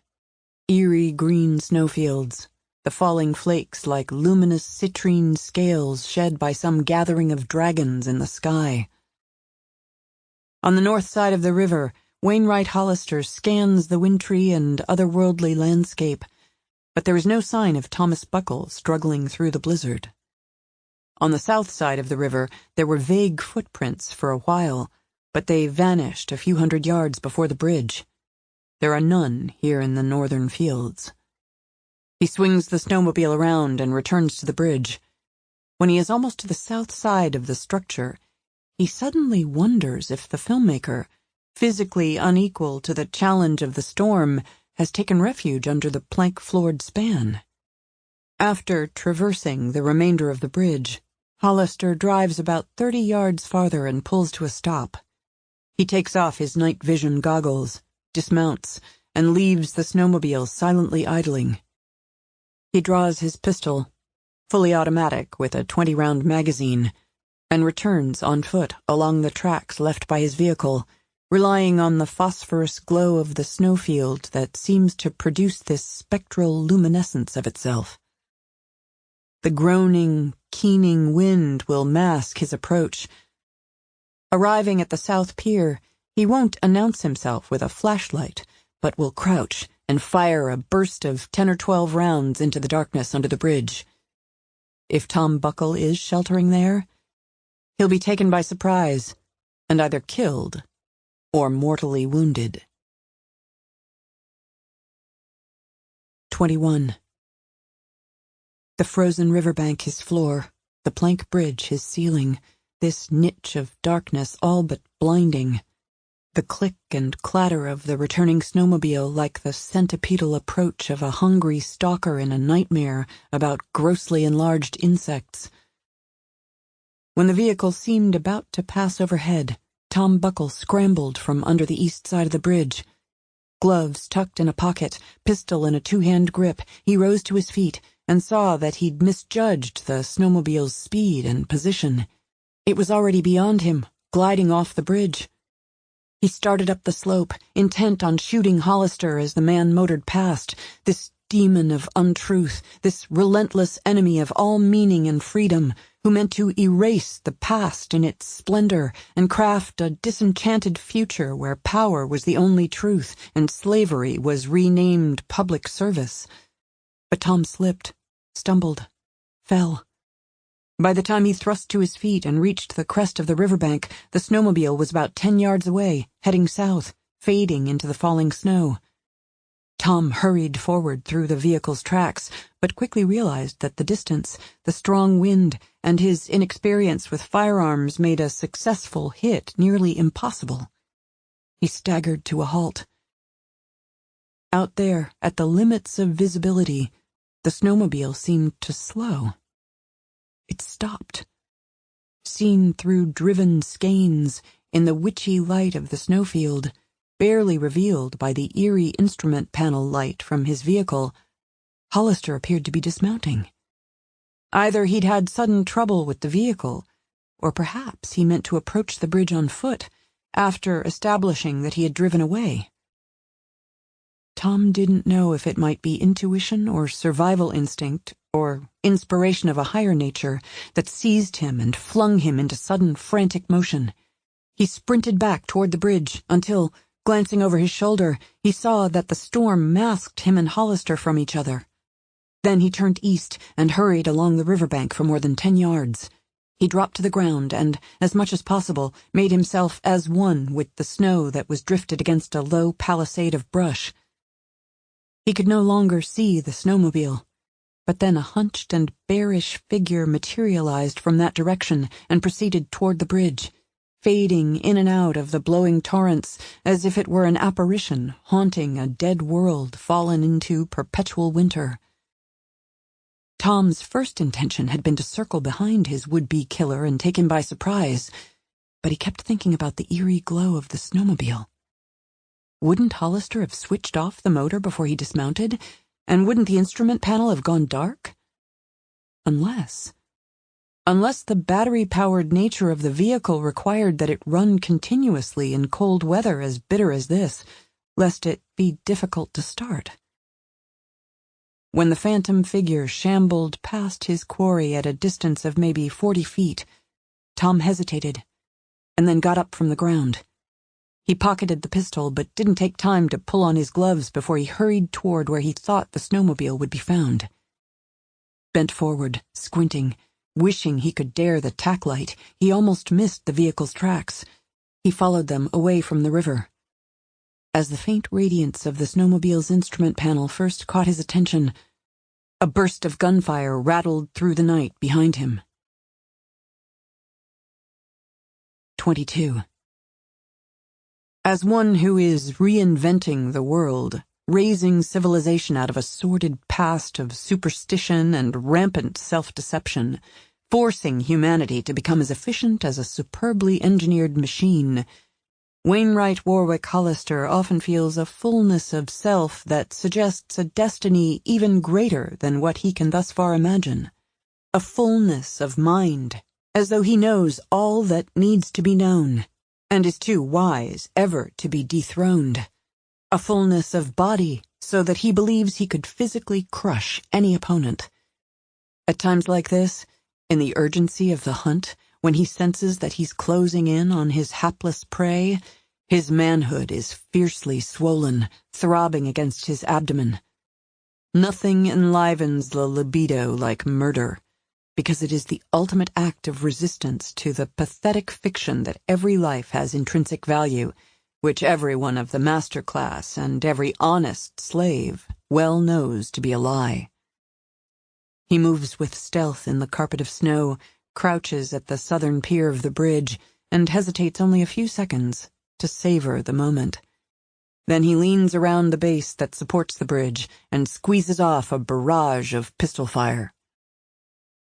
No shout of surprise or scream of pain erupts from that dark redoubt. Hollister jukes backward when he takes his finger off the trigger, but there is no return fire. When he switches on his tack light and sweeps the beam across the sloped riverbank, he finds no dead man. However, the thin skiff of snow blown under the span has been disturbed, as though Buckle might have rested there and then shuffled out the farther side. Far more intriguing is a pine branch with a broken stem, the needles crusted with snow. Before his pupils can iris down to pinpoints, while his eyes are still somewhat dark-adapted, he clicks off the light and turns away from that bolt hole. Still in a crouch, he presses his back to the bridge pier. Having made a target of himself, he scans the night, not with fear. He will never fear an effete specimen like Thomas Buckle, but with the keen observational skills of a warrior. Every moment of the day, he is a man-at-arms, able to destroy other men financially and emotionally in acts of corporate warfare, or destroy them literally during a hunt like this. Not for him the thousands of novels, the fictions in which his father Orenthal found refuge from the world. Wainwright Warwick Hollister wants no refuge. He wants the world, and he will have the world, because absolute power and the ruthless wielding of it cannot be resisted. Now he scans the duotone kaleidoscope of the churning storm, white flakes and gray drear, certain that his exceptional mind and superlative senses will detect the slightest purposeful movement in the whirling chaos, that if Buckle is circling on him, then Buckle is as good as dead, for Thomas Buckle is neither a chameleon, nor a warrior, nor— Then Hollister remembers the snowmobile, and realizes there is a 1 in 1,000 chance that his quarry is just barely smart enough to have screwed him over. He scrambles to his feet, crests the riverbank, and hurries along the snowmobile tracks that the wind is diligently smoothing away. 23. Earlier, Tom had pulled up his ski mask to eat the power bars, had drawn back his hood to listen to the snowmobile, and stripped off his gloves to better handle the pistol, which he hadn't needed. The stinging cold tattooed his face, made his ears ache. His hands were stiff. He had time only for the gloves, and he had difficulty working his hands into them as he sat astride the snowmobile. He was familiar with motorcycles, and the controls of this machine were similar to those of the hogs he'd ridden, though not exactly the same. Hand throttle, but no brake on the handlebars. When the tracks stopped moving, the vehicle would stop without need of a brake. He anxiously scanned the instrument panel, afraid of making a mistake and stalling out and not being able to restart. The first shot must have gone wide, but it shattered his indecision. As he did what he thought he needed to do, the second shot sang a wasp song past his right ear, and the snowmobile lurched forward as the third bullet cracked off the tail section, or the snow spoiler behind him. Wherever the fourth round went, it didn't kill or wound him. The vehicle's suspension wheels turned, clicking over the cleats, and the slide rail slid, and the tracks churned fast forward into the storm. 24. Hollister thinks he has 8 or 10 rounds left, but he must have fired more than 10 or 12 when he hosed the dark space under the bridge, because only 4 shots remain. 3 other 20-round magazines are distributed in the pockets of his storm suit, but he has no time to extract one and put it to use. As the snowmobile surges forward, Hollister doubles his effort, running as full tilt as the terrain allows. He can sprint faster than any man he knows, because he is in fabulous shape. An Olympian, really. But he understands that he can't leap on Buckle and drag him off the seat. He wants just to stay close to the snowmobile for a few seconds, because the earpiece microphone unit that he's wearing will remain functional only within a 30-foot radius of the receiver transmitter aboard the vehicle. He alerts the security team at the main residence. "Buckle's got the snowmobile! Find him! Kill him!" As the lucky son-of-a-bitch filmmaker powers away into the night and storm, Hollister comes to a halt, gasping for breath. He ejects the depleted magazine from the pistol, extracts a loaded magazine from a zippered pocket, and squeezes off a burst of automatic fire. The snowmobile is out of sight, and the wind howls like a wolf pack, and there seems to be little chance that he can score a hit. He fires a second burst. He is a first-rank pistolier, truly a master marksman. Even firing blindly, he might bring down the fugitive. With his superior skills, his uncanny intuition, and the instincts of a born warrior, there is at least an outside chance that he can achieve what would be impossible for other men. He fires the third and final burst, emptying the magazine. He stands in expectation that he gradually realizes will be unfulfilled. He ejects the spent magazine from the pistol. He inserts a fresh one. He holsters the weapon. The Rayshaws are coming. They'll find their master, Hollister, because there is a battery-powered GPS sewn into his storm suit. As insurance against just such an unlikely turn of events as this, a GPS is included in Thomas Buckle's suit as well. Because this has been a fair contest, Hollister has not tracked his quarry by the signal the man emits. Now, however, even if Buckle abandons the snowmobile, they will at all times know his whereabouts. Thus far, Hollister has given the filmmaker a fighting chance, in a game with equitable rules sincerely observed. This has been strictly mano a mano, a war of two conducted on a level battlefield, in a may the best man win spirit. But that is over.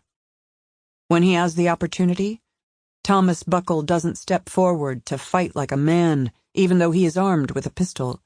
Instead, he hides in a hole, as any rat would hide, and when his hole is found, he runs, just like a frightened rat would run. He steals what isn't his, only so that he can flee faster than he could have fled on foot. There is no reason to respect such a gutless specimen. Tom Buckle has proved that he doesn't deserve fair play, that he deserves only contempt and quick extermination. The flexibility of Wainwright Hollister's gloves allows him to use his pistol without taking them off, but they are less warming than the thicker gloves that have been issued to the filmmaker. He zips open pockets in his insulated pants and slips his aching hands into them. The icy wind is sharp. It cuts at his face, even through the knitted ski mask. He turns his back to it. The Rayshaws have been standing by for just such an unlikely emergency as this. They will be here in 10 minutes. He stands, with head bowed, the gale striking hard blows against his back. Even though the Rayshaws will be here in, perhaps, 9 minutes, it makes sense to take shelter until they arrive. Bent into the wind, he follows his own dissolving boot prints toward the bridge. In the cheerless gloom of the empty, winter-beaten plains, in the ceaseless turbulence of the crystalled air, the night is crowded with the shapes of things rather than with things themselves, vague mirages of strange, pale structures shimmering into existence only to evanesce in an instant. Both fantastic chimeras and phantoms in human form are conjured out of the interplay of the swirling snow and the eerie, moonless moonlight of the snowfield, as real as Hollister himself, there in his peripheral vision, but not there when he turns his head to look directly. He is perhaps halfway to the bridge, when an apparition of a different character manifests off to his left, a ripple of color in the storm-bleached night. A silken scarlet something. When he turns his head, the thing doesn't disappear, but flutters, like a flame, no more than 10 feet from him, lit not by the snowshine, which would have robbed it of most of its color, but luminous of itself, as if woven of some unearthly silk.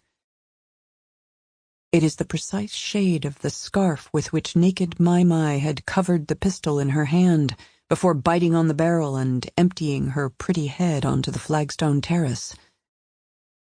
This sight transfixes Hollister, who at first doesn't realize that he has halted in his trek toward the shelter of the bridge. If Mai's scarf hasn't been recovered with her body, if it has blown away into the vast reaches of Crystal Creek Ranch, the odds that it would appear in this place at this time are infinitesimally small. 1 in a billion, 1 in a trillion. Having capered through the storm, it should be tangled and encrusted with snow, pasted to a tree in one woods or another, or buried in a drift.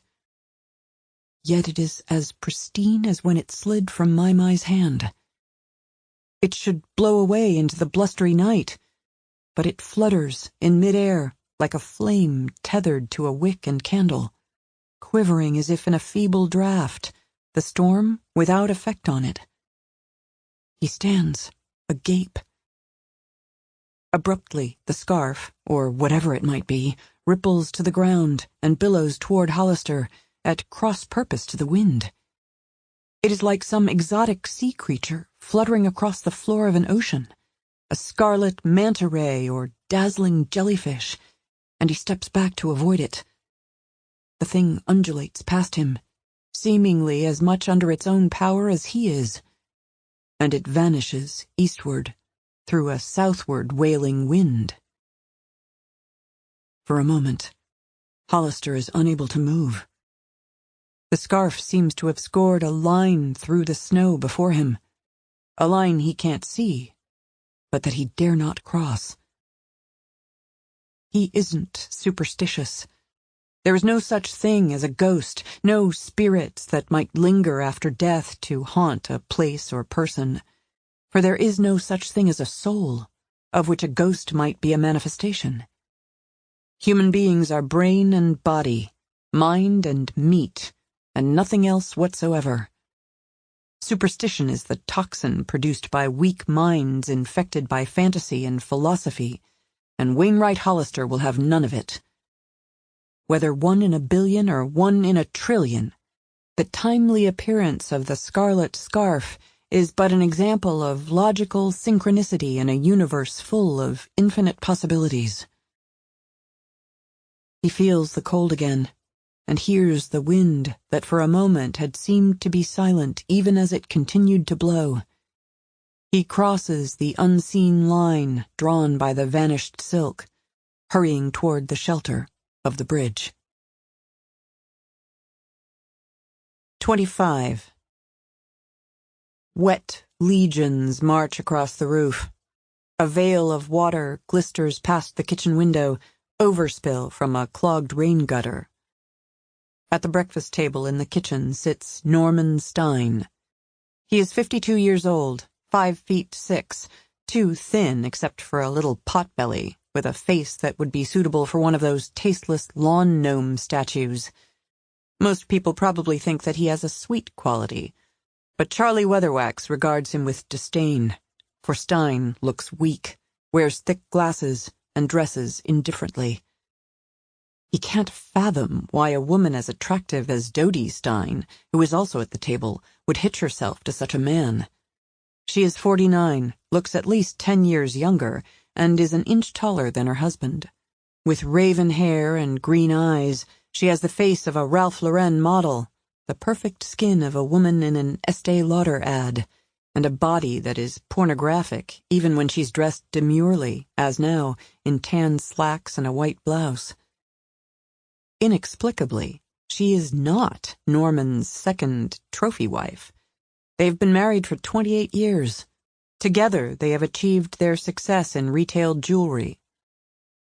Because Jesus Mendoza's smartphone was in use when the jack-of-all-trades died and dropped it on that attic floor, Charlie didn't need a fingerprint or password to access the contacts and find both the phone number and the address for the Steins.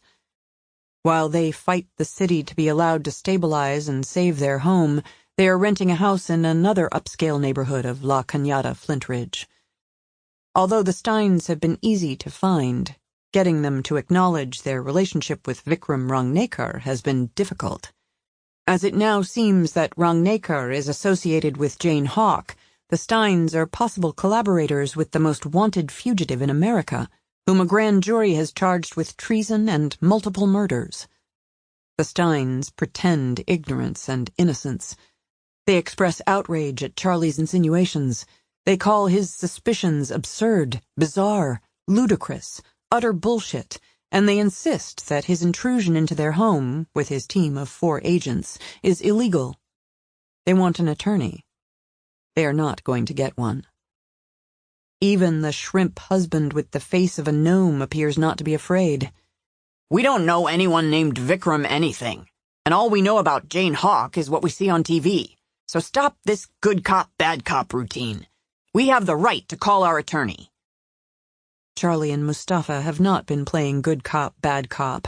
They've been playing bad cop, worse cop, and they are about to squash this mismatched pair. Hans Holbein enters the kitchen with a MedExpress kit that contains ampules of an amber solution in which are suspended the many thousands of tiny parts of nanomachine control mechanisms. It also contains hypodermic syringes and everything else needed to brain-screw this uncooperative pair. A little more than 4 hours from now, when they are adjusted people, they will do what they are told and will reveal everything they know about Vikram Rangnekar. Although the Steins have no idea what the MedExpress carrier contains, Norman views it with grave concern and rises to his feet.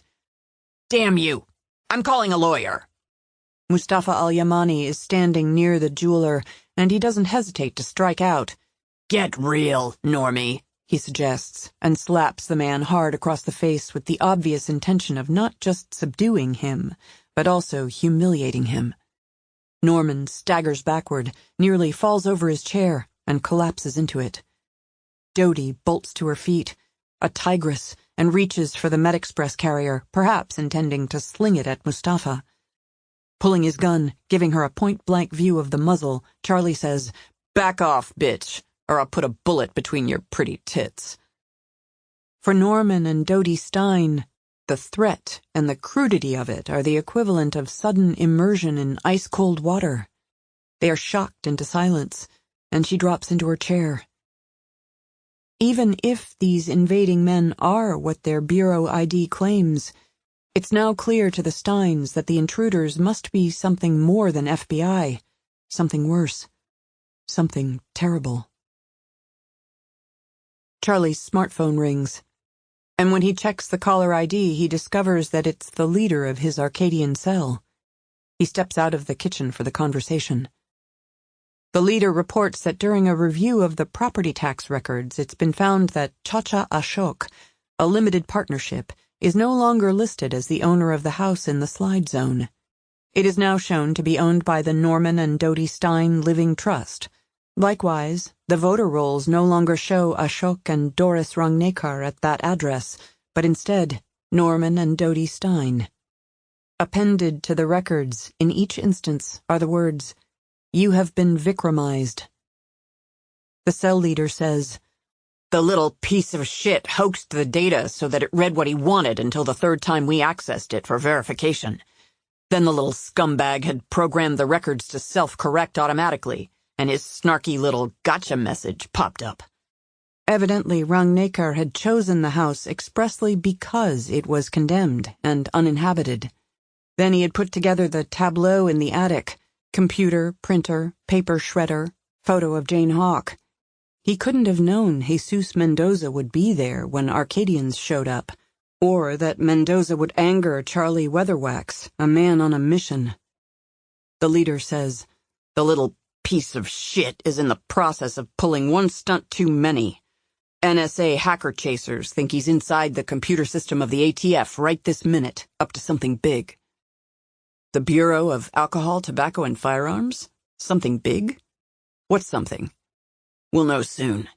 The creep is spoofing his way into the ATF, ricocheting through an exchange in Canada and pinballing through half a dozen cities in the US, but we're tracking to source now and we'll get his real location any minute. After the cell leader terminates the call, Charlie returns to the kitchen, where Mustafa and Hans are holding the husband and wife at gunpoint. Norman and Dodie have moved their chairs closer together. They are holding hands.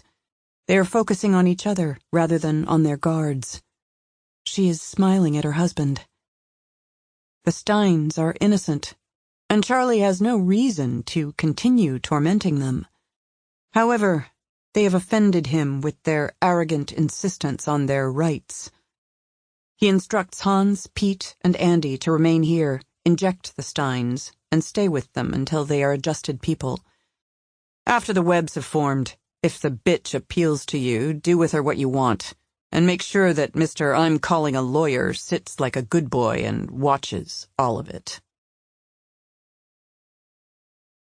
26. 10 miles east of Alpine, California, Jane drove out of the rain, though the moon and stars remained sunken in a sea of clouds. At 9:10, they left the interstate at El Centro, in the Imperial Valley, which offered some of the richest farmland in the world. She found a likely restaurant, and Vikram, clearly wanting to assume the role of protector as much as she might allow, insisted it would be safer for him to go inside and place their order, since the entire law enforcement apparatus of the United States wasn't on the lookout for a beautiful monster named Vikram. He returned with large cokes and bags containing thick roast beef sandwiches with Newski's bacon, provolone, Havarti, and peppered tomatoes in a hero bun spread with basil oil. On the way to Arizona, Jane drove while he ate, and he drove while she ate. And the dinner music was not Rubinstein playing Chopin, but Dean Martin singing his long-ago pop hits. When she finished her sandwich, Jane wiped her hands on paper napkins and switched off the music. Facial recognition capability is no longer limited to transportation hubs. I've been told it's gone mobile.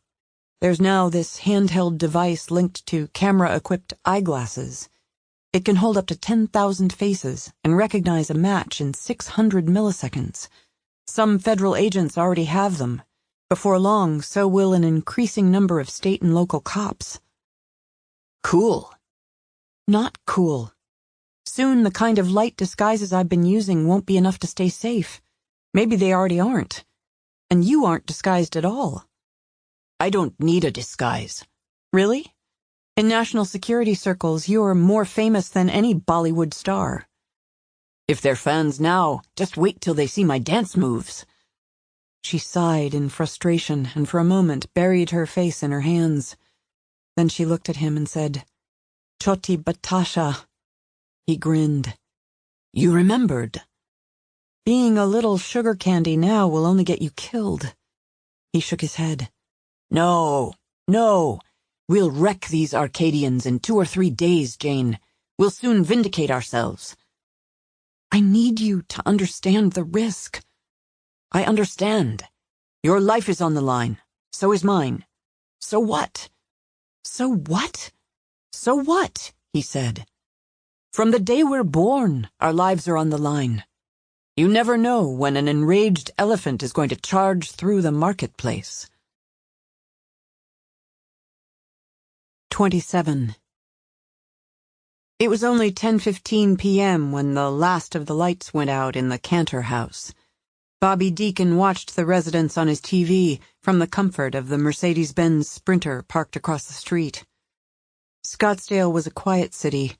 Many of its residents were early-to-bed types, either because they were overachievers who wanted to get to work early or because they were retirees.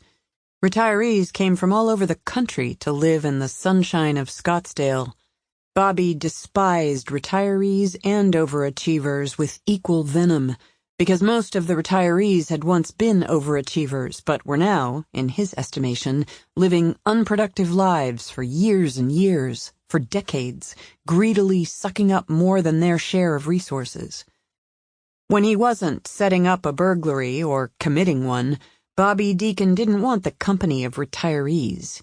He wanted action, loud music, good drugs, fast women. He didn't like fast women, he merely wanted them. In fact, he despised fast women, slow women, short women, tall women, quiet women and loud women, rich women, poor women, women of every kind, because he needed them. The way women took advantage of a man's need for them, the way they teased and manipulated and controlled and mocked, made them all queens of injustice. As an agent of justice, Bobby felt a special duty to balance the scales between women and men at every opportunity. Not that he liked men any better than he liked women.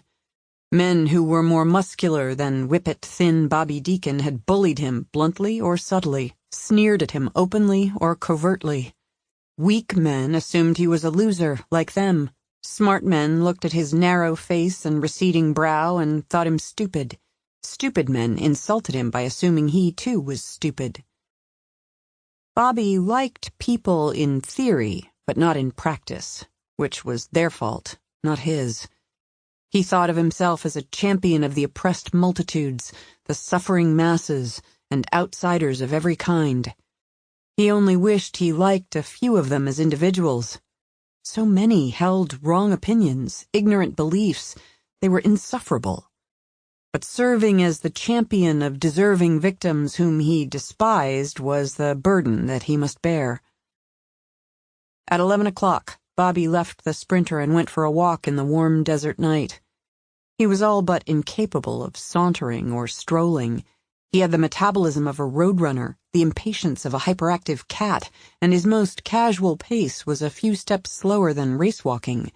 Therefore, he wore a t-shirt and shorts and running shoes, so that he might appear to be dedicated to exercise, which, in fact, he loathed.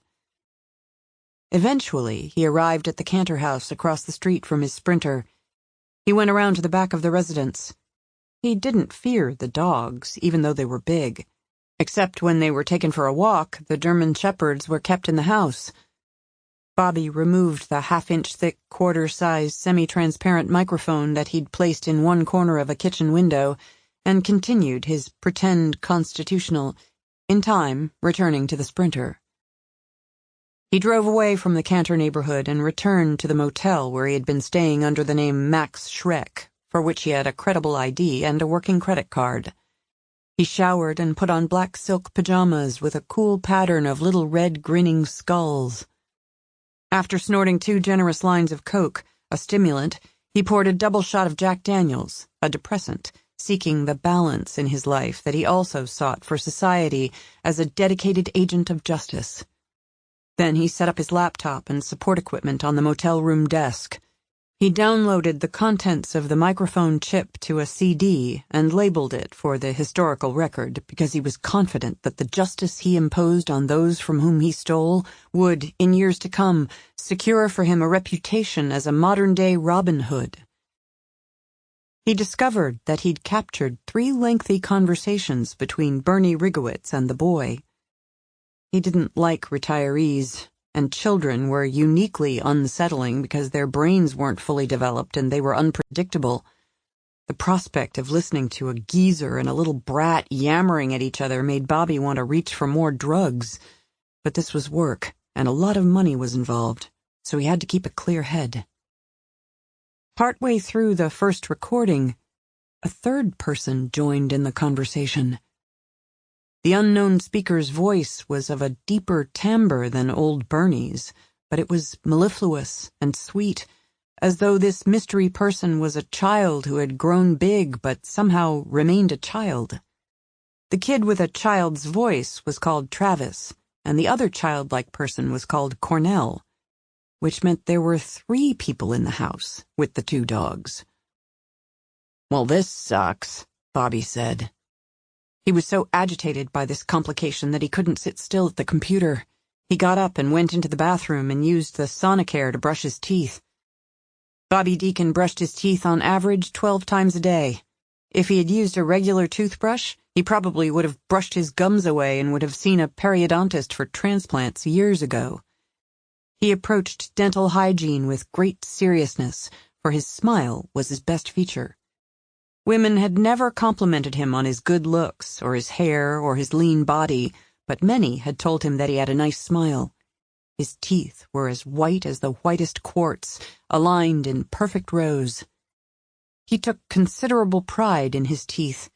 In addition to all the usual uses for them, Bobby's choppers were both an extension of his highly erotic persona and an instrument of intimidation. In the heat of a sexual encounter, he sometimes liked to bite the woman he was with. Not always, just now and then. And on those occasions when his partner proved resistant, one bite, and the threat of more, could usually subdue her. Some people were more freaked out by being bitten than they were by the threat of a knife or a gun. Bobby found this amusing. He returned to the motel room desk and continued to listen to the 3-way conversation, and no more than a minute passed before he discovered that the little kid, Travis, was the son of Jane Hawk. Stunned, he replayed the revelatory passage 3 times. 4. 5. Then he paused the audio. He stood up, wildly energized. He went to the mirrored closet door and stared admiringly at himself in his black silk pajamas with tiny red skulls in rows as even as his teeth. He said, "Jackpot." 28. In Arizona, the sky was as dry as the land below, salted with stars, the moon like a bitten communion wafer. They arrived in Casa Grande at 10 minutes past midnight. Jane used her Leslie Anderson ID to book 2 units at a 3-star motor inn and paid cash.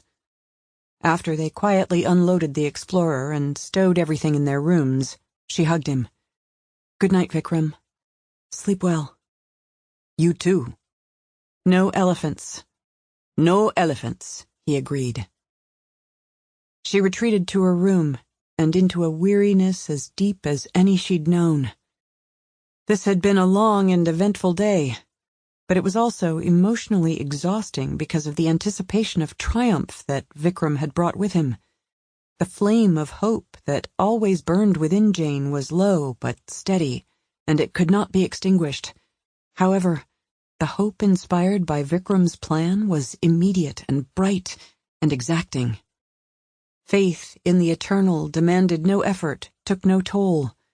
But any plan of human conception that inspired hope also required a constant expenditure of energy to sustain it, especially when it was a hope for success against great odds. She removed the shaggy-cut ash-blonde wig, took out the contact lenses that made her blue eyes gray, peeled off the spirit-gummed mole on her upper lip, and traded Leslie Anderson for Jane Hawk. After a shower as hot as she could tolerate, she put on a t-shirt and underpants, went to bed, tucked her Heckler & Koch Compact 45 under the pillow next to hers, and turned off the lights. Recently, she had often needed a vodka and Coke or two in order to sleep, but on this night, sleep came without inducement. So did the dream. The last few nights, since certain horrific events in Borrego Springs, sleep had taken her on a tour of places from her past and ultimately to a portent of her future. She dreamed of the bedroom in the house of her childhood, each detail as it had been, except that she wasn't a child in this visit, but an adult, not of the same scale as the furniture. Of all the things that might have fascinated her, she was drawn to a window, beyond which waited a night of the strangest character. No slightest fragment of a moon, no stars, no uplight from the suburb in which the house stood. The darkness had distilled into perfect blackness. However, what lay before her wasn't merely the absence of light. The gloom lacked another essential quality that she could not at once name. In the fluid manner of dreams, the bedroom became her dorm room at university, then morphed into her dorm room at the academy at Quantico, then became her and Nick's bedroom in the house they had owned in Alexandria before his death. In each place, she moved inexorably toward a window, in the grip of a chilling but unspecific presentiment. She drew open a bamboo curtain in one instance, raised a pleated shade in another, pressed aside a drapery in Virginia. Window by window, she became more sensitive to the cold truth of the absolute blackness beyond the glass. The blinding dark wasn't empty. Unseen structures and a maze of streets lay unmapped within it, and teeming multitudes surged through whatever metropolis, engaged in business unknowable. When next she found herself in a familiar hotel suite, the one in which she and Nick had honeymooned in the heart of Manhattan, she raised the lower sash of the operative window, for it was a glorious building erected before the age of glass monoliths. Out of the lightless void wafted the scent of the city, a melange of odors both appealing and vaguely offensive. Sounds came to her as well, though not the rumble of traffic, nor the ceaseless sirens that had once been a motif of the city's lullaby, nor spirited voices in conversation, nor a single cry of argument, nor laughter. There were instead the footfalls and rhythmic breathing of legions, the susurration of multitudes in motion, engaged in evidently urgent but unimaginable tasks, surging through the blinding dark. As she listened, and strained to see some lesser darkness in this eclipse of all radiance, her disquiet swelled into fear, and her heart raced. The room changed once more, though it was the same hotel and the same window in some future time, when the interior design had been redone. The barren walls were without art, and the furniture without character, everything sleek, functional, lacking even the slightest adornment. And if this might be an age when minimalism was in style, it was also an age when cleanliness was not considered important, for the walls were stained, the floors soiled. As she leaned into the open window, she at last understood what essential quality, in addition to light, was missing from this strange city. And her fear became terror. Frenetic life existed in this darkness, people in the grip of quiet desperation, harried on some mission, in the throes of fulfilling some bleak agenda. But there was no freedom in the busy throng, no freedom, and hence no worthwhile purpose to this endless bustling. The darkness was not an absence of light, but an absence of meaning. For meaning arose only from the exercise of free will. The life in this darkness lacked all merit and significance. This utter lightlessness was of the mind and soul. For it was the world of the singularity, the long-anticipated merging of humanity and artificial intelligence, brains threaded through with the neural lace of nanotechnology. When she tried to retreat from the window, she found herself in the grip of a dual gravity that had wedded her to the earth at the same time that it pulled her toward the window, into the window, outward, into a life of enslavement in the hive. She woke in an icy sweat, and sat up in bed and threw back the covers and said, "Travis." Part 3. Stormtroopers. 1. The wind seemed to have seceded into factions and gone to war with itself, cannonading volleys of snow from multiple directions at once, the plain like a battlefield smoky with ceaseless explosions and the fumes of ruination. Frantic to escape Wainwright Hollister's gunfire, Tom Buckle squeezed the throttle hard, and the snowmobile shot forward so fast that his inexperience with the controls almost resulted in disaster. The land lay in treacherous folds, and the vehicle careened across corrugations of hillocks and furrows. He felt as if he were astride a mechanical bull in a faux rodeo, bouncing on the seat, nearly bucked overboard. Then the machine launched off a crest and went airborne before dropping perhaps 10 feet. It didn't roll, landed flat on its skis and tracks, but he might have been sent tumbling if his legs hadn't been clamped tight to the seat. When the handlebars jerked free of his grip, he also lost hold on the throttle, so he came at once to a stop. Through the turmoil, he'd unintentionally changed directions more than once. He didn't believe that he was any longer headed south. The only thing he felt sure about was that he hadn't turned 180 degrees. Hollister was still behind him and not directly ahead. Therefore, he proceeded at a more judicious speed for a few minutes until he felt that he had put sufficient distance between himself and his nemesis before coming to a halt. Although hours old, the storm gathered power even as the wind blustered more erratically. The blizzard no longer merely whistled or groaned, but shrieked as though he had crossed the border from Colorado into some netherworld banshee nation. In escaping Hollister, Tom hadn't dared the headlamp. Now, when he switched it on, he was only marginally less blind in the swirling chaos of a near whiteout than he had been in the dark. The softly glowing instrument panel was a digital display that offered choices: main, map and trails, diagnostics. As the wind defeated the windshield, whipping white currents across the touchscreen, Tom scrolled down, investigating options, until he came to GPS settings. He should have realized that the snowmobile might be equipped with a GPS, but the discovery unnerved him. If it offered guidance, it also pinpointed his location for the ranch's security team, those expressionless, dead-eyed Rayshaws. When he tried to engage the GPS by entering Interstate 70 as his destination, the screen responded with inadequate data. He tried again with Interstate Highway 70, but this also was deemed inadequate.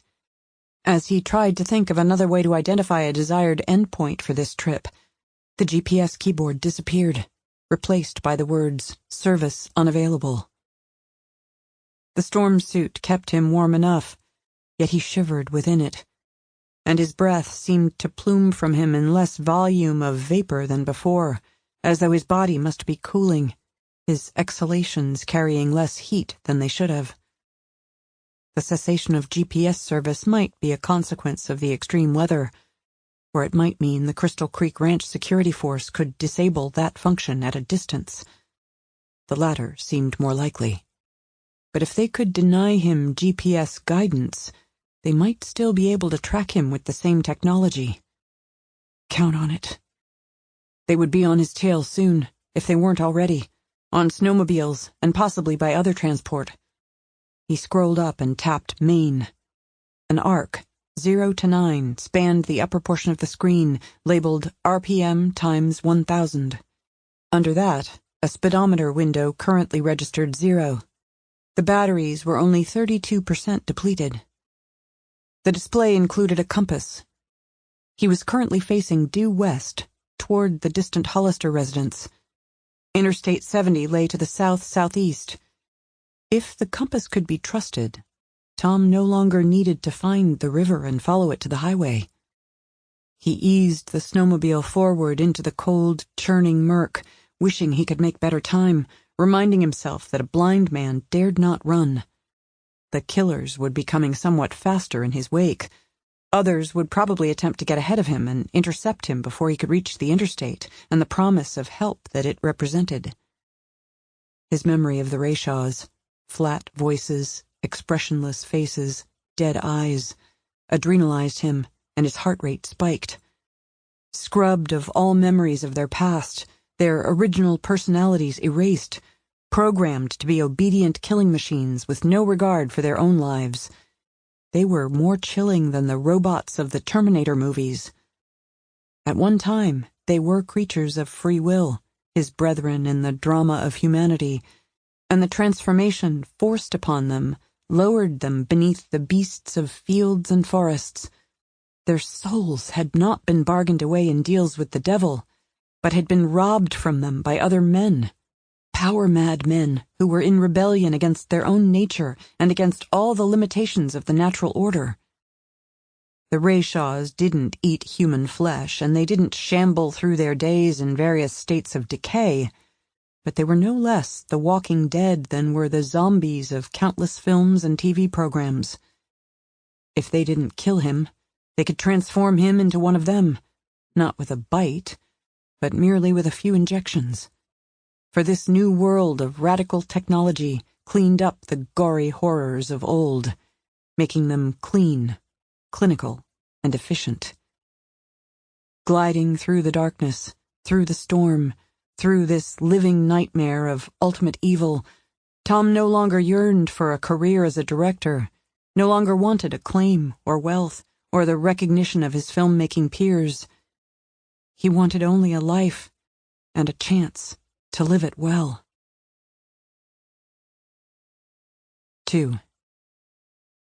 Wainwright Warwick Hollister, under the bridge, huddled in fury, his pride bruised, seething with indignation.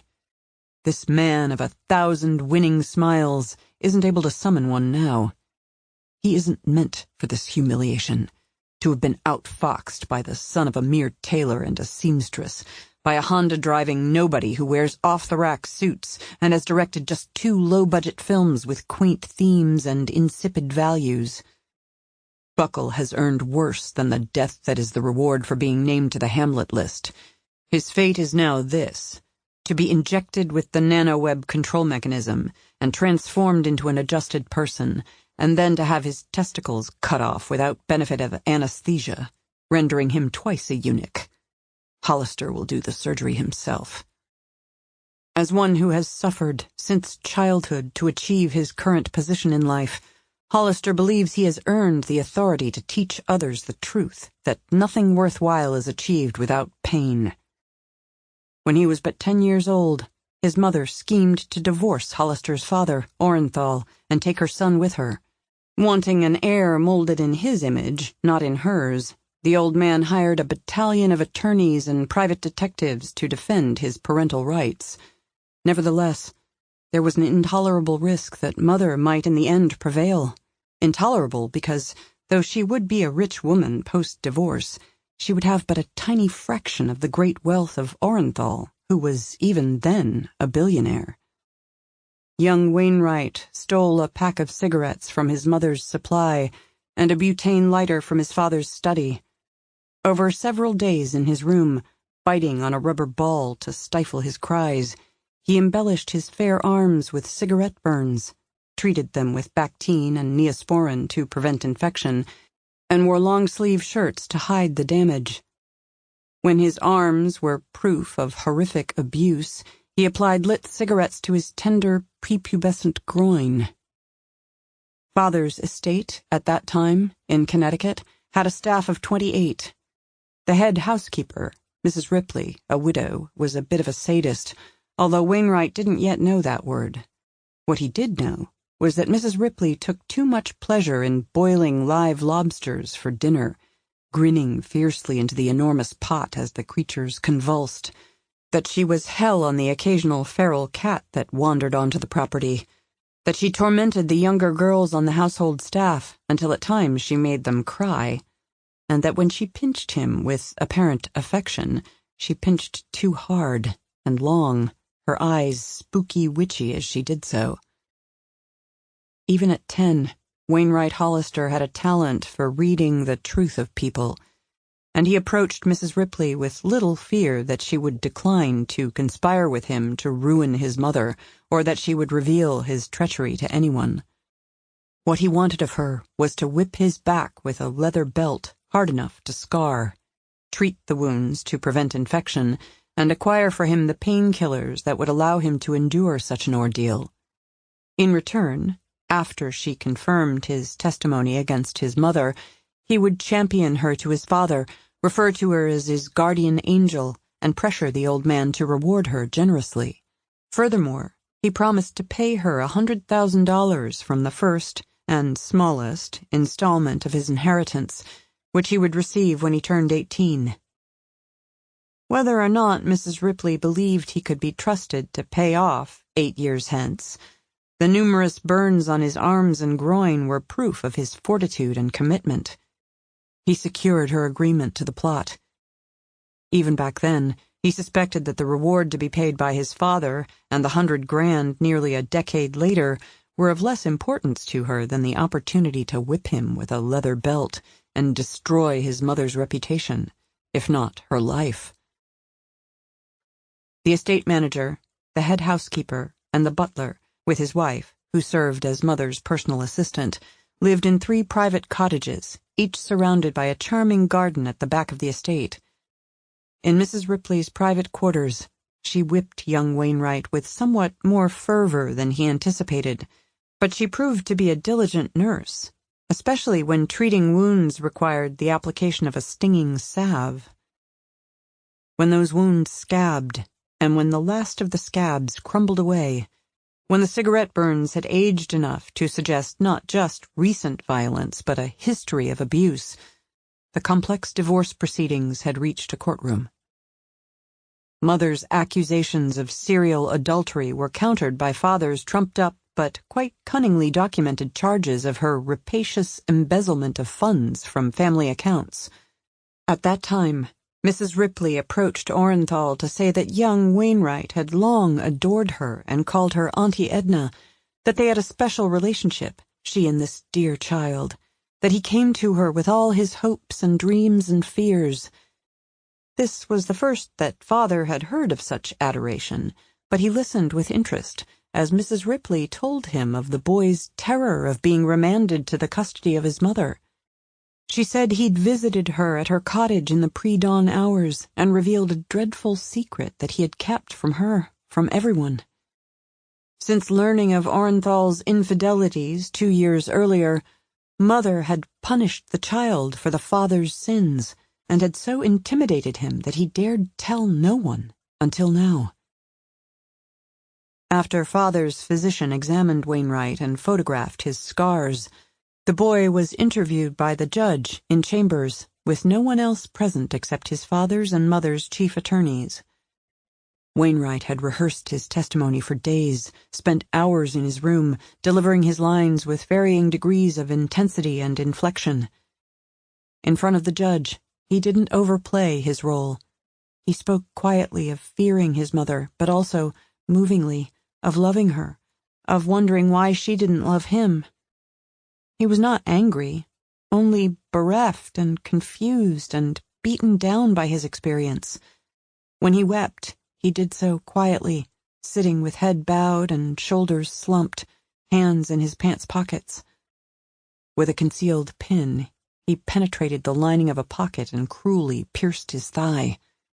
This minor wound produced too little blood to show against his black slacks, but it was sufficiently painful to ensure tears, not just his own, but those of the woman who was his mother's attorney. It was not true that he loved his mother, and it wasn't true that he feared her. He feared only living with her in reduced circumstances, of going from a 52,000-square-foot mansion on a 20-acre estate to a house perhaps a third that size, on a measly acre. Father would remain a billionaire, and Mother might be worth only $50 million, which didn't augur well for the boy's future if his father, embittered about losing custody, reduced Wainwright's ultimate inheritance. Even though he was only 10, the boy had an adult's understanding of finances and a sybarite's appreciation for the pleasures and uses of great wealth. For surrendering custody without a fight, Mother accepted a more generous settlement than she had any right to expect. Father doubled Mrs. Ripley's salary, and Wainwright called her Auntie Edna for the rest of her life. He paid her the promised $100,000 from the first installment of his inheritance, and at the age of 61, she died in her sleep in her private cottage, surrounded by her charming garden. Her death was from natural causes, not at Wainwright's hand. At her funeral, he wept without resorting to a pin in his pocket, because over the years he'd learned to crank up any emotion as he might turn on a faucet. Now, under the bridge, the indignation and rage that have held him in their grip begin to relent a little, only because disquiet claims a place in his mind and heart. The Rayshaws seem to be taking longer than they should to rescue him. He cautions himself not to be impatient. The weather is terrible. Security can't reach him as quickly as on a sunny day. The battery-powered GPS sewn into his storm suit is insurance against disaster. His rescue is inevitable. The space under the bridge offers protection from the skirling wind, but it is as dark as the far side of the moon. He holds his hand inches from his face, but isn't able to see it. Never before has any degree of darkness intimidated Hollister. He does not suffer from nyctophobia. He is not weak like his father. A man who, at the age of 10, burned his penis with a cigarette, if only once, is not a man who fears anything. The quiver of disquiet that troubles him might better be called misgiving. A sense that he has made a mistake, miscalculated. Losing the snowmobile to Buckle is his first mistake in longer than he can recall. It's unlikely that he will make another anytime soon. He is not a man who commits errors with regularity. Indeed, what he feels now is not either disquiet or misgiving, but a vague suspicion. Of what, he can't at first explain. Slowly he comes to realize intuition is telling him that he is not alone under the bridge, that he shares the darkness with what? After decades of absence, true wolves have returned to this part of the plains. However, even in weather as foul as this, it isn't likely that a wolf would take shelter under a structure ripe with the scent of the men who built and frequently use it, rather than in a wildland den. Nevertheless, a worm of foreboding squirms in his mind, and he isn't able to cast it out.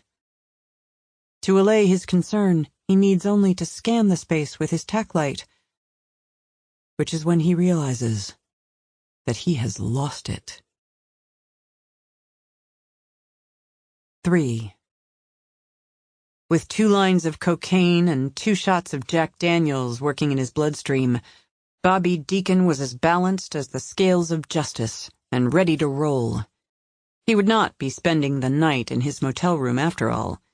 He had already changed out of his black and red silk pajamas into a white t-shirt bearing the words Agent of Justice in red block letters under a red skull, pale green hospital scrubs that concealed the radical t-shirt, and white rubber-soled shoes. After stopping at an all-night supermarket, he drove his Mercedes Sprinter to the neighborhood in which the Cantors lived. He parked about half a block away from the place, on the same side of the street as their house, instead of directly across from it. His pale green shirt had three-quarter sleeves and hung long to cover the 9mm Sig Sauer P226 in the belt holster on his right hip. In the back of the Sprinter, he withdrew a Rambo 3 knife from a storage drawer. Macassar ebony handle, 12-inch long, 2¼ wide blade of 440C stainless steel, 17¼ inches long overall, 2 pounds 5 ounces, keenly pointed to pierce, stropped to slice, as pretty a death dealer as ever was made. He inserted it in a custom leather sheath and attached it to his belt at his left hip. The hospital scrubs hid this weapon, too.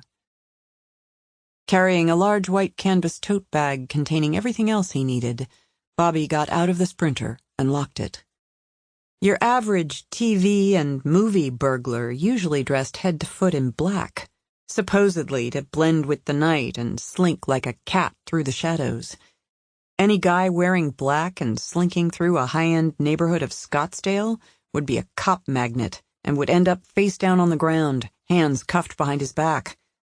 A guy in white wanted to be seen, and people who wanted to be seen were considered as innocent as a white Mercedes van.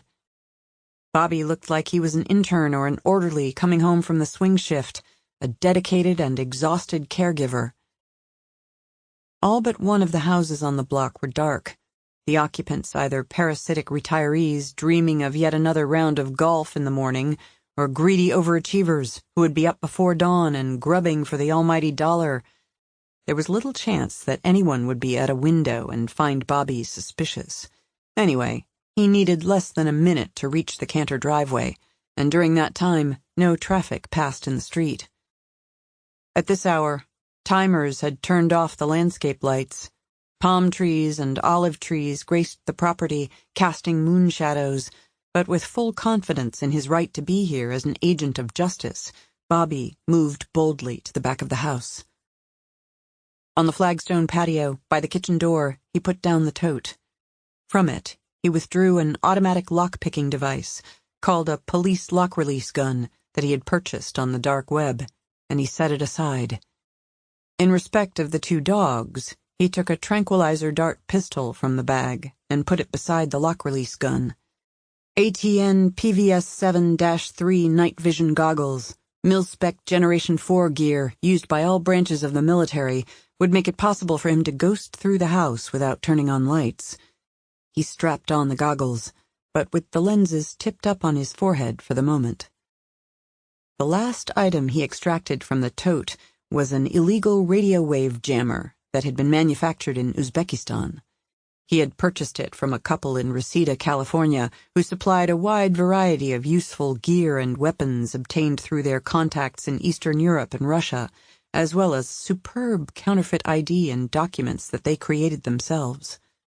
He had deeply researched the home security package installed by Vigilant Eagle, and had in fact hacked into the company's computer system without being detected. Theirs was a well-engineered but traditional alarm, featuring sensors on doors and operable windows.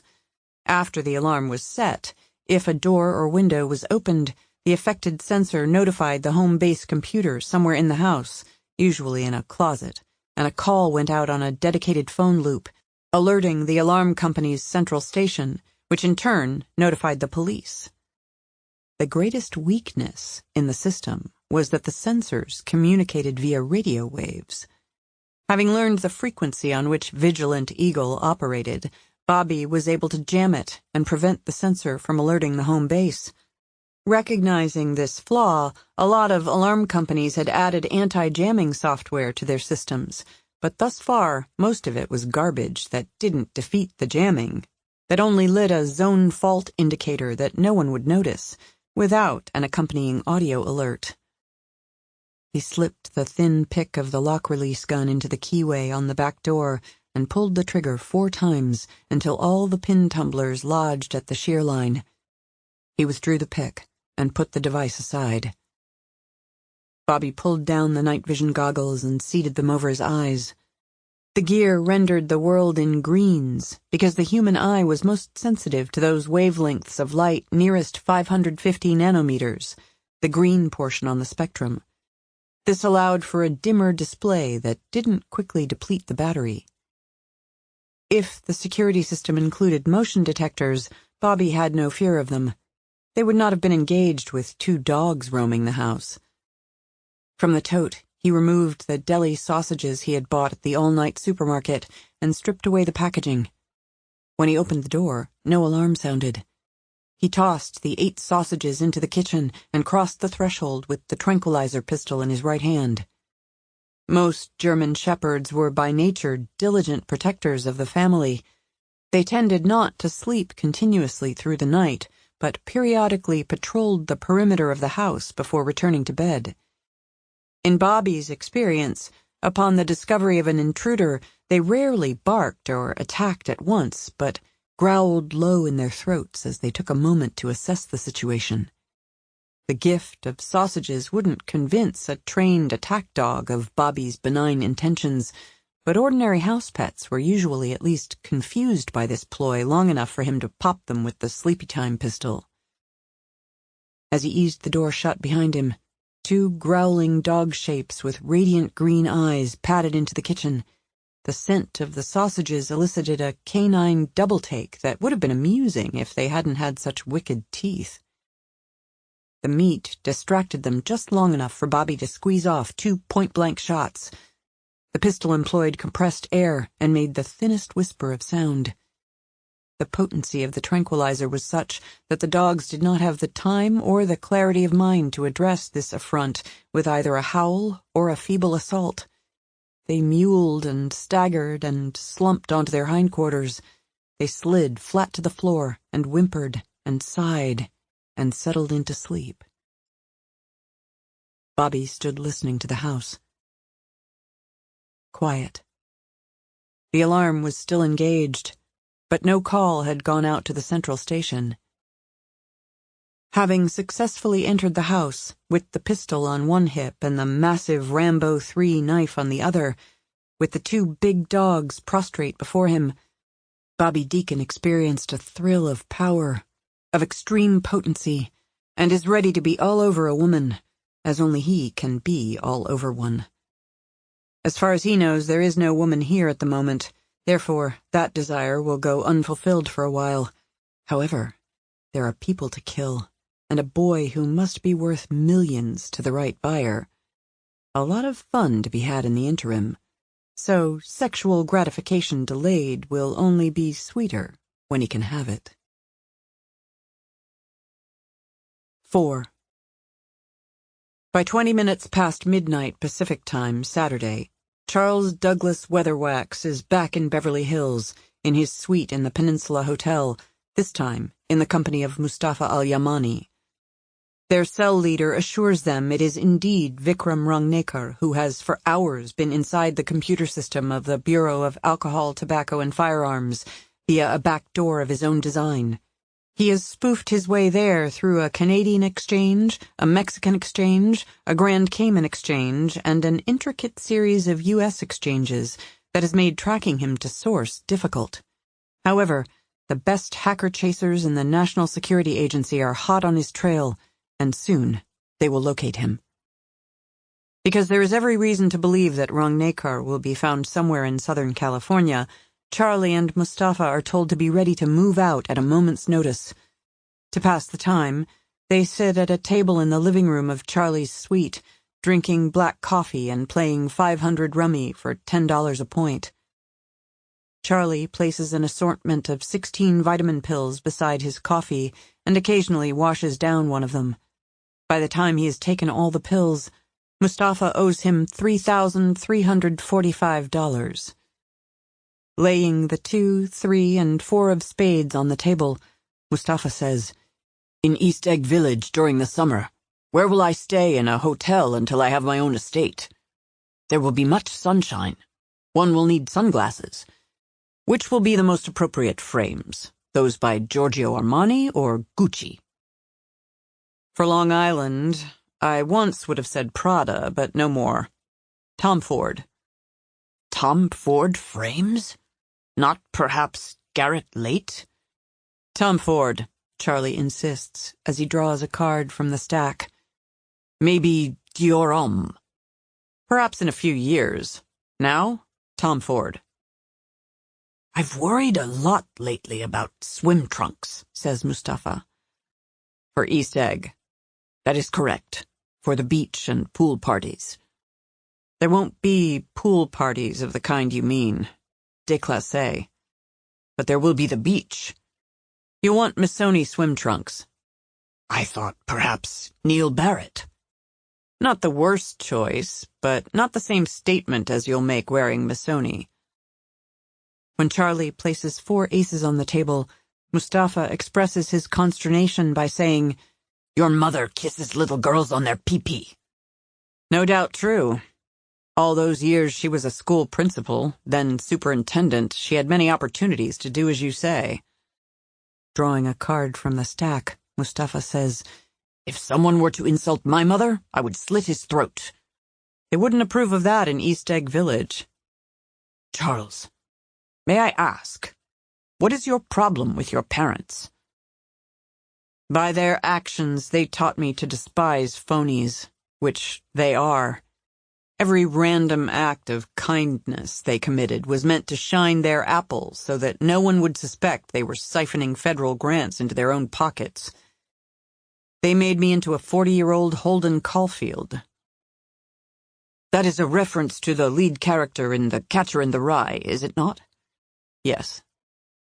Mustafa adds the 5 of spades to the 2, 3, and 4 that he previously laid down. Charlie draws a card, a joker. Everything he holds will play, and he goes out. Caught with 30 points in his hand, Mustafa says, Your father has sex with diseased goats. Charlie's smartphone rings. The cell leader is calling. The NSA has tracked to source the computer with which Vikram Rangnekar is buccaneering through the most top-secret data at the ATF. 5. The Cantor residence was like some weird haunted house in an amusement park, rendered in shades of day-glow green. Bobby Deacon, the lethal spirit that prowled its rooms. In the laundry off the kitchen, he found the door between the house and garage. He dared to open it because the radio wave jammer remained operative. Somewhere on a zone display within the system, another red light appeared, a silent indicator. Quietly, he dragged one of the German shepherds into the garage, and then the other, being careful not to knock their heads against anything. A large water bowl for the animals stood in a corner of the kitchen, elevated in a wire rack for easier access. He carried it into the garage and put it near the sleeping duo. He also placed near them the sausages they hadn't had time to eat. He left a light on for them. He didn't find dogs as repellent as he found most people. After closing the interior door to the garage, he returned to the kitchen and stood listening. The 2 Sub-Zero refrigerators made no noise whatsoever. On the ovens, the digital clocks changed their blazing numbers without a tick. A clatter startled him and made him reach for the knife in its sheath before he realized the noise came from the ice maker as it spat fresh cubes into its storage bin. With the enormous knife in his right hand, he explored the spacious ground floor, room by room. When magnified 80,000 times and processed by image enhancement technology, even the faint inflow of light from distant street lamps and ambient infrared were enough to ensure that he wouldn't knock anything over. For a task like this, he preferred the knife, because his Sig Sauer 9mm, even with its sound suppressor, was not perfectly silent.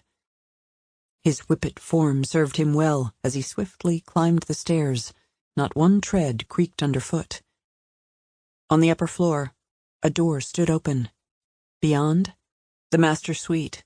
The bed, neatly made, no one there. Farther along the hallway, he eased open a door and entered a room and saw the boy, fast asleep. He went to the double bed and stood looking down at the kid, who was sleeping on his belly, snoring softly. Bobby put the knife on a nearby chair and drew the tranquilizer pistol from under the waistband of his pants. He needed to move the boy without waking him. Natural sleep was not deep enough to allow such a maneuver.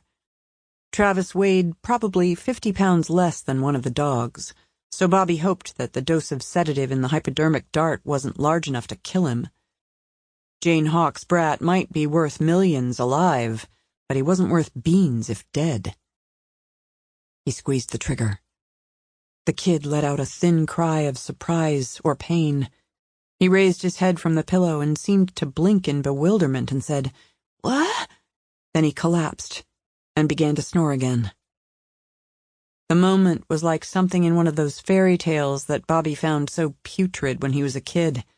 The beautiful young prince, heir to the throne, dreaming peaceably in the witchy light. The intruder come to steal the brat for the king of the trolls in return for having a curse lifted from himself. Bobby always imagined his own versions of such stupid stories, like, it's a beautiful little sleeping princess, not a prince, and the intruder rapes her, kills her, and then finds the queen in her bedchamber, rapes and kills her as well, then beheads and guts the king of the trolls for daring to put a curse on him in the first place. Now, he jammed the tranquilizer pistol under his waistband. He retrieved the knife from the chair and returned it to its sheath. He pulled the covers back from the boy and lifted him off the bed and carried him to the open door. Quiet pooled in the house. As silent as any sneak thief in a fairy tale, Bobby carried the boy downstairs. 6. Under the bridge, Hollister remains convinced that he is not alone. Having lost his tacklight, he has only logical deduction and imagination with which to explore the palpable darkness and identify what might be sharing it with him. Logic doesn't take him very far. He has already ruled out the possibility of a wolf. The only other man abroad in this gruesome weather is Buckle, and Buckle is off on the snowmobile. Hollister hasn't much exercised his imagination over the years. The novels that enchanted his father seem to be a waste of time to him. He finds movies frivolous, theater tedious. Most music strains to inspire with idiot chords and jejune melodies. The only art he likes is that of painters who furiously assault the viewer with the hard truths of life. Pollock, Rauschenberg, Joan Miro, the marvelous Marcel Duchamp, Edvard Munch, who celebrate the truth of nihilism and who know that there is only one sensible response to the void over which life is lived. Power. Power. Brute power, exercised in one's self-interest, with no limits and no mercy. Because he never indulges in fantasy, he can't be imagining another presence looming near. Impossible. He is not a child given to seeing boogeymen under the bed. This awareness of a threat arises from his singular survival instinct, which he believes to be equal to that of any predatory beast on the earth and far superior to that of other men. The threat is real, imminent. Ironically, however, because his powers of imagination have atrophied, he isn't able to conceive of what menace might be nearby in this blinding dark. He sits with his back pressed to the south pier of the bridge, his head mere inches below the plank flooring, his pistol in both hands, peering toward the river that can't be seen, listening for the sounds of a stalker who can't be heard above the wind. Something has gone wrong with the security team. They should be here by now. They aren't coming on a snowmobile. That would take too long in a storm of this intensity. They're coming in 2 snowcats, big 4-passenger machines on steel treads. No amount of snow or even steep slopes of ice can defeat a Tucker Terra snowcat. One snowcat should be fast on Tom Buckle's trail, and the other should be here, now, brightly lighted, with 3 rayshaws to help him into the warm cabin. The snowcat is not here. He is unable to imagine what happened. Rayshaws are as reliable as snowcats. Rayshaws do what they're programmed to do, endure pain that would disable an ordinary man, overcome any obstacle, because they are meat machines, without fear, without doubt, without concern for their lives. The strangest aroma penetrates the fabric of his ski mask. A lemony fragrance, but not exactly with the zest of lemon. More like verbena. It is an impossible scent in this place, at this time. Yet it lingers for 5 seconds, 10, before fading, to be replaced by the smell of the damp wool of the ski mask and Hollister's fish-scented halitosis. The song of the storm has changed to a threnody, a lamentation, sorrowing through the night as if nature is grieving over some loss. And then a whisper, so soft, so intimate, comes to Hollister through the warp and weft of the weaving wind. Master. Master. The voice is so faint that it can't be real. Not when he's wearing the tightly secured hood that muffles even the storm. He will not credit it. He tunes it out, and, in fact, it goes away. But then it returns. Master. Master. Master. When he unfastens his hood and pulls it off his head, the morning wind grows louder, but it does not drown out the whisper. Faint as the voice is, he nevertheless recognizes it, and again he smells a trace of the verbena fragrance that she often wore. He had instructed Mai to call him master only when she came to his bedroom to do whatever might please him. Unfailing deference and total submission during sex always thrilled Hollister. The whisper in the verbena can't be real. She is dead. But it's also true that this can't be his imagination running amok. He does not allow himself the weakness of fantasy, and such visitations as this are the worst kind of imagination, superstition. Therefore, he must be hallucinating. Good. He is back in the realm of logic. There are medical conditions of which hallucinations might be a symptom, including Parkinson's disease, but Hollister is in perfect health. He is an exemplary physical specimen, Olympian, really. Hallucinations might also be related to the adverse effects of a medication, but he's on no medications. They can also be a result of substance abuse, but he uses no drugs. He needs no drugs. Power is his only drug. Logic leads to one inescapable conclusion. Someone has slipped a hallucinogenic substance into something that he has eaten or drunk. Everyone on the Crystal Creek Ranch staff is either an adjusted person or a totally brain-scrubbed rayshaw. None is capable of such treachery against the supreme master of the Arcadian Revolution. Logic leaves him nowhere to go but to the realization that the deceitful film director, Thomas Buckle, is the sole suspect. Buckle began his counter-revolution not when he captured the snowmobile, but much earlier, at some point before or during dinner, when by some cunning trick he must have contaminated Hollister's food or drink. This is no shock to him. For most of his life he's been aware that no one can be trusted. When one is only 10 years old, and one's mother selfishly takes steps to end her marriage in spite of the potential to reduce your ultimate inheritance from more than $1 billion to perhaps a few million, when she would move you from a sprawling first-class estate with a staff of 28 to a mere McMansion with at most 2 maids and a semi-butler, your own mother, then you must regard humanity not as a clan of which you are a member, but as a nest squirming with a unique species of viper that has no capacity for loyalty, even to its own kind.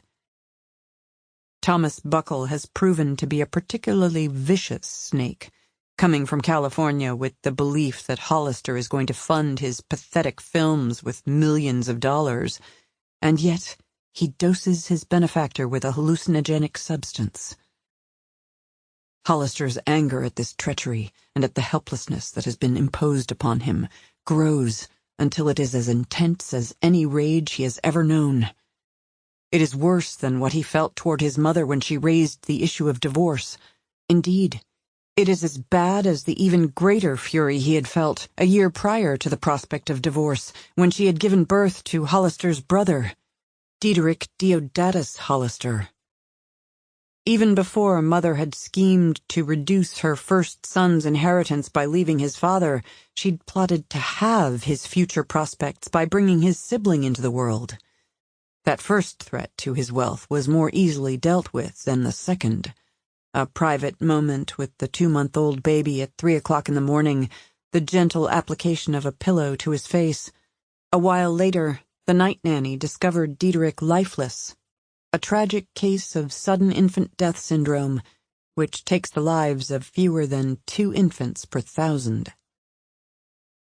As furious as Hollister was the night he entered that nursery, he is even more furious now.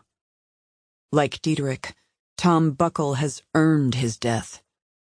Again, he experiences the olfactory hallucination of the verbena fragrance, followed by Maimai's voice, as though her lips are mere inches from his right ear.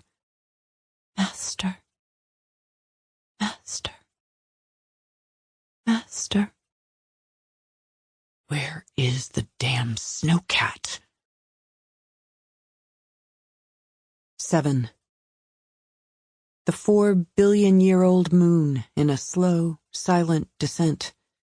The million-year-old desert, once a sea, once a swamp, where now coyotes prowl in sacred silence over Indian graves older than history, where snakes lie with lidless eyes in anticipation of the morning sun. The town of Casa Grande, less than 150 years old, seeming abandoned in the light of its street lamps. After the dream of the night window, Jane Hawk had been unable to get back to sleep. She dressed and moved a straight-backed chair to the window. She opened the draperies part way and sat in the rented dark, watching the hotel parking lot, in expectation of one kind of trouble or another. As she had awakened from the nightmare, she'd spoken her child's name. She couldn't shake the feeling that Travis was in jeopardy. She had no good reason to believe such a thing, and she cautioned herself not to act precipitously. Travis was tucked away in Scottsdale, safe in the Cantor house, under the protection of Bernie Rigowitz, who was as responsible as any man she knew, assisted by sweet Cornell Jasperson, a singular package of personality disorders who would no doubt nevertheless die for the boy, watched over as well by 2 dogs that adored him. Jane was unable to think of any way the Arcadians could have located him. Often the voice of intuition was clear, its warning specific. At other times, however, it spoke in a murmur, more an uneasiness than a call to action. In such cases, she was well advised to ponder her situation carefully before risking a wrong step, as might a woman who found herself on a ledge 40 stories above the street, with no idea how she got there. Just because she had spoken Travis's name as she woke from the dream didn't mean the anxiety gripping her arose from a presentiment that the boy was in danger. It might instead mean that she feared never seeing him again because, intuitively, she was aware that somehow she was in imminent peril. At 3:20 Mountain Time, she opened the connecting door between units and went into Vikram's room. He slept in the glow of a bedside lamp with a hand towel draped over the shade to soften the light. When she sat on the edge of the bed, he didn't stir. Although 30, he might have been a boy, sleeping as deeply as only boys sleep before they learn the unsettling truths of the world. She spoke his name twice and shook him gently by the shoulder. Upon waking, he appeared briefly bewildered. He spoke several words in Hindi, then smiled at her. She said, "Earlier you said the motorhome is being delivered at 10 o'clock?" Yeah, he yawned. They're bringing it straight from Enrique's shop in Nogales, about a 2-hour drive. Where are we meeting them? Not here. No, in the parking lot at the Holiday Inn. He doesn't know we're staying here? No, he doesn't think we're getting to Casa Grande until morning, just before the meet. Was the Holiday Inn your idea, or Enrique's? His. He said you'd want it to be somewhere public. He said that, did he? Don't you want it someplace public? How big is this Holiday Inn? I scoped it out when I passed through here on the way back from Nogales last week. It's maybe 180 units, semi-humongous, with a parking lot. She thought about that, and then said, "Get up, get dressed. We're out of here." Well, but I can't do that just now. Why not? I'm terribly swollen. Swollen? From what? You don't look swollen. But I am, he said sheepishly. I am immensely swollen. You must leave the room before I throw aside the sheets. Oh. Yeah, I understand. Jane rose from the edge of the bed, moved toward the connecting door, and glanced back at him. "You're quite the gentleman, Vikram." He smiled shyly and spoke in Hindi again. "That sounds like what you said when you first woke up." "It is. Ye sham mastani, madhosh kiye jai." What does it mean? This most beautiful night intoxicates me. It is a line from a song. She smiled, then grimaced. "This isn't an adventure, Vikram." "It feels like an adventure." "It's a war. Mistake a war for an adventure, you won't live long." "If it makes you more comfortable, I'll do my best to stop thinking of it as an adventure." "Good. 10 minutes. We'll load the Explorer, but leave Do Not Disturb signs on the room doors. We'll walk over to the Holiday Inn, get a room there, have breakfast in their restaurant. It's not even 2 blocks. 8. The rain passes, but the night glistens and drips. The lights of the LA Metroplex glimmer across valleys and foothills as if to infinity. Charlie Weatherwax and Mustafa Al-Yamani are en route to a warehouse in an industrial area near Ontario, California, where they, and 2 agents coming from San Bernardino, will take down the hacker whom Mustafa now calls the bad boy from Mumbai.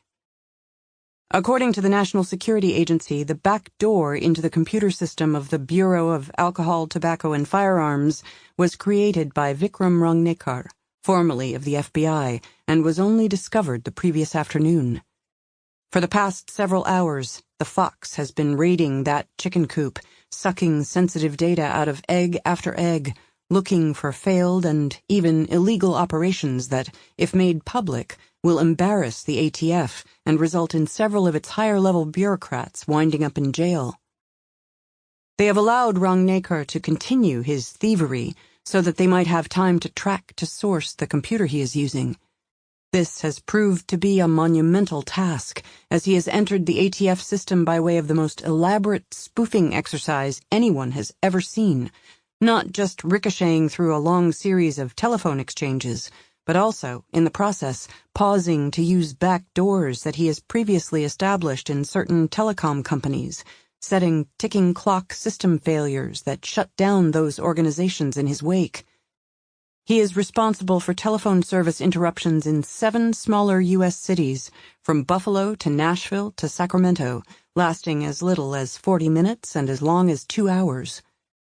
This is the equivalent of James Bond in his ultra-cool spy car, foiling his pursuers by spreading clouds of smoke, super-slick oil, and a carpet of nails on the highway behind him.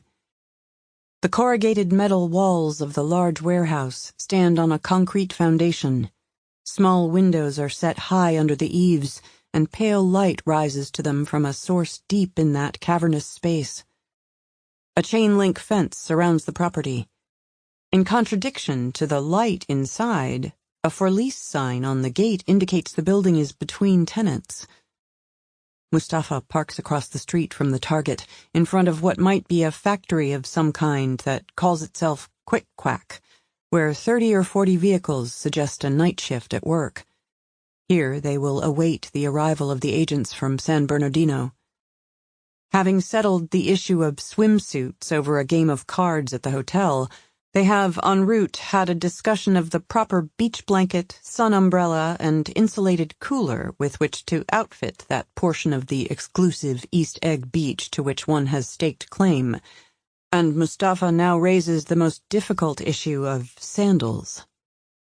If one wants to be seen as from an old wealth family, one would not wear brightly colored flip-flops among such sophisticated beachgoers. But there are so many designer sandals to choose from. It is bewildering. What do you think of opening ceremony? Charlie considers before saying, It's a good sandal, if you don't mind being seen in something that costs just $100. Valentino Garavani offers exquisite Italian craftsmanship at about $350. Charlie grimaces. In my opinion, that sandal makes you look like a gigolo. There's a Dan Ward design at about $300 that's the definition of elegant simplicity, just 3 double loops of bungee straps to hold your foot to the basic black sole. I am embarrassed to say that I'm unfamiliar with that sandal.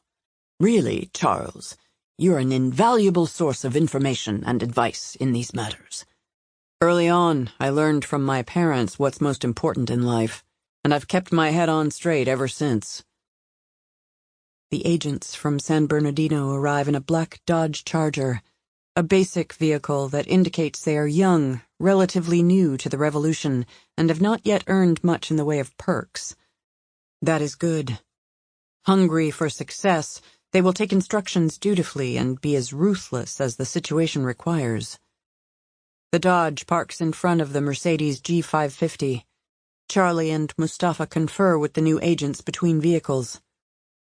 Verna Amboy is dressed in a black suit and white blouse. She's attractive, in spite of a Cleopatra haircut with thick black bangs that squares her face and gives it a robotic quality. Verna's lips are ripe enough to be the sole graphic element in a poster for a porn flick, but Charlie isn't hot for her because he suspects that, in the bedroom, she deals out pain while refusing to endure any. In black suit, white shirt, black tie, black pork pie hat, and black and white high tops, Eldon Clocker looks as though he went to an alternate universe FBI academy that doubled as a school for blues musicians. But he stands maybe 6'4" and has a neck like an oak tree trunk. When it comes to backup, Charlie favors big. Eldon also proves to be articulate and intense. Regarding backup, Charlie values intelligence almost as much as he does size. The 4 of them cross the street. The chain-link gate was once secured with a large padlock. Someone has severed the thick shackle of the lock with a bolt cutter. The gate rolls aside smoothly. The warehouse has several entrances. The lock has been drilled out of one man-sized door. Vikram Rangnekar has no history of violence. Nevertheless, the 4 draw their guns. Charlie orders Verna to be the first to clear the doorway. She'll make the smallest target.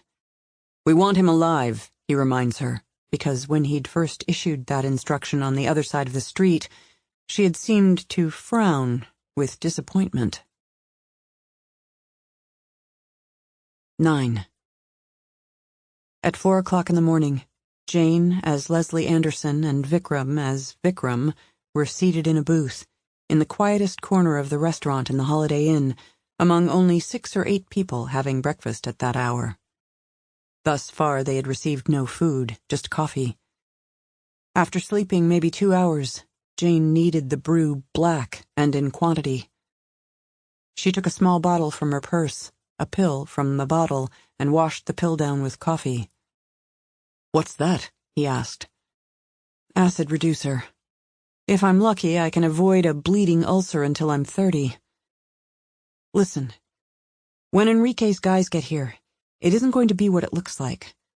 They'll have the motorhome, and they'll take the second half of the payment for it, but they won't just go away. Well, but that's the deal. Enrique de Soto is a vicious snake. When you showed up in Nogales with your relatives, you spooked him, and he wanted to kill all of you. He only does business by the recommendation of people he trusts. Vikram shrugged. We've been over that. Your name carried a lot of weight with him. I didn't recommend you. The only reason he didn't kill you right then is because you struck him as too naive to be anything but what you claimed to be. He rolled the dice, did a deal, but not for the money. He didn't make a gift of the South Wind, you know. He took the cash, a lot of it. And he'll take the rest. But if he has his way, he'll go back to Nogales with the money and the motorhome. Pointing to the ceiling with his index finger, Vikram said, One problem with that scenario. Why would I pay the rest of the money for nothing? She sipped her coffee and stared at him over the rim of the cup, confident that, even as innocent as he was about these things, he would eventually answer his own question. After a silence, he said, Oh, you mean he'll take the money and tell me to go pound sand?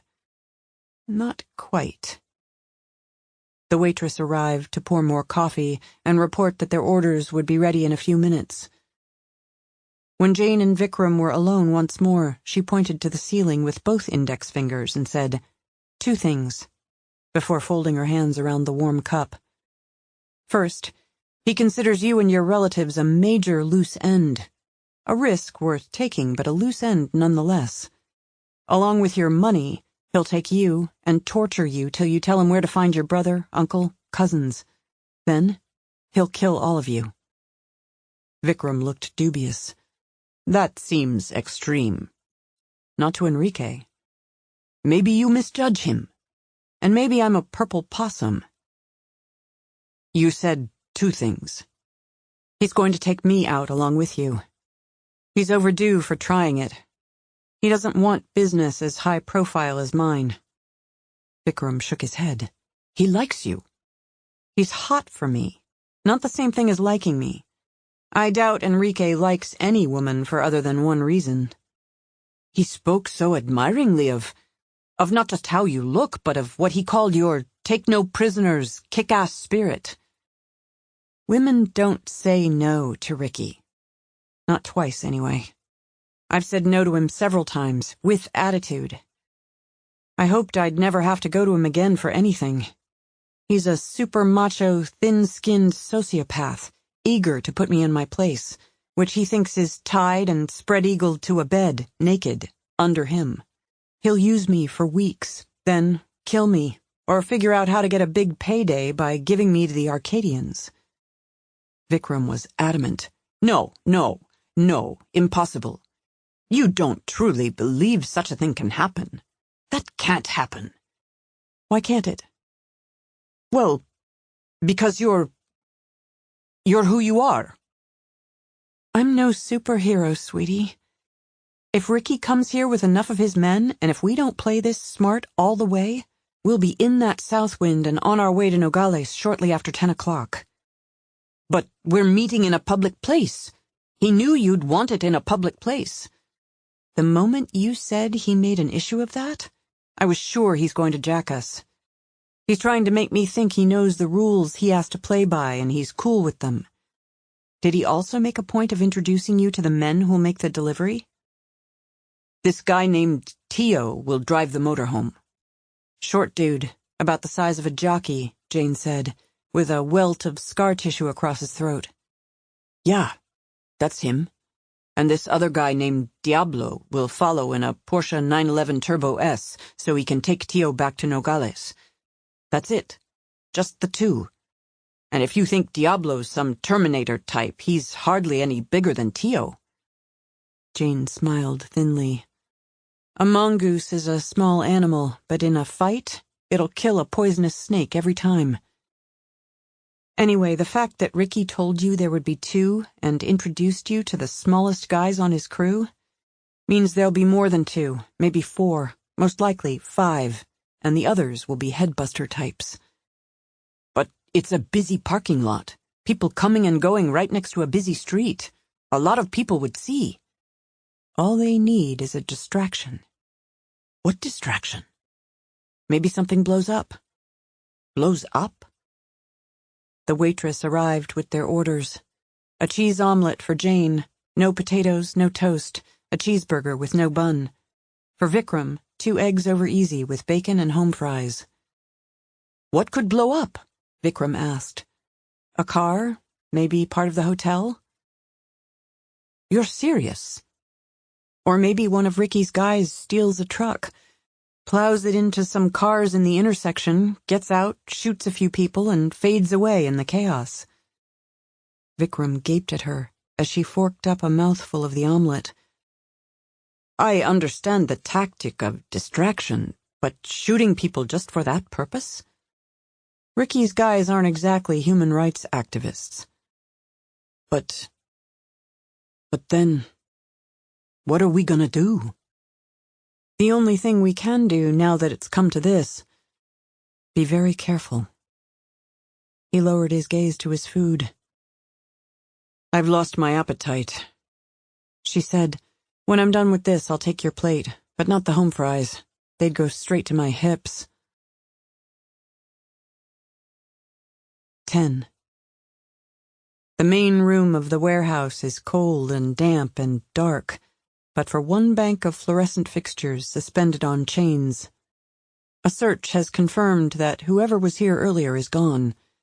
Although the building has the feel of a haunt, if spirits linger in this place, they do so with utmost discretion. In the fall of hard white light is a folding table, and on the table stands an operative computer, the power cord trailing away to a distant outlet. On the screen are the words, "You have been Vikramized." I hate this guy, Charlie says. In a voice silken but not seductive, Verna Amboy declares, I'd like to spend an hour cutting his nuts off with a dull knife. Mustafa regards her with interest, as though he might ask what brand of cutlery would be suitable if the act were committed in East Egg Village, but he says nothing. Eldon Clocker merely nods solemnly, as if in agreement with the lovely Verna. The 4 words on the screen blink off. A series of letters, numbers, and symbols begin to appear from left to right. A link to a YouTube video. And here it is. The scene is familiar. Another table, another computer. The attic of the condemned house that belongs to Norman and Dodie Stein. The camera is shooting from above, at an angle that happens to capture both Jesus Mendoza and Charlie, with Mustafa off to one side, but also clearly visible. Jesus has a smartphone in hand as he says, I can't talk to you the way you are. This is his house. He'll have to talk to you. Don't, Charlie says, drawing his pistol. Mustafa says, Drop the phone, Mr. Mendoza. Get smart, Jesus. We need to question your employers, now. They're not criminals. They won't run and hide. Drop the damn phone, asshole. Mendoza puts the phone to his ear as it speed dials. Charlie steps forward, and Mendoza backs away, saying, I'm not armed. This is only a phone. You can see it is only a phone. And then into the phone he says, Hello, Mr. Whereupon Charlie shoots him in the head. The image freezes, and words scroll up the screen like a list of credits at the end of a movie. Victim, Jesus Mendoza. Killer, Charles Douglas Weatherwax. Accomplice, Mustafa Al-Yamani. Alarmed, Charlie turns away from the screen and peers up into the raftered darkness of the warehouse, where perhaps another camera observes them. Say nothing, he warns his team. Nothing. 11. Vikram decided to eat his breakfast after all, but he'd taken only 2 bites when his phone rang. It was a disposable, a burner, purchased at a Walmart, and the only people who possessed the number were his brother, uncle, and cousins. The call was from Cousin Ganesh, who had tagged Jane in the library the previous morning and who was now using another burner to report on developments. Taught how to employ all of Vikram's wicked little babies, Ganesh was the one who had spoofed his way through a back door at the Bureau of Alcohol, Tobacco, and Firearms, had complicated the search for him by temporarily crashing telecom systems in his wake, and had thereby misdirected those who were searching so diligently for his cousin Vikram. "I have kept from you a terrible, terrible thing," Ganesh revealed, "until I could follow it with good news. These bastards went to the Stein house and found the setup in the attic, but a man was there. Jesus Mendoza, providing security for the property at night." Vikram shook his head. "No, it's condemned. No one lives in the place. There aren't any contents to steal. He was protecting it from vandals. He took the agents on a tour, and in the attic, when Mendoza tried to call the owner of the house, one of these twisted freaks shot him dead." Vikram went weak with shock and guilt, the fork slipping out of his fingers and clattering against his plate. "No one was supposed to be there. I didn't know." Across the table, Jane stopped eating, sat staring at Vikram. "You couldn't have known," Ganesh agreed. "Don't torture yourself, Baba. Who could imagine anyone doing such a thing?" "Killed him for trying to make a phone call. Why?" Jane put a finger to her lips, warning Vikram to speak softly. Ganesh said, "Only the devil knows the true why of such things. This freak, the shooter, he's a real mother chode. He's evil. But I kneecapped him, screwed him good." With the exuberance that was so characteristic of him but absent from his voice until now, he declared, "I took this shitty situation and turned it into chum-chum." Chum-chum was a sweet, cheese-based dessert. With his eyes fixed on Jane's, Vikram said, "What do you mean by screwed him good, Ganeshji?" "The camera in the Stein attic got him and his partner clear enough. I used the NSA's best facial recognition software to match them in the government employee files."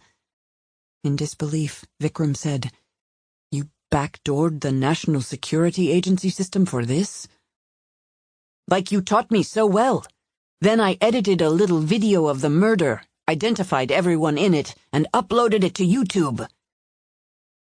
Vikram felt as if his heart were a clockwork, its spring being wound tighter by the second until it might destruct. In the attic setup, they had included a tiny broadcasting camera activated by a motion detector, only so that they would know that the Arcadians had taken the bait and been misdirected there. "How? How did you post it?" "Through a phantom account, of course. Don't worry. No one can trace me." "Ganeshji, Baba, the back doors to lesser bureaucracies were to be used like we planned. But those to major intelligence and law enforcement agencies, you were to stay away from those except in the worst crisis. The mother chode blew Jesus Mendoza's brains out for making a phone call." "That's a horror, a tragedy, an outrage," Vikram said, striving to keep his voice calm. "But it's not a crisis. Only I decide when we're in a crisis, remember? Only me." Ganesh sounded chagrined when he asked, "Then I have not made shit into chum-chum? Where are you now?" "In the parking lot at Quick Quack." Vikram's clock-spring heart could not be wound tighter. "Across the street from the warehouse? Most of the employees drive SUVs, so I'm virtually invisible in this Escalade." Ganesh was in that parking lot to make use of the spillover zone of Quick Quack's Wi-Fi service. The moment he saw, through the warehouse camera, that the searchers had found the computer with "You have been Vikramized" on the screen, he ought to have left the area. "You should have split by now," Vikram said. "I wanted to see their reaction to the video. It was awesome. The freak who shot Mendoza might have to change his underpants. If they come out of there and see you leaving, it's not time for a shift change, and Quick-Quack's workers don't drive Cadillacs. It's an SUV, and most of them drive SUVs. In an intense whisper, Vikram said, Not Escalades, Baba. Abandon it now. Leave on foot with just your laptop. Not by the street. Out the back. And don't let them see you. Get far away before you call Uncle Ashok and have him pick you up. Then throw away the phone. Go, Ganesh. Damn it, go! Go! Go! He terminated the call and switched off the burner phone. His hands were shaking. Jane said, You see why I take an acid reducer? 12. Charlie Weatherwax leaves Verna and Eldon to collect the laptop on the folding table, although he doubts it will contain anything of value to assist in the search for their quarry. Vikram Rangnekar is as slick as a lubricated condom. As he steps out of the warehouse with Mustafa, Charlie says, For all I know, maybe your Mumbai bad boy can watch the interior of this place from Alaska, sitting in front of a screen for hours on end, in order not to miss the very minute when we come through the door, so he can stick it to us with that video before we pull the plug on the computer. But I get the feeling this crap he's throwing at us is more down-and-dirty street tactics than it is the kind of operations the supervillains in James Bond movies put together from their remote castles. The stars are reclaiming the night from the clouds, and a bearded moon gazes down like a radiant prophet, its glow quivering in a few shallow puddles of rainwater on the blacktop. As he and Charlie cross the empty parking lot, Mustafa says, I'm worried about that video. Don't be. Our friends in the private sector are taking it down already. You heard me make the call. But some people will already have seen it and saved it. The internet is awash in fake news. The crazies believe everything they see, and everyone else believes nothing. Any comments about the video, on Twitter or wherever, will be purged. Anyone who gets fixated on it and keeps tweeting will be shadow banned, so nobody will ever see their posts, and they'll think they're the only one who cares. As they pass through the gate they opened earlier, Mustafa says, What does that mean? Street tactics. Could be that someone was watching the place when we arrived. Old-fashioned surveillance. And operated the warehouse computer not from 1,000 miles away, but from across the street. As they approach their Mercedes, Mustafa looks past it to the parking lot of Quick-Quack. Maybe we better have a look over there. 13. As the night slowly waned in Scottsdale, Bobby Deacon sat at the Cantor's glass-topped kitchen table with Travis Hawk. The boy's wrists were duct-taped to the arms of his chair. He was still out cold, sleeping off the sedative delivered by the dart pistol. His head hung low, chin on his chest. Bobby had no fear that the other two residents would pose a problem. He used the pistol to sedate them while they slept. They were bound and gagged in their bedrooms. Lost in propofol dreams, they did not yet know that Bobby existed or that he had taken control of the house. He had found a bottle of excellent scotch in the Cantor's bar and poured a few ounces over ice. He sipped it, while considering exactly what he would say when, in a few minutes, he made what might prove to be the most important phone call of his life. While he enjoyed the whiskey, he also studied the sleeping boy, deeply resentful of the kid's good looks. The mother was seriously gorgeous, which was why the media couldn't get enough of her face, the beautiful monster, and the father had been a handsome guy, so the boy lucked into all that beauty. Everyone who saw him probably told him he was cute. It would no doubt take him hours and hours to name all the people who loved him. As long as he lived, hot girls would throw themselves at him.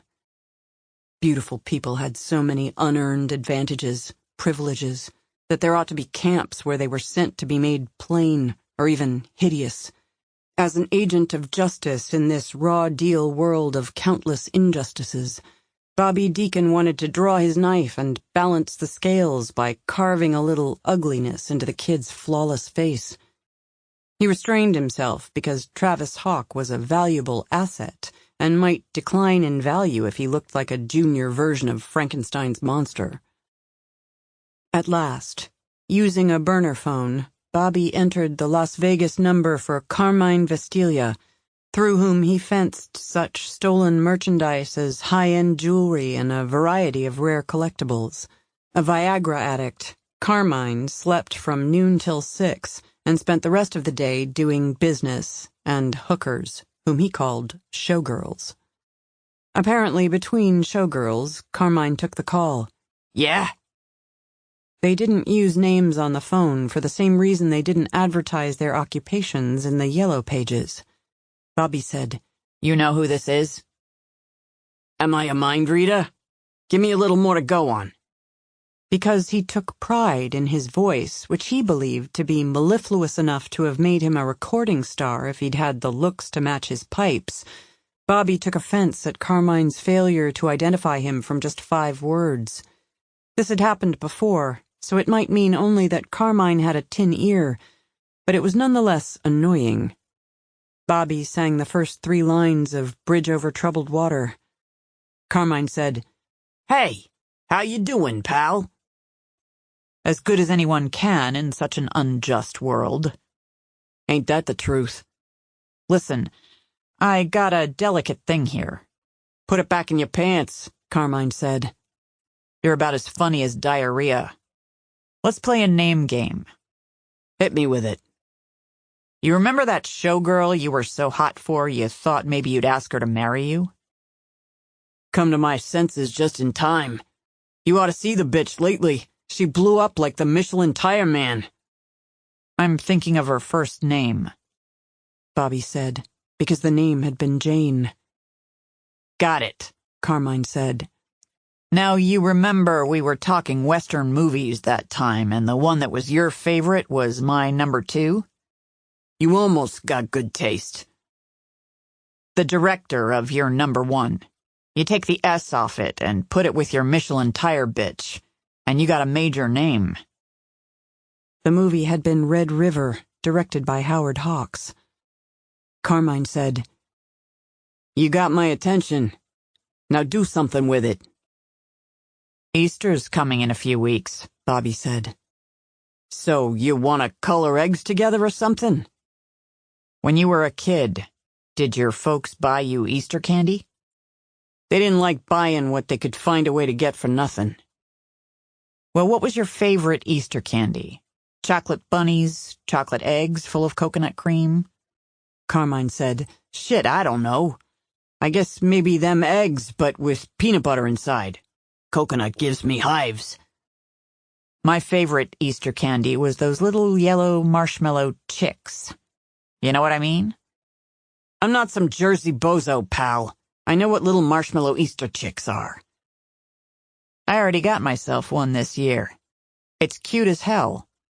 If it had a mama, she'd really be missing it. Carmine sighed. Ain't its mama just a big yellow marshmallow chicken? We've wandered deep in the weeds, pal. You're making no damn sense. Bobby said patiently, Remember the Michelin tire showgirl director without the S? After a thoughtful silence, Carmine said, No shit. No shit. This ain't Easter candy, pal. This here's an Easter miracle. Bobby said, I think we should maybe go into the little yellow marshmallow chick business. That is, if you think you can find some financier to back us. Carmine had another thoughtful silence in him. Then he said, I ain't never imagined I'd be in the candy business. You think there's a big market for this? Yeah, but it's got some risk. Go to the wrong buyer, they want candy for nothing. They use the law like a sledgehammer, bust you up with it till they get their way. I need to think on it. Don't think on it too long. I can't spend my life here. An hour or 2. So where are you? Where I am, Bobby said, is where no one can find me. I'll be back to you in an hour. He terminated the call and sipped his scotch and watched the sleeping boy. The Rambo 3 knife lay on the table beside the 9mm Sig Sauer. Bobby wanted to celebrate a job well done. However, he warned himself not to drink too much.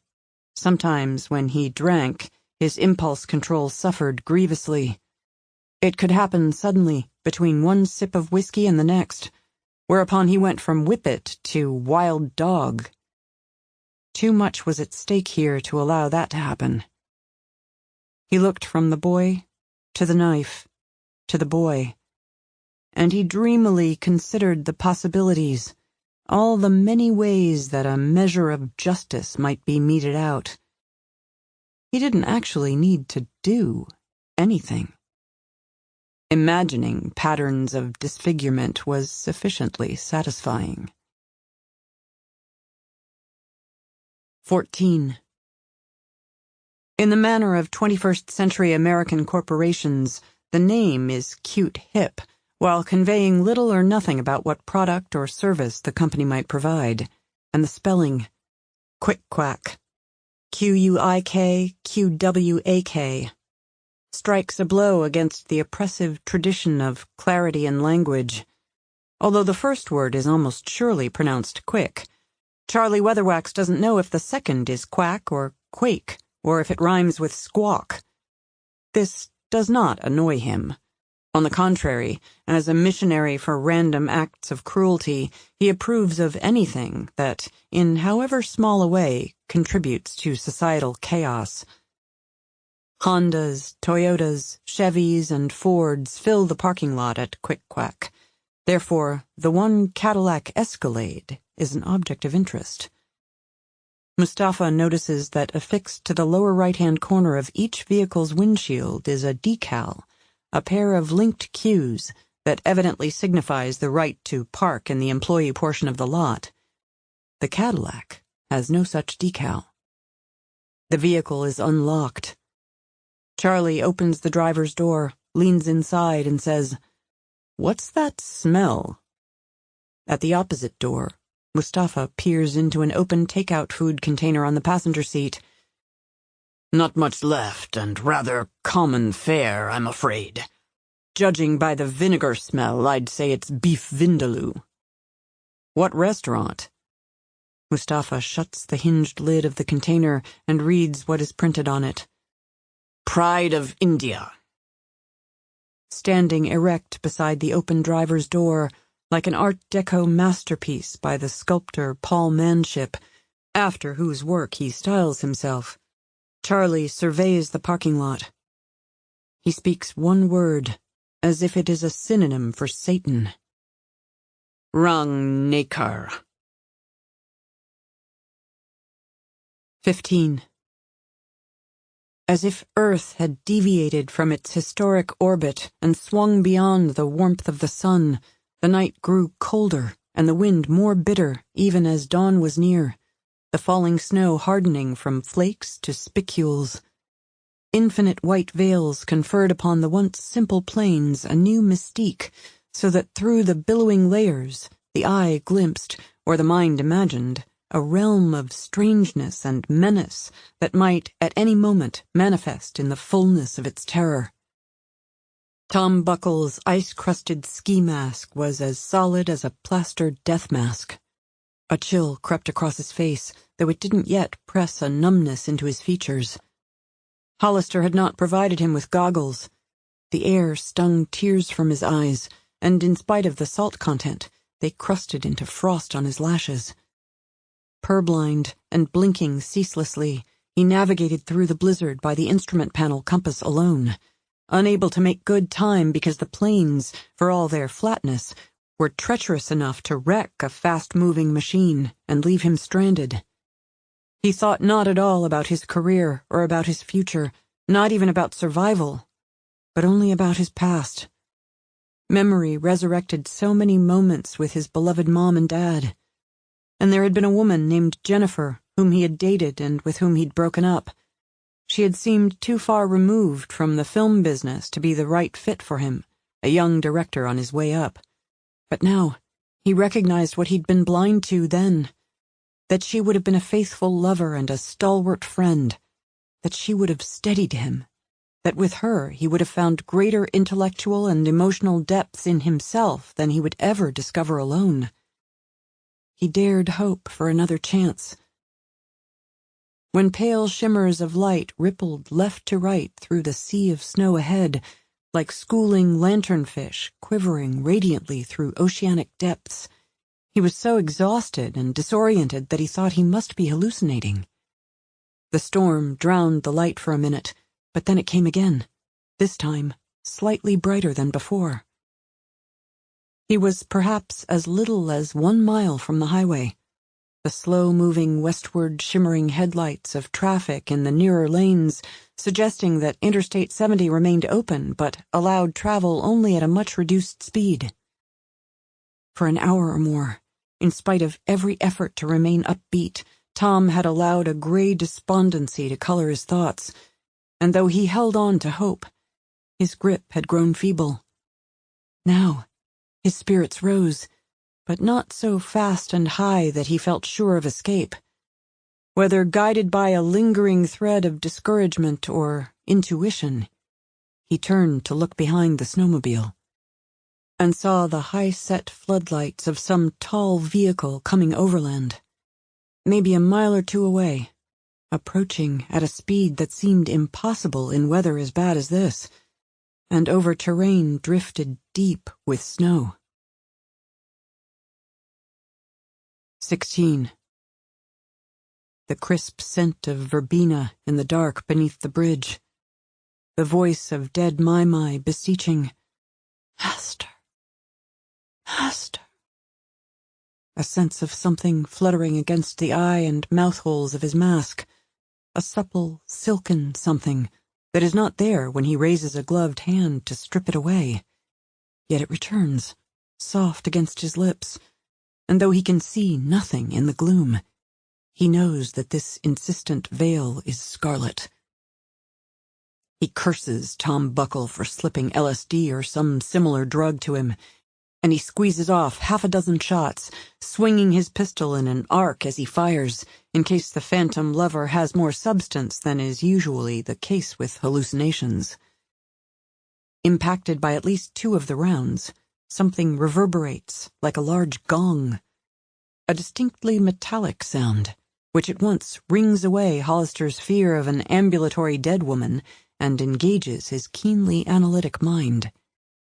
He is long accustomed to thinking of the bridge as a wooden construct standing on concrete piers, but now he remembers that the plank flooring is bolted to a substructure that is essentially a steel pan. His capacity for logical thinking had made him the star of his university debate team, had enabled him to take his father's mere billion and turn it into 30 billion, had allowed him to grasp at once the utopian promise of the brain implants developed by Bertold Schenek, and had inspired him to fund the scientist as well as establish the Techno-Arcadian network with a group of like-minded people. He knows that he is unique, with an unmatched capacity for logical deduction. A modern-day Einstein, really, though with other interests than physics. Remembering the steel pan supporting the planks, he leaps with lightning speed from link to link in a chain of deductions, arriving at the conclusion that, because of the steel span overhead, the security team searching for him has been unable to detect the signal from the GPS sewn into his storm suit. Hollister banishes hallucinations by a sheer act of will and troll walks out from under the bridge. As the faintest suggestion of morning waxes beyond the deep, dark overcast, he stands erect in the storm, ramrod straight, with righteous indignation, and with a fulsome sense of triumph that is nothing new to him. A lesser man, drugged with a near-lethal cocktail of hallucinogens, his snowmobile stolen by a sinister Hollywood sleazeball, left to die in a blizzard, would have perished under the damn bridge. Not Wainwright Hollister. He is programmed for survival as surely as he is programmed for massive success. An indefatigable machine, as many business competitors have discovered to their dismay, as numerous women have learned to their pleasure. In celebration and defiance, he stands screaming curses into the wind, joyfully vilifying his father, his selfish mother, his weakling brother who died in the crib, and Thomas Buckle, until, as logic assures must happen, the second snowcat, manned by 3 rickshaws, arrives to take him aboard and convey him back into the hunt for the miserable filmmaker. 17. A paleness in the eastern sky, the long and eventful night draining over the western horizon. Maybe Vikram Rangnekar had not expected them to park across the street from the Target warehouse, and perhaps he had been spooked by how close their vehicles were to the entry lane to Quick Quack. Maybe he delayed too long while mocking them with the YouTube video, saw them exiting the warehouse, and decided to abandon the Cadillac in favor of escaping on foot. If so, he has gone behind the factory and out by way of the back of the property. Charlie Weatherwax places an encrypted call to an Arcadian in the National Security Agency, gives his precise location, and asks for an emergency real-time search of the surrounding area. This is an industrial quarter stretching for a few miles in every direction, because the theft of manufactured goods in bulk is ever increasing in such neighborhoods, and because at least a few enterprises in any district of this kind have connections with national defense efforts, and are therefore potential espionage and terrorist targets. There will be 4-way traffic cameras at every intersection, their video automatically fed to NSA archives 24/7. A lone man on foot, carrying a laptop and moving fast as dawn breaks, should be relatively easy to spot. By the time Charlie terminates the call, agents at NSA's Utah data center and elsewhere are scanning traffic cam video, both from the past 10 minutes and from real-time feed. 18. Under the name Chaka Mole, using a forged driver's license that would pass a DMV check, Vikram Rangnekar had booked a room in the Holiday Inn and paid cash before he and Jane ordered breakfast in the restaurant. He had specified a room facing North French Street, which would be much quieter than one overlooking either the busier West Gila Bend Highway or North Pinal Avenue. They were scheduled to meet Enrique de Soto's crew at 10 o'clock in the wider section of the hotel parking lot along North French. At 5:54 a.m., they stood at a third-floor window, studying the scene below, where the action would occur. Vikram said, "I wonder if matadors go to the bullring hours before a fight to study the stage." "We're not matadors," Jane said firmly, but patiently. "It's not a bullring, it's a parking lot. And whatever happens down there, it won't be glamorous."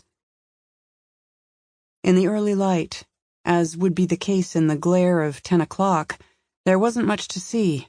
An expanse of blacktop with rows of demarcated spaces that could accommodate between 80 and 100 vehicles.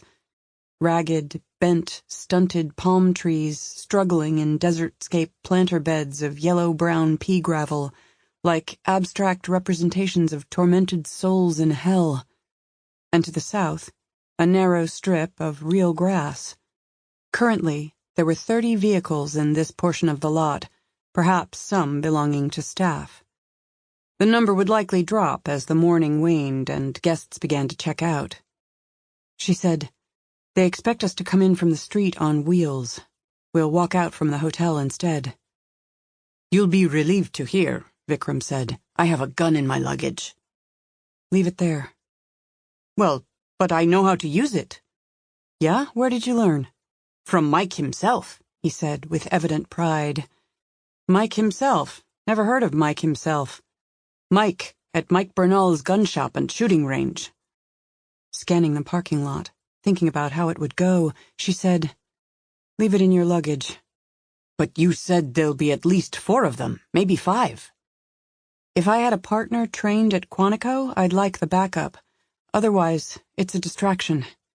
You'll get yourself killed. And me." She closed the draperies and crossed the room to an armchair and settled in it and turned off the floor lamp. Vikram sat on the edge of the bed, in the light of a nightstand lamp. Mike says I'm one of the best marksmen he's ever trained.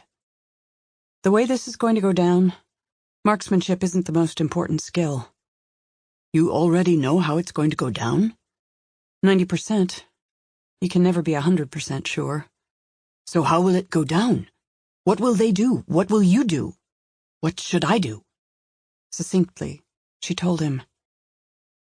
He was silent for a minute before he said, That's some scary shit. You still want in? I'm already in. You can get out. Not and leave you. You need my hacking skills. Okay then. I'm going to sleep a while. He got to his feet. You can have the bed. The chair is fine. I won't lie on the bed with you, he promised. I prefer the chair, sweetie. If I lie flat, that breakfast is going to reflux on me. You take the bed. He went to the window and parted the draperies. My goalies have retracted, and I stand here as a frightened, prepubescent boy. You'll be a man again at 10 o'clock, she assured him. I have full faith in you. She slept. 19. Although Tom Buckle was unable to see anything more than the lights of the tall vehicle racing through the snow-swept morning in his wake, it could only be a snowcat riding high on articulated tracks like those on a tank, each of its 4 tracks independently sprung and separately powered. No terrain in this part of the world could defeat it. By comparison, the snowmobile was a toy. By now, he surely had escaped Crystal Creek Ranch and must be on property not owned by Hollister. Nevertheless, the occupants of the snowcat were either the billionaire and a few of his demonic brain-scrubbed security men, or only the dead-eyed Rayshaws. Since Tom could see nothing more than the vehicle's lights, he assumed the driver was not able to discern anything of him in the deeply overcast dawn. Not yet, because he traveled without the headlight. Therefore, the direct bead they drew on him meant the snowmobile's GPS pinpointed it for them. Turning the snowmobile northeast, away from the interstate, he let up on the throttle. The tracks ceased moving, and the brakeless machine came to a stop. He quickly got off the vehicle. He had saved the drawstring plastic bag they'd given him at the start of the hunt, which once contained the power bars as well as the magazine and ammo for the pistol. He knotted it loosely around the throttle. When he cinched the knot tight, the snowmobile took off on its own. Running hard toward the highway, Tom dared glance back and saw the snowcat alter course to pursue the riderless vehicle, giving him a reprieve. But they wouldn't be fooled for long. 20.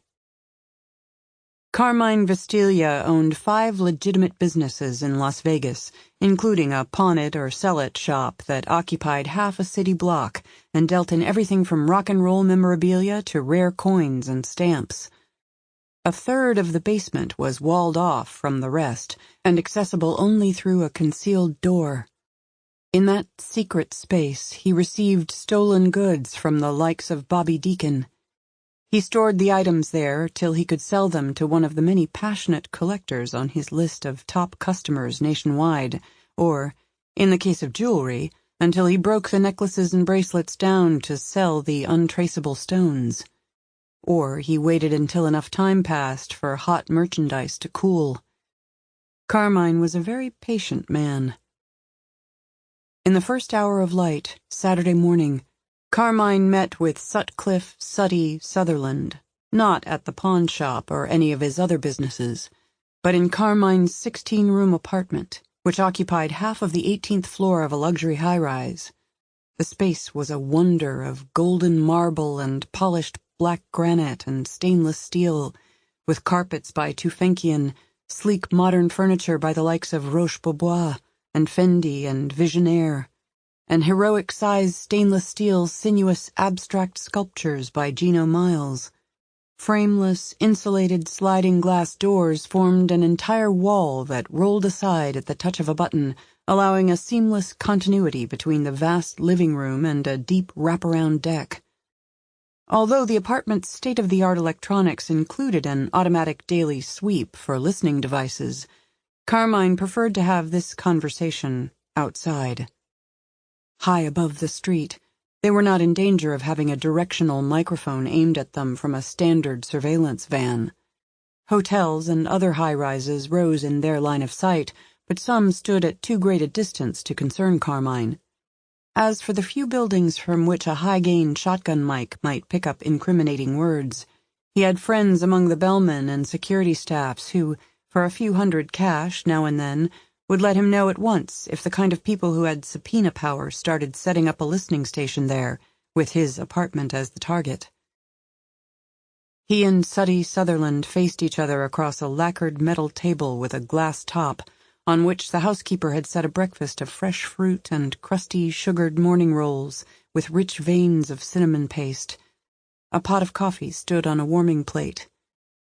A light, warm breeze sighed off the Mojave, and already the grumble of weekend traffic rose from the streets of the world's busiest resort, background noises that would screen and distort their conversation if anyone tried to listen by way of a stealth drone hovering in the vicinity. In addition, on the table stood an iPod and Bose speakers, which brought forth the voices of singers from a Las Vegas that was before Carmine's time, but for which he longed, the Vegas that had glamour as well as glitter. Carmine was a big man, with the face of a boxer who too often had failed to keep his gloves up. Beefy round shoulders, a barrel chest, and hands that looked strong enough to strangle a horse. Suddy was an even bigger man, with a face suitable for heroic statuary, a bodybuilder's physique, and long-fingered, well-manicured hands. Carmine wore slacks with an elastic waist and a Hawaiian shirt with a pattern of palm trees and flamingos. Suddy wore a three-piece gray suit cut for concealed carry, a white shirt, and a blue tie held in place with a pearl tie-tack. In spite of their appearances, they had more in common than not. Carmine was Carmine, and Suddy was chief personal bodyguard for United States Senator Joseph Ford Cargrew. Therefore, both Carmine and Suddy were engaged in criminal enterprises. They ate with the appetite of gladiators, drank coffee, and reminisced a little before Carmine said, "There's this situation.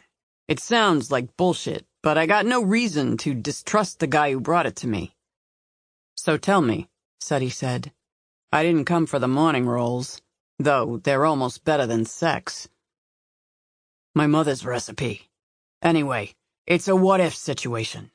What if some guy, not just any dumb dick, but a smart guy, a switchblade in shoes, tough and street-taught. What if, maybe, he stumbles across the people hiding Jane Hawk's kid?" Suddy said nothing, just stared at Carmine and chewed. "So then, say this guy, seeing a payday, he grabs the kid." "What guy is this?" "I ain't going there. What he wants is he wants to fence the boy." "Fence him?"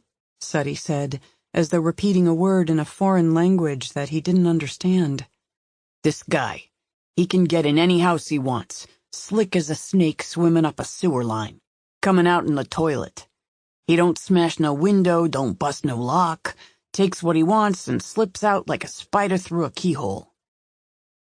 "Can he also make himself invisible any time he wants?" "You disappoint me, Suddy. You sound like my ex-wives. He always fences what he boosts, so he figures to fence the boy. Your boss don't want to be a hero? He already thinks he's God. Hero's a step down. Where is this toilet snake of yours?" "I don't know. I really don't. He works California, Arizona, so he ain't on the moon. A swap could happen today if maybe the price is right." The rising sun ascended one more floor, sliding pale light across the terrace, and shadows emerged from all the previously shadowless items on the table.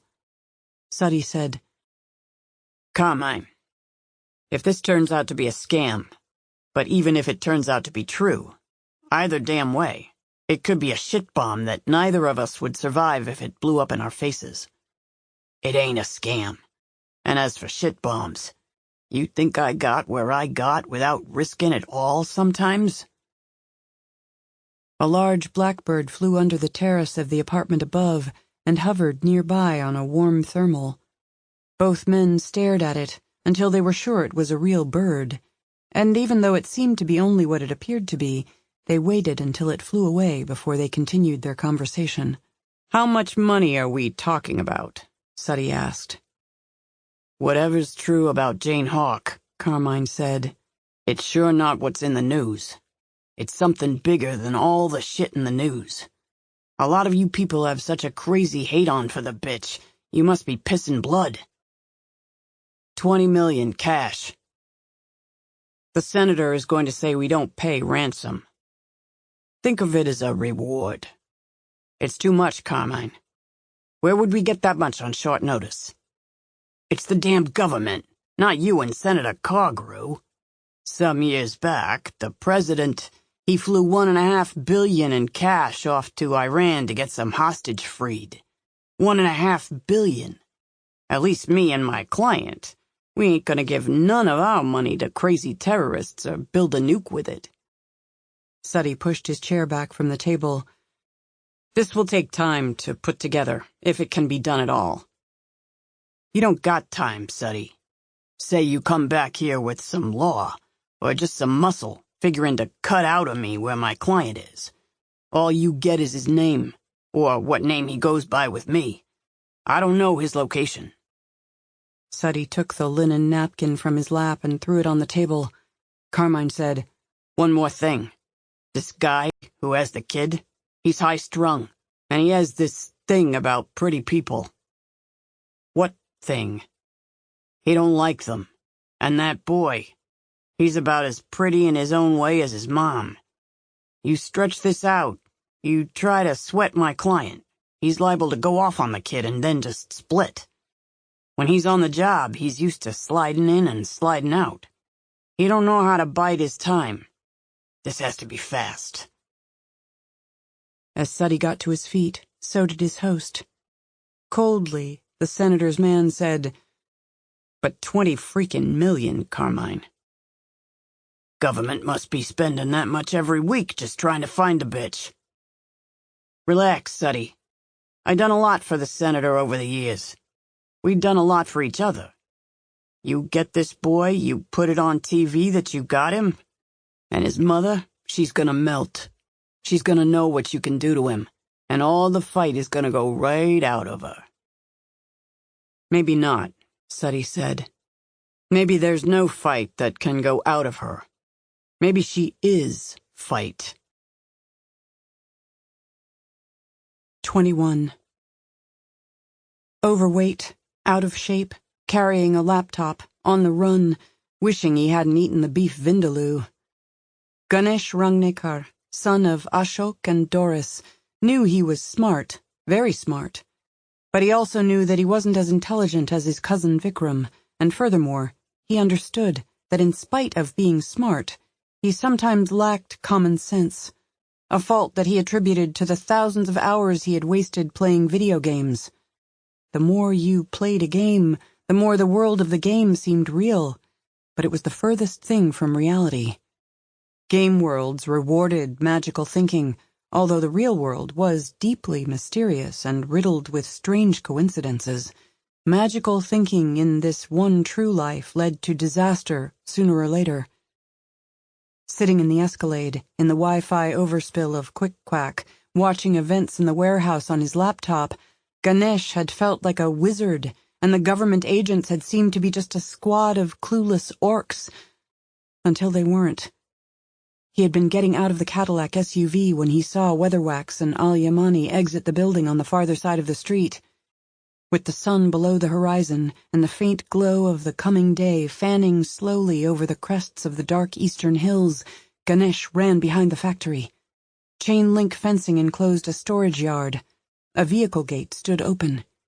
He hurried into a wide alleyway, sprinted north, splashing through puddles, until he realized that a running man carrying a laptop looked like a thief and invited attention.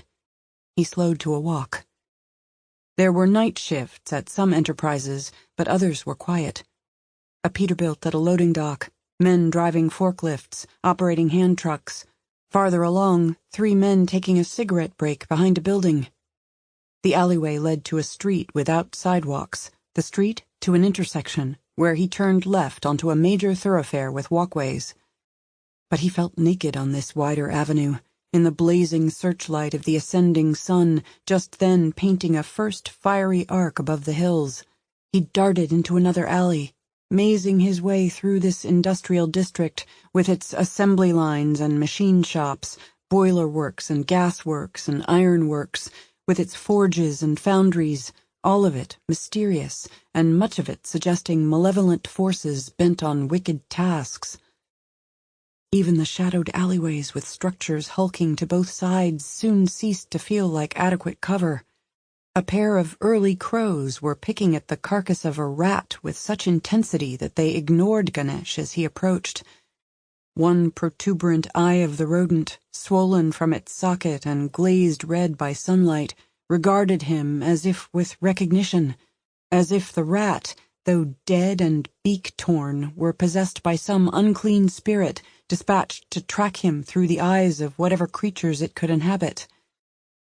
At the end of the alleyway, Ganesh crossed a littered street and entered a vacant lot bristling with weeds, strewn with empty beverage cans, chunks of shattered concrete blocks, broken boards. When he came to a railway spur line, he decided to abandon streets entirely, where the 4 agents, and by now backup, were no doubt cruising in search of him. He followed the steel tracks that for a while paralleled a concrete-lined watercourse, where 2 or 3 feet of runoff from the night storm surged brown, clotted with debris, like the devil's own bathwater. And then the tracks passed some kind of solar farm, acres of barren land outfitted with rank on rank of tilted dark plastic panels, liberally splattered with white Rorschach blots of bird shit. At last, he came to another street, a hoved and potholed 2-lane, across from an automobile junkyard where numerous species of motor vehicles had come to their end, in places stacked atop one another like fertile beasts enjoying intercourse in a nightmare about self-reproducing machines. The junkyard's name and address were emblazoned above its gated entrance, and nearby stood a cell phone tower, supporting Ganesh's conviction that he'd found the right place from which to call his father and arrange to be collected. Gasping for breath, his heart pounding as if it were drumming the rhythm for a dance band's tarantella, Ganesh put down the laptop and took a burner phone from his pants pocket. He sat, holding the disposable phone in both hands, waiting for his explosive breathing to subside so he could talk clearly. He was sweating copiously. The salty perspiration stung his eyes and blurred his vision. He used the sleeves of his pullover to wipe his face. As he switched on the phone, he heard an approaching vehicle. He looked left.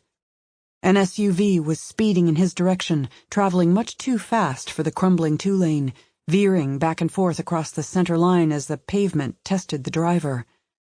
Another similar sound drew his attention to the right, where a car raced toward him with equal recklessness. For a moment, Ganesh thought the 2 motorists were engaged in a game of chicken and might collide with deadly force. Instead, almost simultaneously, the vehicles braked hard and, with the full intention of the drivers, fish-tailed to a halt, blocking the roadway. The SUV was a bespoke Mercedes G550 squared, from which stepped Charles Douglas Weatherwax and Mustafa Al-Yamani, stars of the YouTube short film that Ganesh had earlier posted. To Ganesh's right, from the Dodge Charger, emerged the woman in black and the tall black man with the pork pie hat who had accompanied Weatherwax and Al-Yamani into the warehouse. Although he was exhausted, Ganesh sprang up, certain that he must flee, no matter how poor his chances of escape, that his and his family's very survival depended on giving these people the slip. He turned back the way he had come and ran perhaps 20 yards before the helicopter clattered fast out of the west, flying so low that it seemed the pilot meant to decapitate him with one of the craft's skids. Ganesh threw himself face down, and the downblast of the aircraft's rotary wing churned a cloud of dust, chaff, and litter that started him coughing. As the dust settled, Ganesh rose and turned, and came face to face with Weatherwax, who said, "You're not Vikram." "Neither are you," said Ganesh. Weatherwax backhanded him so hard across the face that Ganesh nearly dropped to his knees. The other three arrived with guns drawn as the helicopter carved an arc in the sky and returned, at higher altitude, to hover at the ready. 22. The blizzard appeared to be diminishing, or maybe the dismal gray light of the morning, filtered through the pregnant clouds, returned dimension to the world, so that Tom Buckle's mind, numbed by his long ordeal, woke to the truth that there was more to existence than snow. 50 yards from Interstate 70, in snow to his knees, he halted and looked north. Visibility remained poor, although he was able to see not merely the lights of the snowcat, but also the vague shape of it churning away from him in pursuit of the riderless snowmobile. Then, the vehicle turned. From perhaps half a mile, its headlights and roof-mounted floodlights seemed to focus on Tom as if they were the arrayed eyes of some monstrous mutant insect.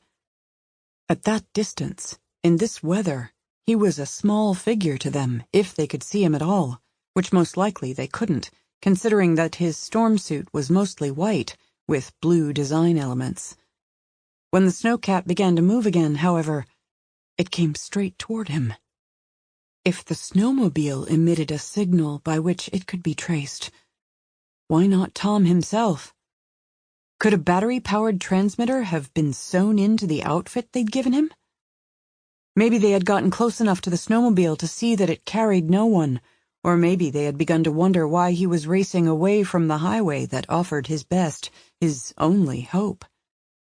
Whatever the case, they must have realized that they needed to be tracking him instead of the machine. He turned away from them and frantically slogged forward toward Interstate 70. At this point, the road rose only a foot or two above the plain, and there were no guardrails. The westbound lanes were nearer, the traffic passing much slower than usual, at maybe 30 miles an hour, fitted with tire chains, headlights blazing even now in daylight.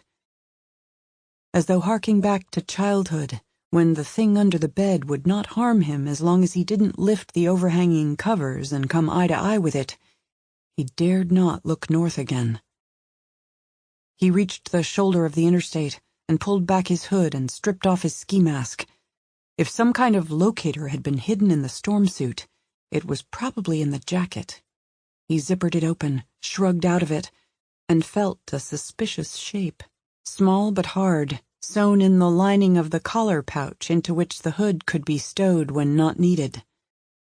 He rolled the jacket in a ball, used the sleeves to cinch it tight, and threw it into the open bed of a slat-sided truck that poked past at about 20 miles an hour. Standing in a flannel shirt and storm suit pants, he began shivering violently in spite of his long underwear. He waved at the approaching traffic, scissoring his arms over his head, being highly dramatic about it, trying to convey desperation and urgency. As a director of small movies with intimate stories, he'd frequently counseled actors to pare down their gestures, soften their voices, and rely on subtle facial expressions. Now, he waved wildly and shouted and felt his face contorted, as if he were the last survivor in a horror movie with a chainsaw body count north of 10. Although this was not weather in which an evil hitchhiker would likely be trying to lure an unwary motorist to his death, several vehicles passed him without slowing, tire chains clicking, drivers and passengers either pretending to be unaware of him or gazing out from the warm comfort of their conveyances with indifference or curiosity or smug amusement, but never with evident pity. Tom was about to lose it, about to plunge from the shoulder of the highway directly into the westbound lanes, dangerously close to glancing northward, and by that act ensuring that the snowcat would crash into him and pull him under its steel tracks and grind his legs to meat paste in the sausage casing that was his storm suit pants. Just then, A black Ford crew cab pickup slowed as it passed him, angled to the shoulder of the highway, and stopped. Tom ran to the front passenger door and opened it and looked in at the driver, who was the only occupant. A block of a guy, 50-ish, a wide face turned to leather and pleated by the sun, walrus mustache, sapphire blue eyes, jeans, plaid flannel shirt, cowboy hat. His features were so bold and his presence so dynamic that he seemed familiar, famous, like a country music star, but he also looked a little dangerous, as though he had often used his fists for something more serious than gripping a golf club. When he spoke, he had a whiskey-soaked bass voice reminiscent of Trace Adkins. "You want a ride, son? Or are you just passing out pamphlets for Jesus?" Overcoming his wariness, Tom said, "A ride, yes, thank you." He got in the truck and pulled the door shut. "I'm freezing. This feels wonderful, thank you." Swinging into traffic and accelerating to the extent that the road conditions would allow, the driver said, "What happened to your car?" "It slid off the road." "I didn't see any car." "It happened a ways back, maybe a mile from where you picked me up. I thought I could walk to an exit, get help." "You walked a mile and no damn body gave you a ride till me?" "Maybe I spooked them. I don't know." "You look about as spooky as a cheese sandwich. Problem is, we're living in a time without much kindness." "Sad, but true." "Name's Porter Crockett." "Nat. Nathaniel West," Tom lied, because this time without kindness was also a time without trust. Adjusting the heater, Porter said, "You're shaking like a Pentecostal full up with the Holy Spirit."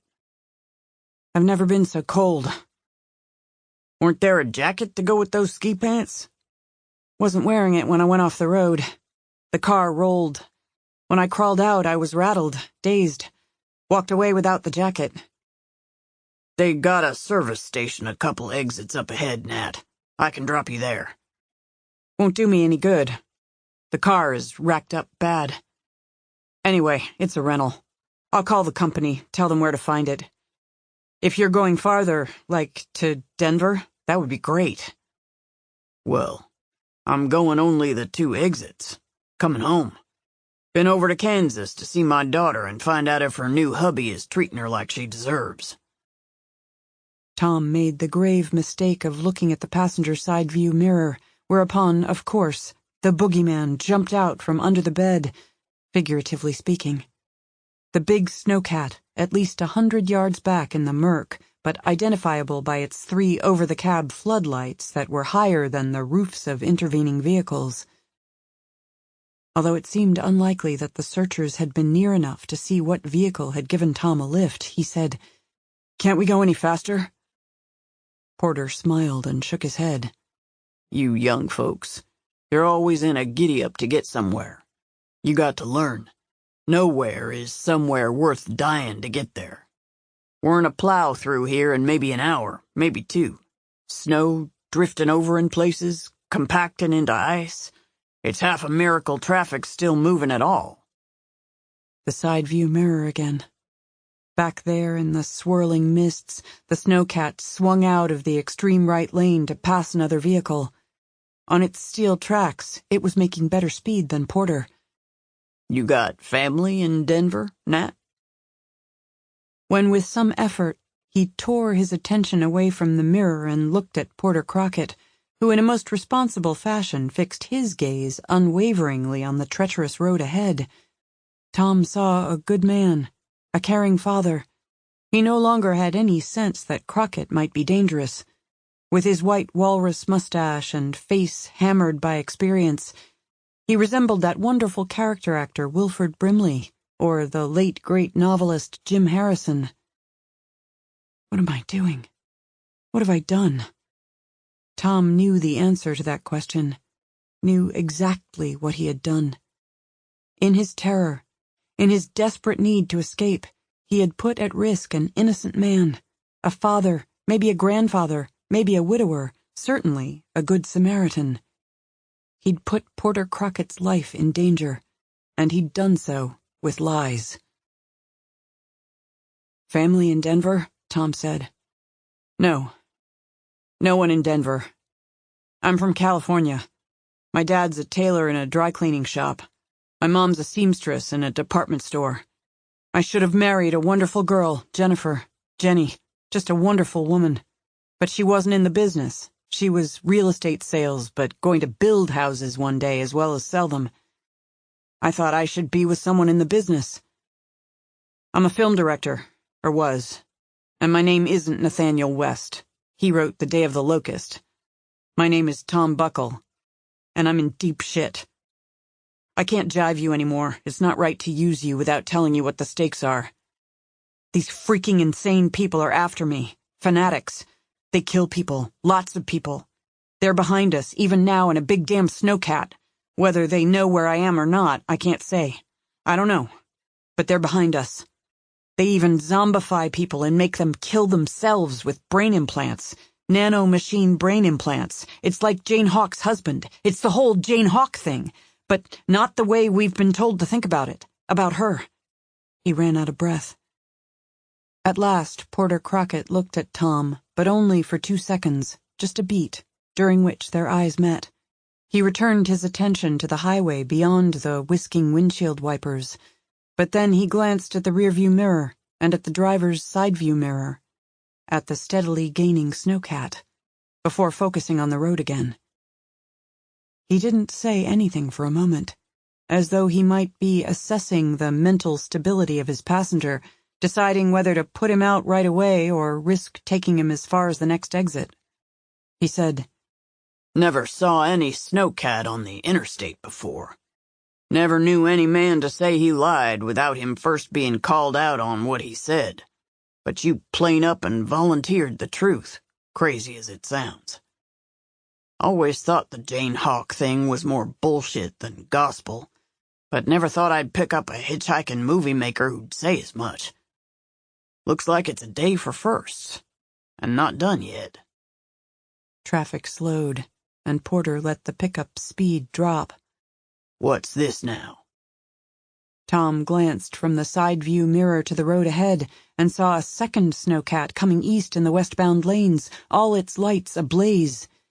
Maybe 70 yards ahead of them, it rammed a slow-moving vehicle in the extreme right lane, forcing it off the pavement, and every motorist approaching the collision braked in reaction.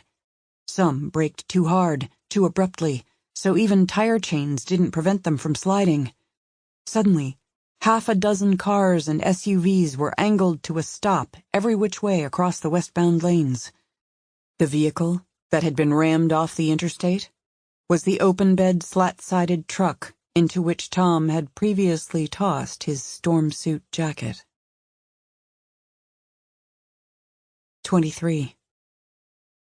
Charlie Weatherwax decides that the easiest thing to do is take Ganesh Rangnekar to the deserted warehouse in which he'd set up the computer that had greeted them with the on-screen taunt, "You have been Vikramized," and on which they had been shown the YouTube video of the murder of Jesus Mendoza. While Mustafa drives, Charlie sits in the back seat with the fat little Ganesh bastard, holding the muzzle of a pistol to his neck. The prisoner has lost his snark. His mouth is pressed tightly shut, as though to assure them that the whereabouts of Vikram cannot be pried from him. His face, designed for sunny smiles, is grim, as though he knows what horrors await him. But he doesn't know. He can't imagine. He will soon learn. Mustafa drives through the open gate and stops near the warehouse door through which they entered earlier. Verna Amboy parks the Dodge Charger at the gate and leaves Eldon Clocker to flash his FBI or DHS or NSA credentials at anyone who might feel they have a right to enter the property. The morning is splashed with sunlight that's drying up the last of the previous night's rain. In her black suit, face framed by raven-black hair, eyes as black as collapsed stars, Verna strides toward the warehouse with head up and shoulders back, as if she is Queen Nefertiti, and has, by the exercise of some occult power, stepped out of 14th century Egypt and halfway around the planet, ditching her husband, Amenhotep, for a new life as a techno-Arcadian ruler of the world. She brings with her a temperature-controlled MedExpress carrier containing, among other paraphernalia, 12 ampules of an amber fluid in which are suspended the nanoparts of 4 brain implants. Charlie shoves Ganesh into the only chair at the table on which the computer stands, its screen now blank. He presses the muzzle of the pistol against the back of the prisoner's neck. "Give me a reason to pull the trigger. I'd like nothing better." Verna puts the MedExpress carrier on the table and opens it. Cold vapor plumes from the interior. With her long, nimble fingers, she sets out 3 large ampules.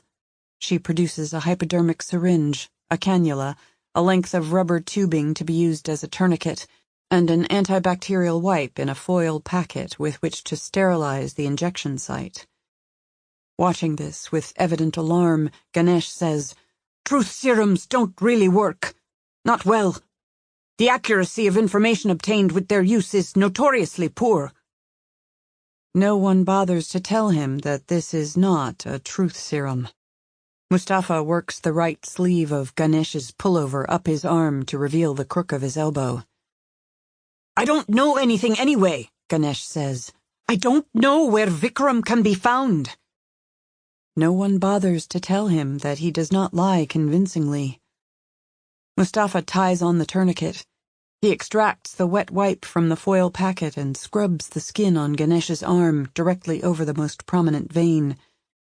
As far as Charlie is concerned, they can skip the antibacterial wipe. He doesn't care if Ganesh dies a few days hence from a blood infection. As soon as they have the information they need, they'll kill him anyway. Verna finds the vein and begins administering the first of the ampules. In less than 5 minutes, all 3 will have been infused into Ganesh's bloodstream, and the nanoparticles will be making their way to his brain. In approximately 4 hours, the control mechanism will be active, and he will be their slave, his mind theirs to peel, his secrets readily revealed. Charlie Weatherwax does not intend to wait 4 hours to begin the interrogation. If Vikram Rangnekar is, as they believe, making common cause with Jane Hawk, if he knows how to find her, and might even now be in her company, time is of the essence. Subjecting the prisoner to extreme torture will not interfere whatsoever with the installation of the control mechanism. If they can learn Vikram's whereabouts in an hour instead of 4, or in 2 hours, or even 3, everything that Charlie does to Ganesh will be justifiable. Not that he needs justification. He has the power and the desire, and that's all he needs in this case. It's all he ever needs. 24. Cornell Jasperson woke to find his ankles duct-taped to each other, loop after loop binding him knee to knee in his pale blue pajamas, his wrists duct-taped together, some kind of rag in his mouth, a piece of duct tape over his lips. He was confused. He went back to sleep. When he woke the second time, he was in the same perplexing condition. He didn't want to go to sleep again. He wanted to figure out how this happened to him. But he fell asleep once more. Waking a third time, he realized he'd been drugged, and his anxiety soared like a bottle rocket.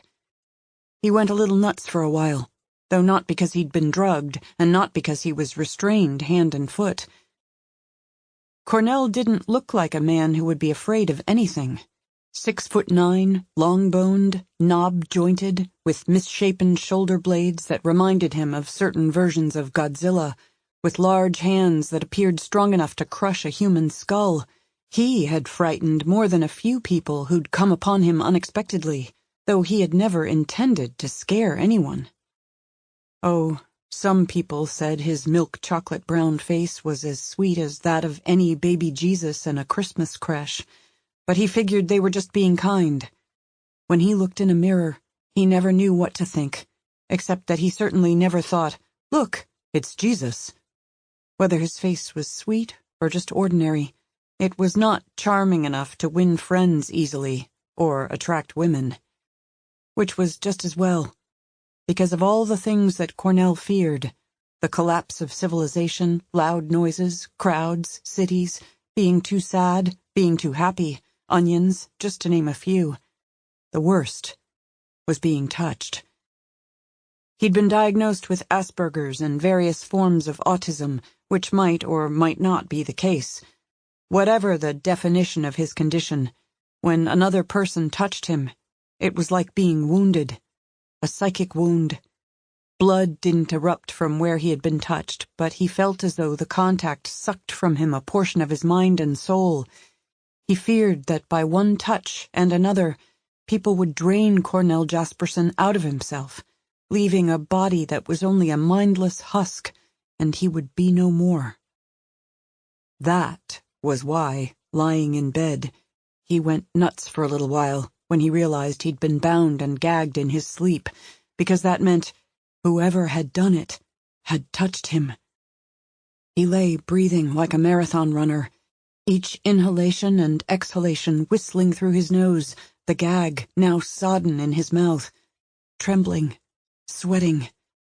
He felt vampiric parasites swimming through his blood, hairy spiders and centipedes crawling through his bones and eating his marrow. He might have remained on the bed in a condition of collapse for hours if he hadn't remembered the boy.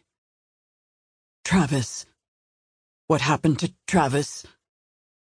For a few days, Travis and his 2 dogs had sheltered with Cornell in Borrego Valley, California, in Cornell's library for the end of the world, above an off-the-grid end-times bunker into which Cornell had expected to retreat the moment civilization began to fall apart.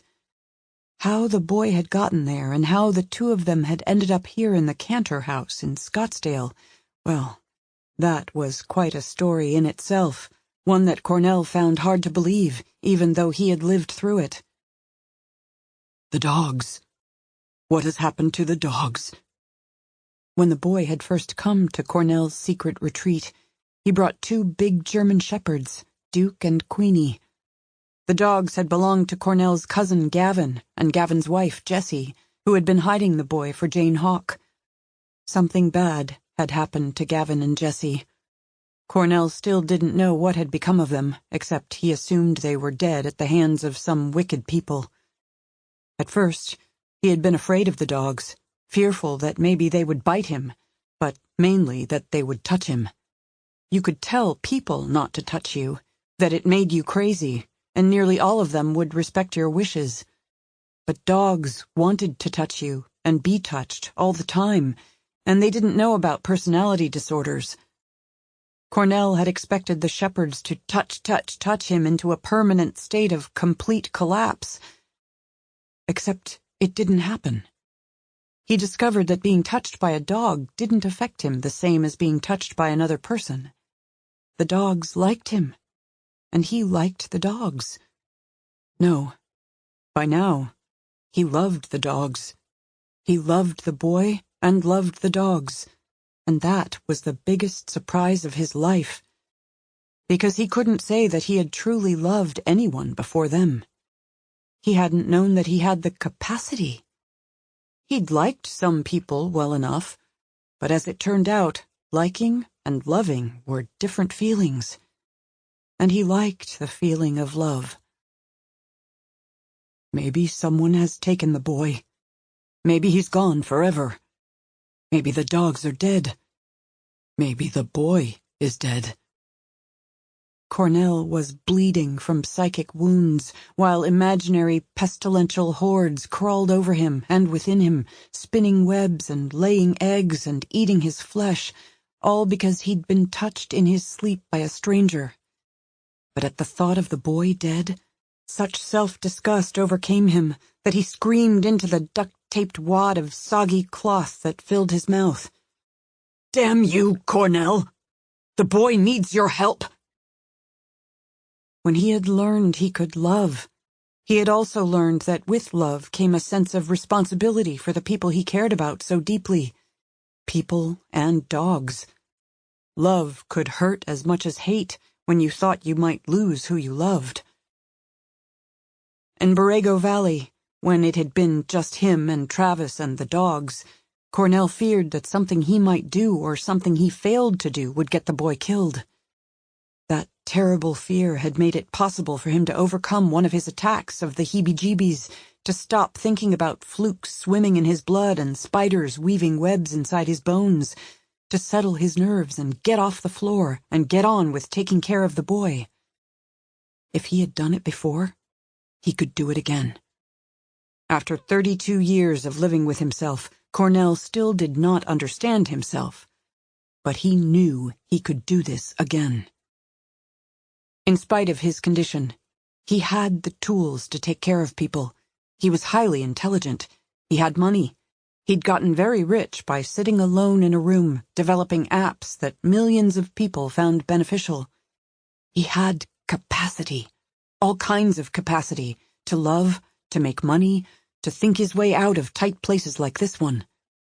The only thing keeping him from finding the boy and helping him was fear. But there was nothing here to fear. No one who might touch him, no loud noises, no crowds, no onions. His fears were nothing more than excuses. And to hell with them. Maybe whoever had drugged and taped Cornell was still in the house. He needed to be quiet.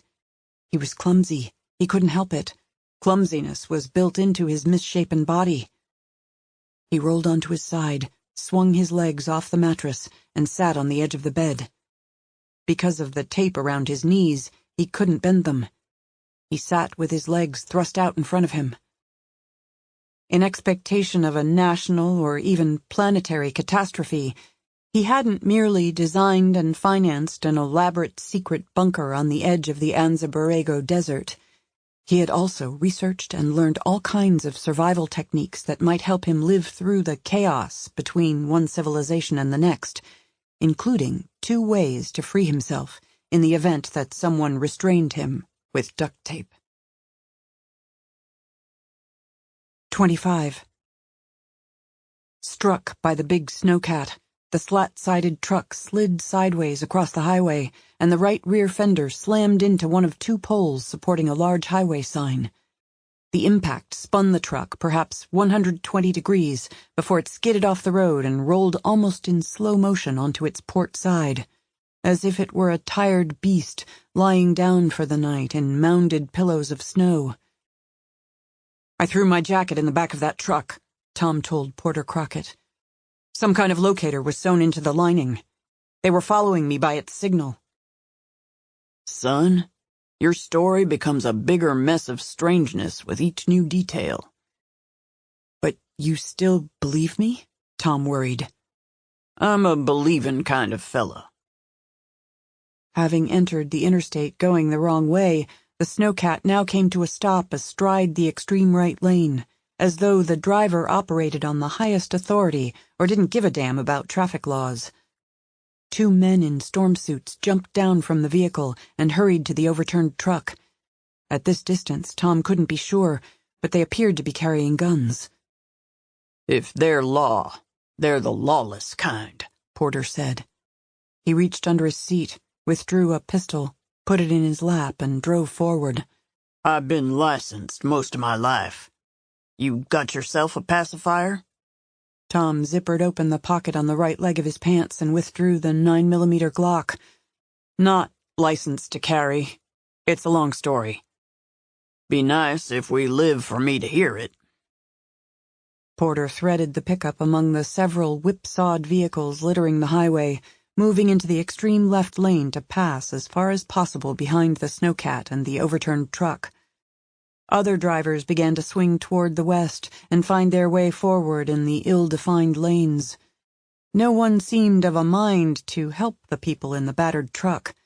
This was a new America, in which going to the aid of a stranger was less likely to be rewarded with a thank you than with a lawsuit or even a bullet in the head. A 3rd man got out of the snowcat. He was one of the Rayshaws who had escorted Tom from the Hollister residence to the starting point of the hunt. Holding the Glock between his knees, muzzle aimed at the floor, Tom bowed his head and averted his face. After less than a minute, Porter Crockett said, "Gone past them now." Peering at the side view mirror, Tom saw the snowcat that had been in their wake, now angling to rendezvous with the one that had rammed the truck. "Let's step on it before they find the jacket instead of me." "Being too fast makes us look like a getaway.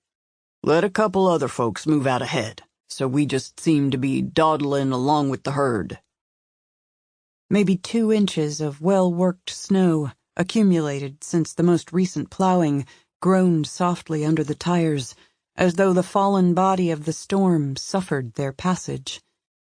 In the mirrors, the snowcats dwindled, fading into the wind-whipped whiteness, as if they were machines in a dream from which Tom was waking. 2 minutes. 4. 5. No pursuit was mounted.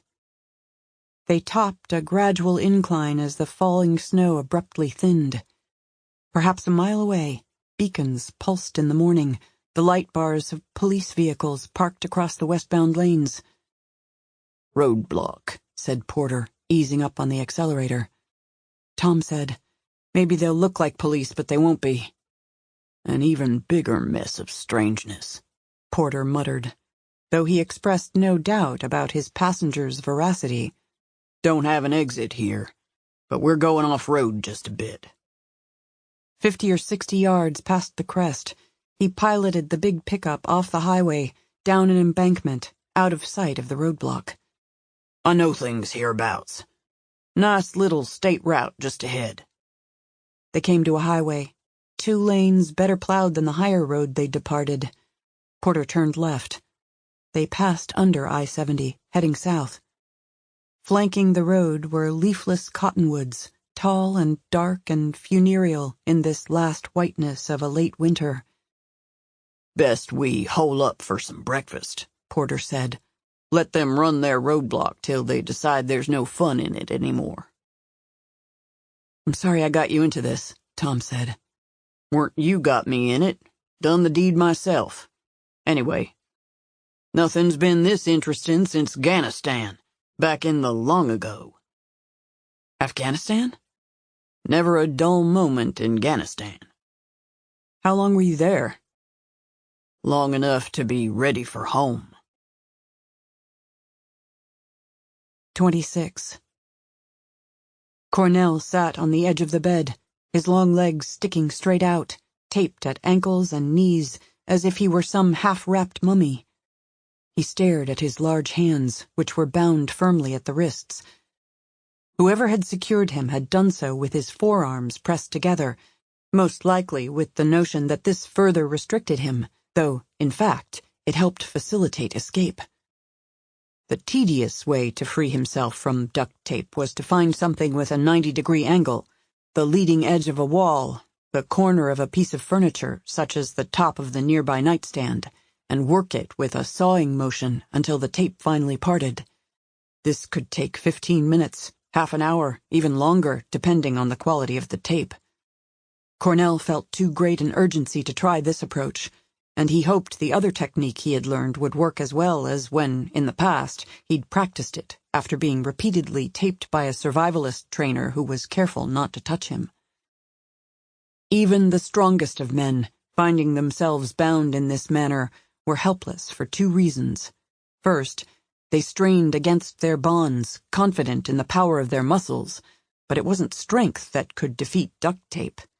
When pulling hard had 0 effect, they became psychologically drained and defeatism set in. When using a roll of duct tape, it was possible to rip off a piece without scissors by tearing it on the bias, at the angle that took advantage of the weak diagonal in the ply. He could tear it like paper if he got the right angle. Raising his long arms as high above his head as he could reach, he heard his misshapen shoulder blades crackle like a string of pop beads coming apart. He sat like that for a moment, as if holding a yoga pose. Then, in a single, sudden, smooth, swift motion, he pulled his arms simultaneously down and out to his sides, like a Wild West gunfighter going for the weapons holstered on his hips. He had to make 2 more attempts, but on the 3rd try, the tape split, and his wrists were freed from each other. He peeled off the broken tape and wadded it and set it in a neat ball